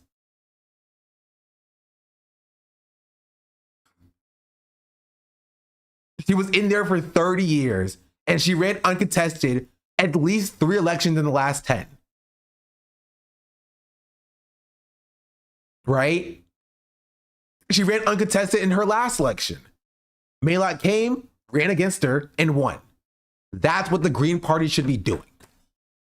You should be running against people who are do-nothing Democrats, who sit on their seats, who feel like they're untouchable. That's what you should be doing. I think it's silly to run for even the Senate, genuinely. I think it's silly to run for the Senate or the House without having any state senators. You have no state senators, no state House of Representatives, right? And you're running people for Congress? Does that make sense? It's silly. I don't think they're grifters, right? I think they have a good point about the 2-party system that I agree with. I just don't think they're effective. They're ineffective. Right? We should be contesting races. To be fair, I think we should be doing that I think DSA should be doing that as well. I think DSA should be doing that. I think PSL should be doing that. I think the Green Party should be doing that. I think we should be flooding. I think every single uncontested election should have a contested socialist running for office. Why not?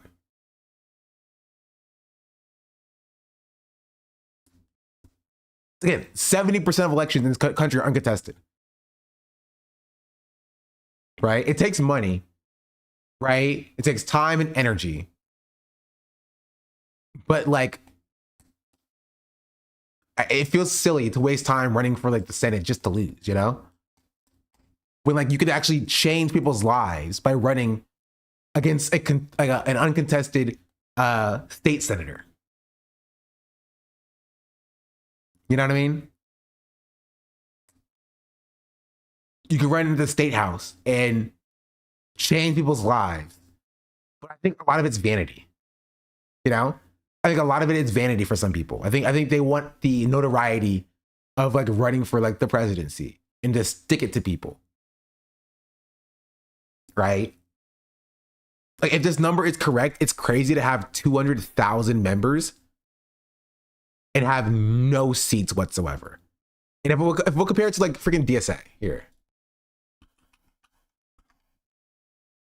which isn't even like a party. The DSA has less members. DSA has 120,000 members, right? And they're about to get 5 different or 6 different politicians elected. How's the Green hasn't covered back to like a population of 10 town and ran for mayor just to get the numbers on the board. I don't know. I want to see more a group more left of the DSA to get any seats. I do too. I wanted to succeed. Genuinely, I genuinely wanted to succeed. I want it to succeed. I want people to not run on the Democratic ticket to win elections.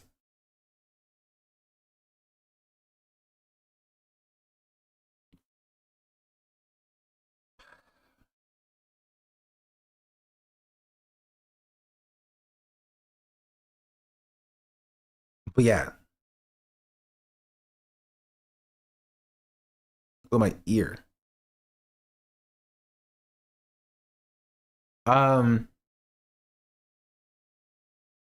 That's my take.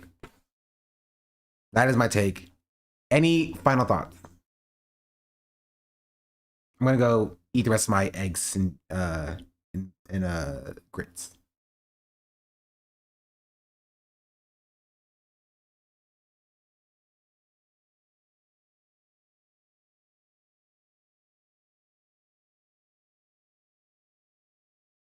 Did you watch Lanterns? Yes, I did watch Lanterns.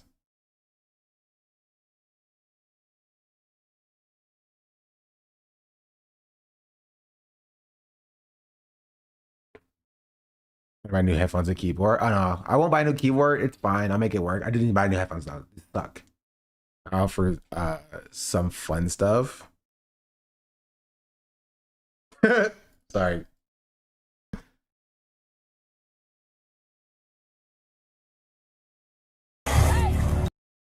U.S. Marshals were trying to conduct a raid in Missouri when the balcony had other plans.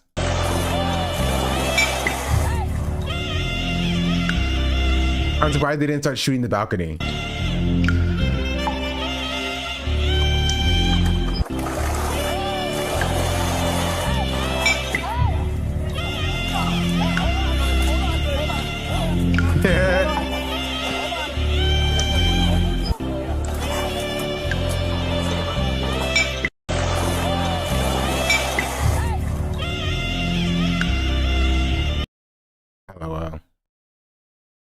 LOL.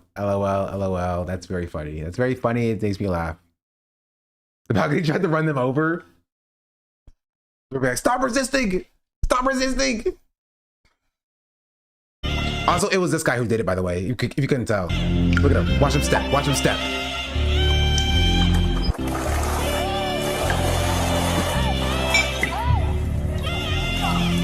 I think they all just crumble. It's so... Look at him. They all just crumble. They're like, my leg.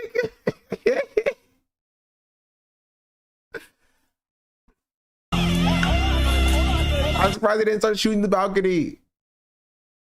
It's very funny. It's funny, everybody else. Like, I also like my tweet too, chat. This one has 13,000 likes. 15,000 likes. Bro, I gotta cook with my likes.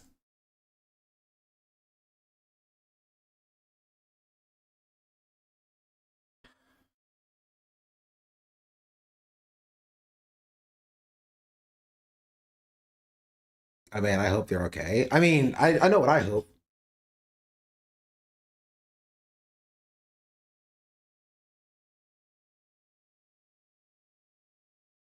Anyway, any final thoughts?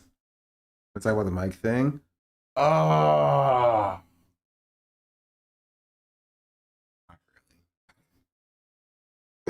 not particularly. I did see it though. Surprised your Twitter poster. The race was called in Pennsylvania, 18 plus Trump seat. I did not see that. What mic thing?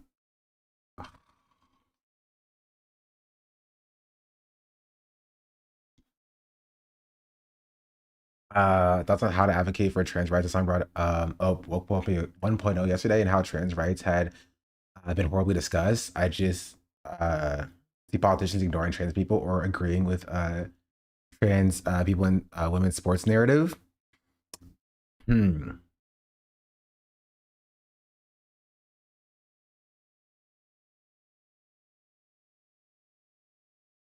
Trans rights got a very interesting thing. The same thing as like BLM got, which is just like after 2020, people just kind of moved on and ignored it. And so it's a very difficult thing because like kind of like I know for like the BLM like defund the police stuff, from my perspective, I would rather like progressives just like not discuss it than like concede on like defund the police framing and stuff like that. But when it comes to like the human rights of like of trans people, it's like slightly different because like being ignored is also dehumanization. And I don't have a good way to go about that. It sucks. It really does suck. This is kind of where like principled leftists have to like just like make sure we hold the line, right? It's kind of like with slurs, right? Once leftists give up a slur and like allow it to be used and proliferate, everybody else just keeps doing it. There's no other people to fight against it, right? And same thing with like trans rights. Once leftists get rid of like stop talking about trans rights, there's nobody else to hold that line. You know? Why not discuss it? It seems very simple, defund and divert to fun community oriented stuff. Yeah, but the issue is that people aren't saying that, right? So like I would rather like AOC not talk about defund the police anymore than like continue to say stuff like that. You know what I mean? I think progressives should just normalize trans people. We'll get as pronouns in my work signature because of my trans coworkers. That we have to normalize it. Yeah.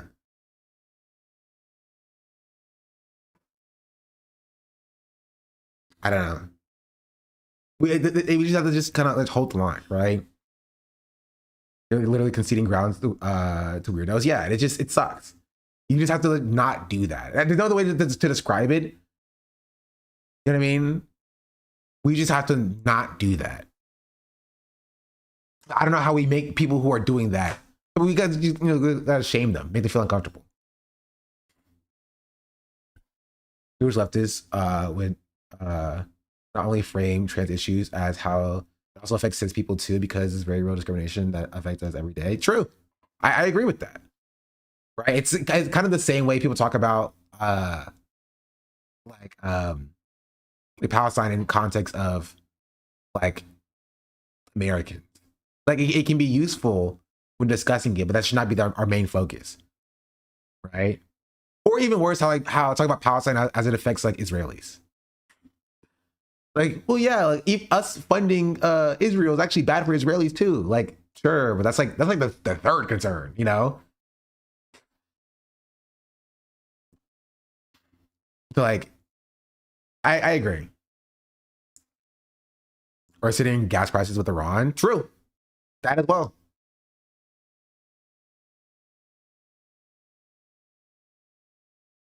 Okay. I think if we're talking to like you're like I don't know.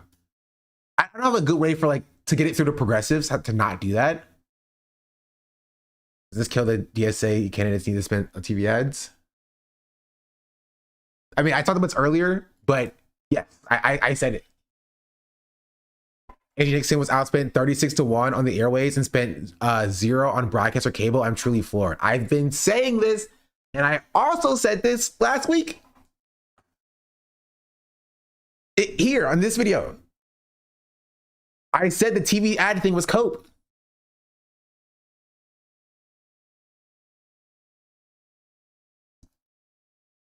Your energy. TV.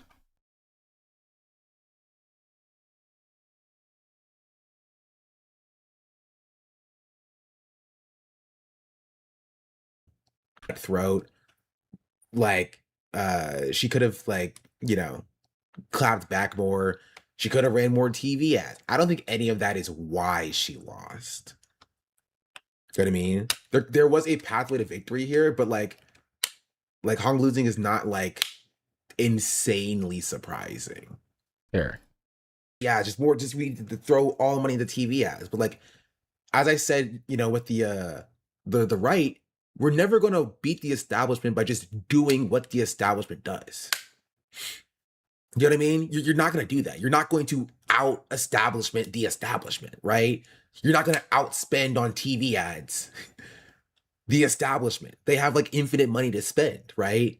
Because they're throwing money in TV ads, but also throwing money in other places. So if you spend all of your money on the TV ads, you're not doing what will actually win you the race, which is having the on-the-ground momentum, right? That's what wins races. The issue is that it just wasn't enough, but that doesn't mean you don't do that. You know what I mean? That doesn't mean, like, I'm not saying the TV ads aren't important, but I think it's a distraction. As far as a suggestion about ads, I feel like so y'all could promote artists to do political ads on social and circulate too might not be enough either. It's just as effective, but I'm sure Cuomo used Gen AI against Mamdani. She didn't need TV ads. She just needed a nod to bed on her earned TV moments. I don't agree with that necessarily either. Yeah, and I talk about this a lot in this whole thing.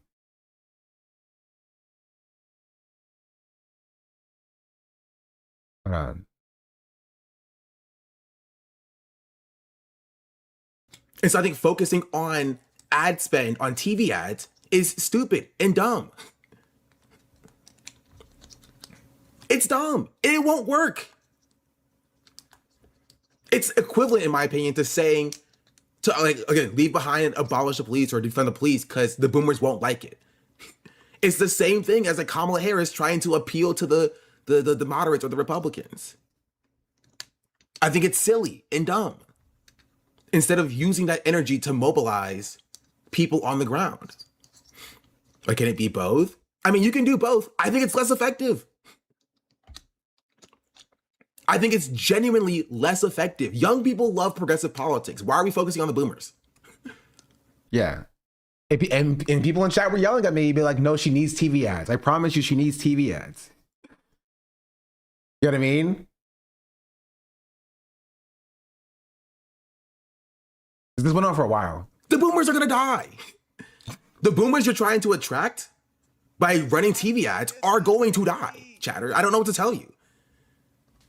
Right? So in 4 years, you're gonna have to do the exact same thing over again instead of trying to build a base, right? That's what you should be doing as progressives, is building a base. They aren't dead yet? Yes, but they are going to die. And so cool, you've converted 50% of the boomers to your side. In 3 years, now you have 50% less people on your side, right? But if we spent this time focusing on young people, right, non-voters who will be around for the next election cycle and will be around for the next election cycle and will be around for the next election cycle, right? That's how you build a movement. Y'all are so focused on winning elections that you're not focused on building a movement.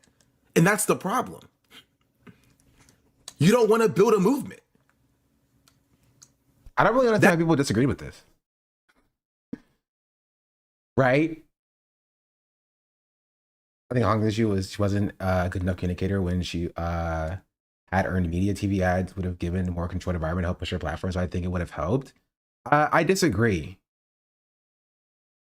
I don't think Hong was a poor communicator at all. I think the issue is that when Hong was, even like when Hong wasn't even on the media, when she was being discussed, like with AOC, the AOC clip, they spent their time admonishing her about her Thanksgiving comment. Right? And that became the discourse around Hong. Right? And so she was forced to be on the back foot explaining her Thanksgiving comment because she was getting that from the left and from the right. Like from centrists and from moderates and from leftists who were telling her to disavow her Thanksgiving comment and distance herself from her past comments and stuff. Right? Those comments are there. She said them.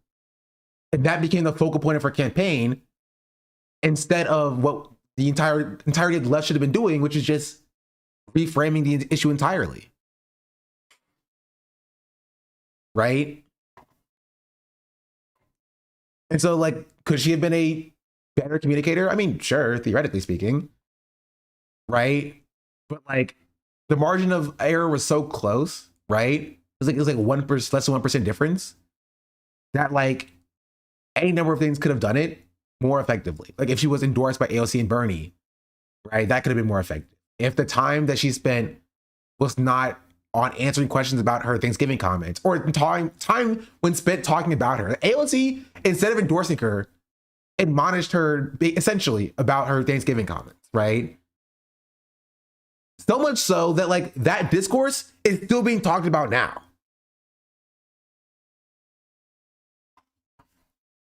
Donald Trump was talking about woke one because of what AOC said there. You know what I mean? Bernie Sanders was on camera declining, right? Declining to endorse her. Like, that sucks. You know? And so when we look at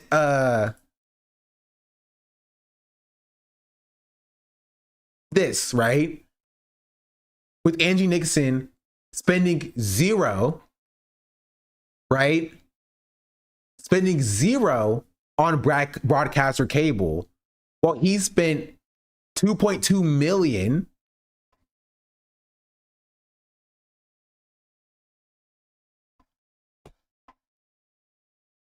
right? Shows that it's not as effective as people made it out to seem. Right? That's what I was saying here. Honestly, I probably said those exact words.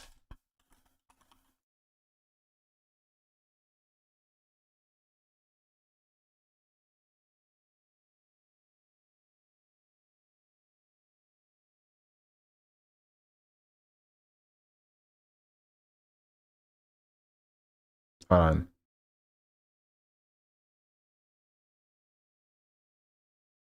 Strategy. Right? And just doing more of what I know is effective, which is getting on the ground and talking to people. That is way more effective than TV ads.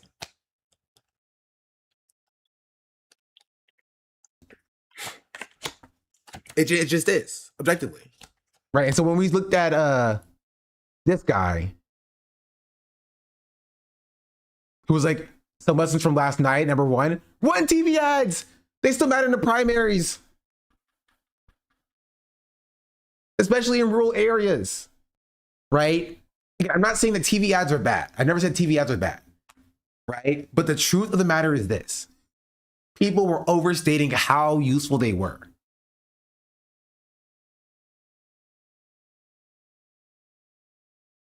You know? They were overstating how useful they were. It's kind of my point. Just consultants doing consultant things. Everyone regurgitates. Yeah, there's a consultant showing their value. They weren't needed. Now they're money quarterbacks. Oh, here, wait. Yeah, and that's what's so interesting because, like, I think it's just current speculation. It's just more money to do before like running TV ads, like ads. But like, why are people run TV? Sub lessons from last night. One, run TV ads. They still matter in primary, especially in rural areas. I don't, where is this coming from? Right? Like, sure, run ads, but like, why are people like running this as like the number one thing that like she needs to do? I don't understand that. Like, I genuinely like don't get it. There's like honestly, like, I don't want to toot my own horn or anything, right? But I think this is where like I make myself a little bit more distinct than like other commentators online, where I think a lot of commentators fall into this trap of just groupthink a little bit. But I think one person said TV ads and everybody else was like TV ads, TV ads, TV ads, TV ads. And nobody ever stopped to ask themselves the question of like, why? You know what I mean? where like when I heard this, I was like, where's this coming from? Why are people saying this? They just saw zero TV ads and they were like, that's it. That's the reason. She needs to fix that. More TV ads. Right? Now they're gonna see that Angie ran zero TV ads and they're like, huh, I guess TV ads aren't that effective anyway. You know what I mean? I think the why is because older voters watch TV and are more likely to vote. I mean, sure, but like that's not Hong's constituency though. You know what I mean? Which is why it doesn't make sense. That's like if somebody who was running on support from the working class were like, well, billionaires like to eat or like to shop at Erewhon. We need to support Erewhon. Like that's not your base. You know what I mean? Like that's not your base. You're not trying to win those people over. You're a progressive. You're not trying to win over the same base the moderate Dems are trying to win over. Am I crazy on this? You know what I mean? Like it's weird. You're trying to win over a different group of people.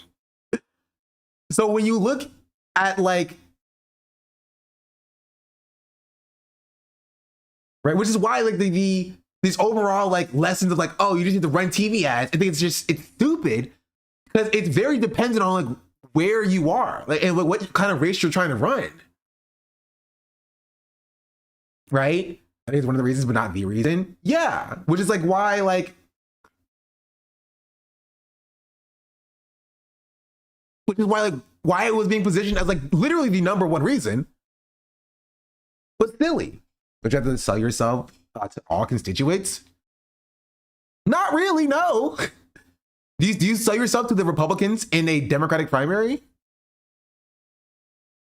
Like, chiefly? I mean, like, in general, like, sure, you should be trying to win all the voters, right? But you do have priorities. You should prioritize your base, especially in a primary.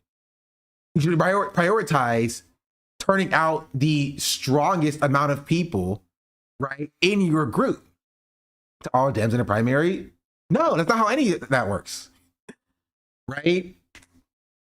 Like, do you think like pro-Palestinian like politicians are trying to turn out the pro-Israel supporters? You know what I mean? Do you think the anti-data center people are trying to turn out the pro-data center people? You have your priorities. You have the type of people you want to turn out. Is there enough youth vote to elect these people? Yes. Yes. You would be correct 10 years ago. Right? 10 years ago, you would be correct. But in 2026, there is. Right? Millennials in Gen Z, in numbers, like statistically, are way larger now if they can vote. Right? If they do vote. Right? And so you should be focused on trying to get them to vote as opposed to trying to convert the boomers.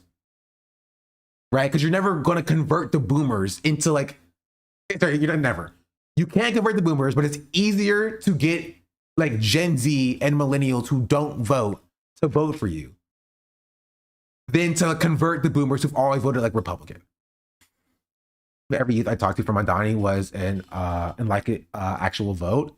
But that's incorrect because the youth vote went significantly to Mamdani. Boomers voted for Andrew Cuomo and Andrew Cuomo lost. You know? The youth turned out in massive numbers. Like the youth turnout for Mamdani was insane. Right? Mamdani is actually an example of what I'm talking about. Right? Abdul as well, yeah. But many did not vote. Sure. Many didn't vote.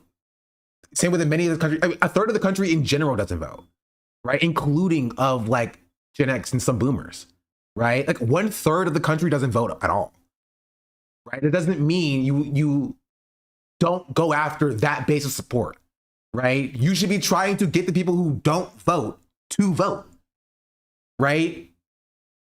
Like Kamala Harris's goal in 2024, and she would have won if she did this, should have been to focus on the non-voters as opposed to like the independents and the moderates, right? Or the Republicans, right? She failed to effectively turn out the Republicans to vote for her because why would they?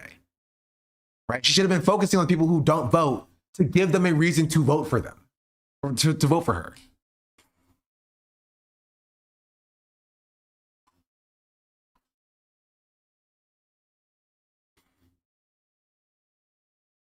I'm not sold on just targeting the youth, I guess. I'm not saying target the youth. I actually never said to just target the youth. I just said don't target the boomers. The boomers at this point are like 60.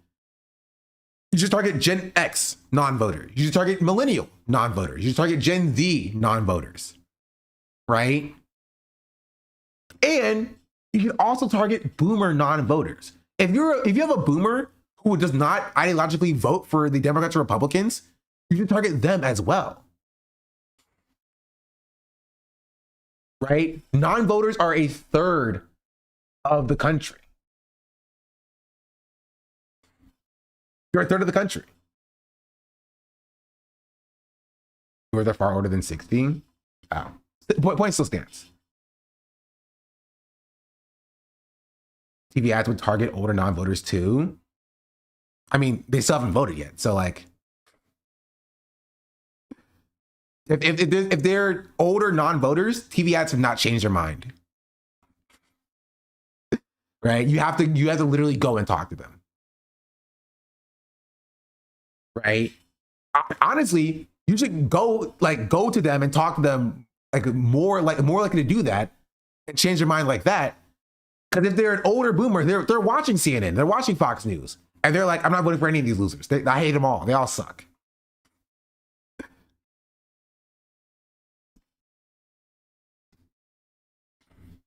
Right? But that's the point. The point is that like TV ads were not as instrumental as people made it out to seem. Right? If you have a good enough ground game, right, then it doesn't matter. Because that's what progressives have over anybody else. We have the ground game. We have the energy. Establishment Democrats don't have that. Right? No matter, and we knew this with Joe Biden. Right? If you remember Joe Biden in 2020, his rallies were empty. I don't think instrumental, but I think they could have made up the gap in Fran's election. Yeah, but Fran didn't have the money to do that though. Like in a parallel world where she had like an extra $1 million to spend or extra $100,000 to spend on ads, then sure, she should have done it. Right? But she didn't have like spare change per se. That money had to have come from somewhere. It would have came from like, you know, from grassroots movement, like the getting organizers out, to mobilizing volunteers, to organizing like phone banks and stuff like that. Like the money had to have come from somewhere. So she would have had to have not done something in order to do those TV ads. And I don't think it would have been worth it. That's kind of my point. Right? Yeah, if she raised an extra, you know, $50,000, I agree with you. I think running some ads would be helpful. Right? But I think if she had more support from the national leftist movement, that also would have done it too. Right? But again, nobody's ever saying that. After Hong's election, they literally were just saying TV ad, TV ad, TV ad, more TV, do more TV, TV, TV, TV, TV, TV.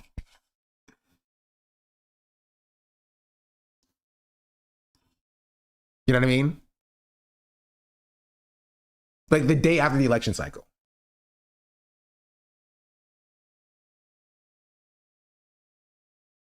You know? Ugh.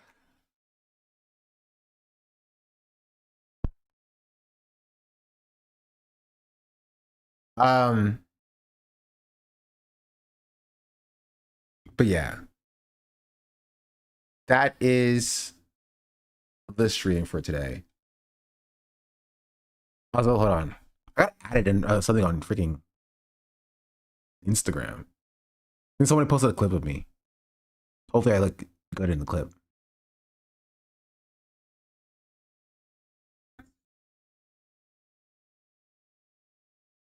Oh, they put my little name over my thing.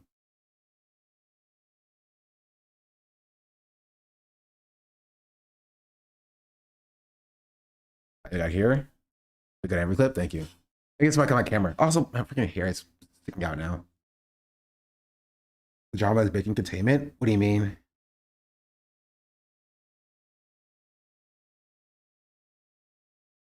We did not watch the Britney video. Not yet.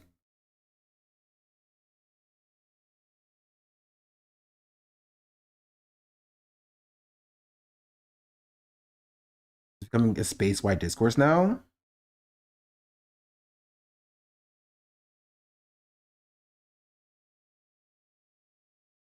I'm curious about why she mentioned you as well. I'm tired. Like, what do you mean? Do I have to cover it? I can cover it on the second channel after I get some food.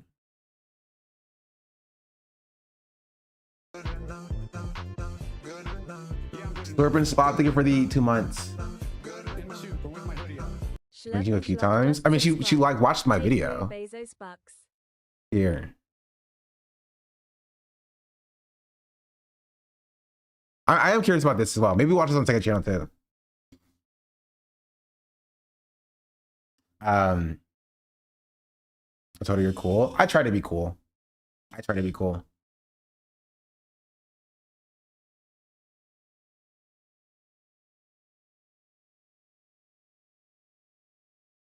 But I don't know. I feel like I have to discuss it because I did see it. To be fair, I saw it 2 days ago.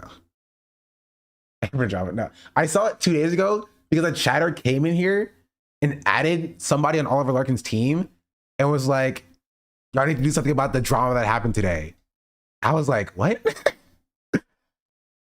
And so like, then I knew that Gremlo was in Florida. And then I went to the Gremlo stream and he ended stream. And so I scrolled through the chat a little bit and I was just like, oh.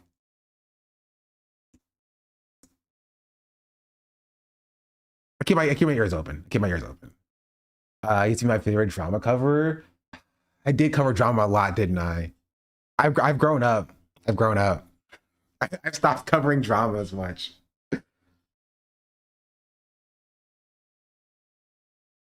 I grow up. Yeah, that's a loss. I'll cover it on my second channel. I'll cover it on my second channel. So, let me just, the third channel's for drama. Let me just get some food. I won't rate it because it's my second channel. If you know it, you know it. If you don't know it, I don't tell you. We'll cover it. We'll look at it. We'll see what's going on. And I'm curious about how it's becoming a space-wide discourse. I don't know about that. But we'll see. We'll see. Thank you all for watching. Oh, bye YouTube.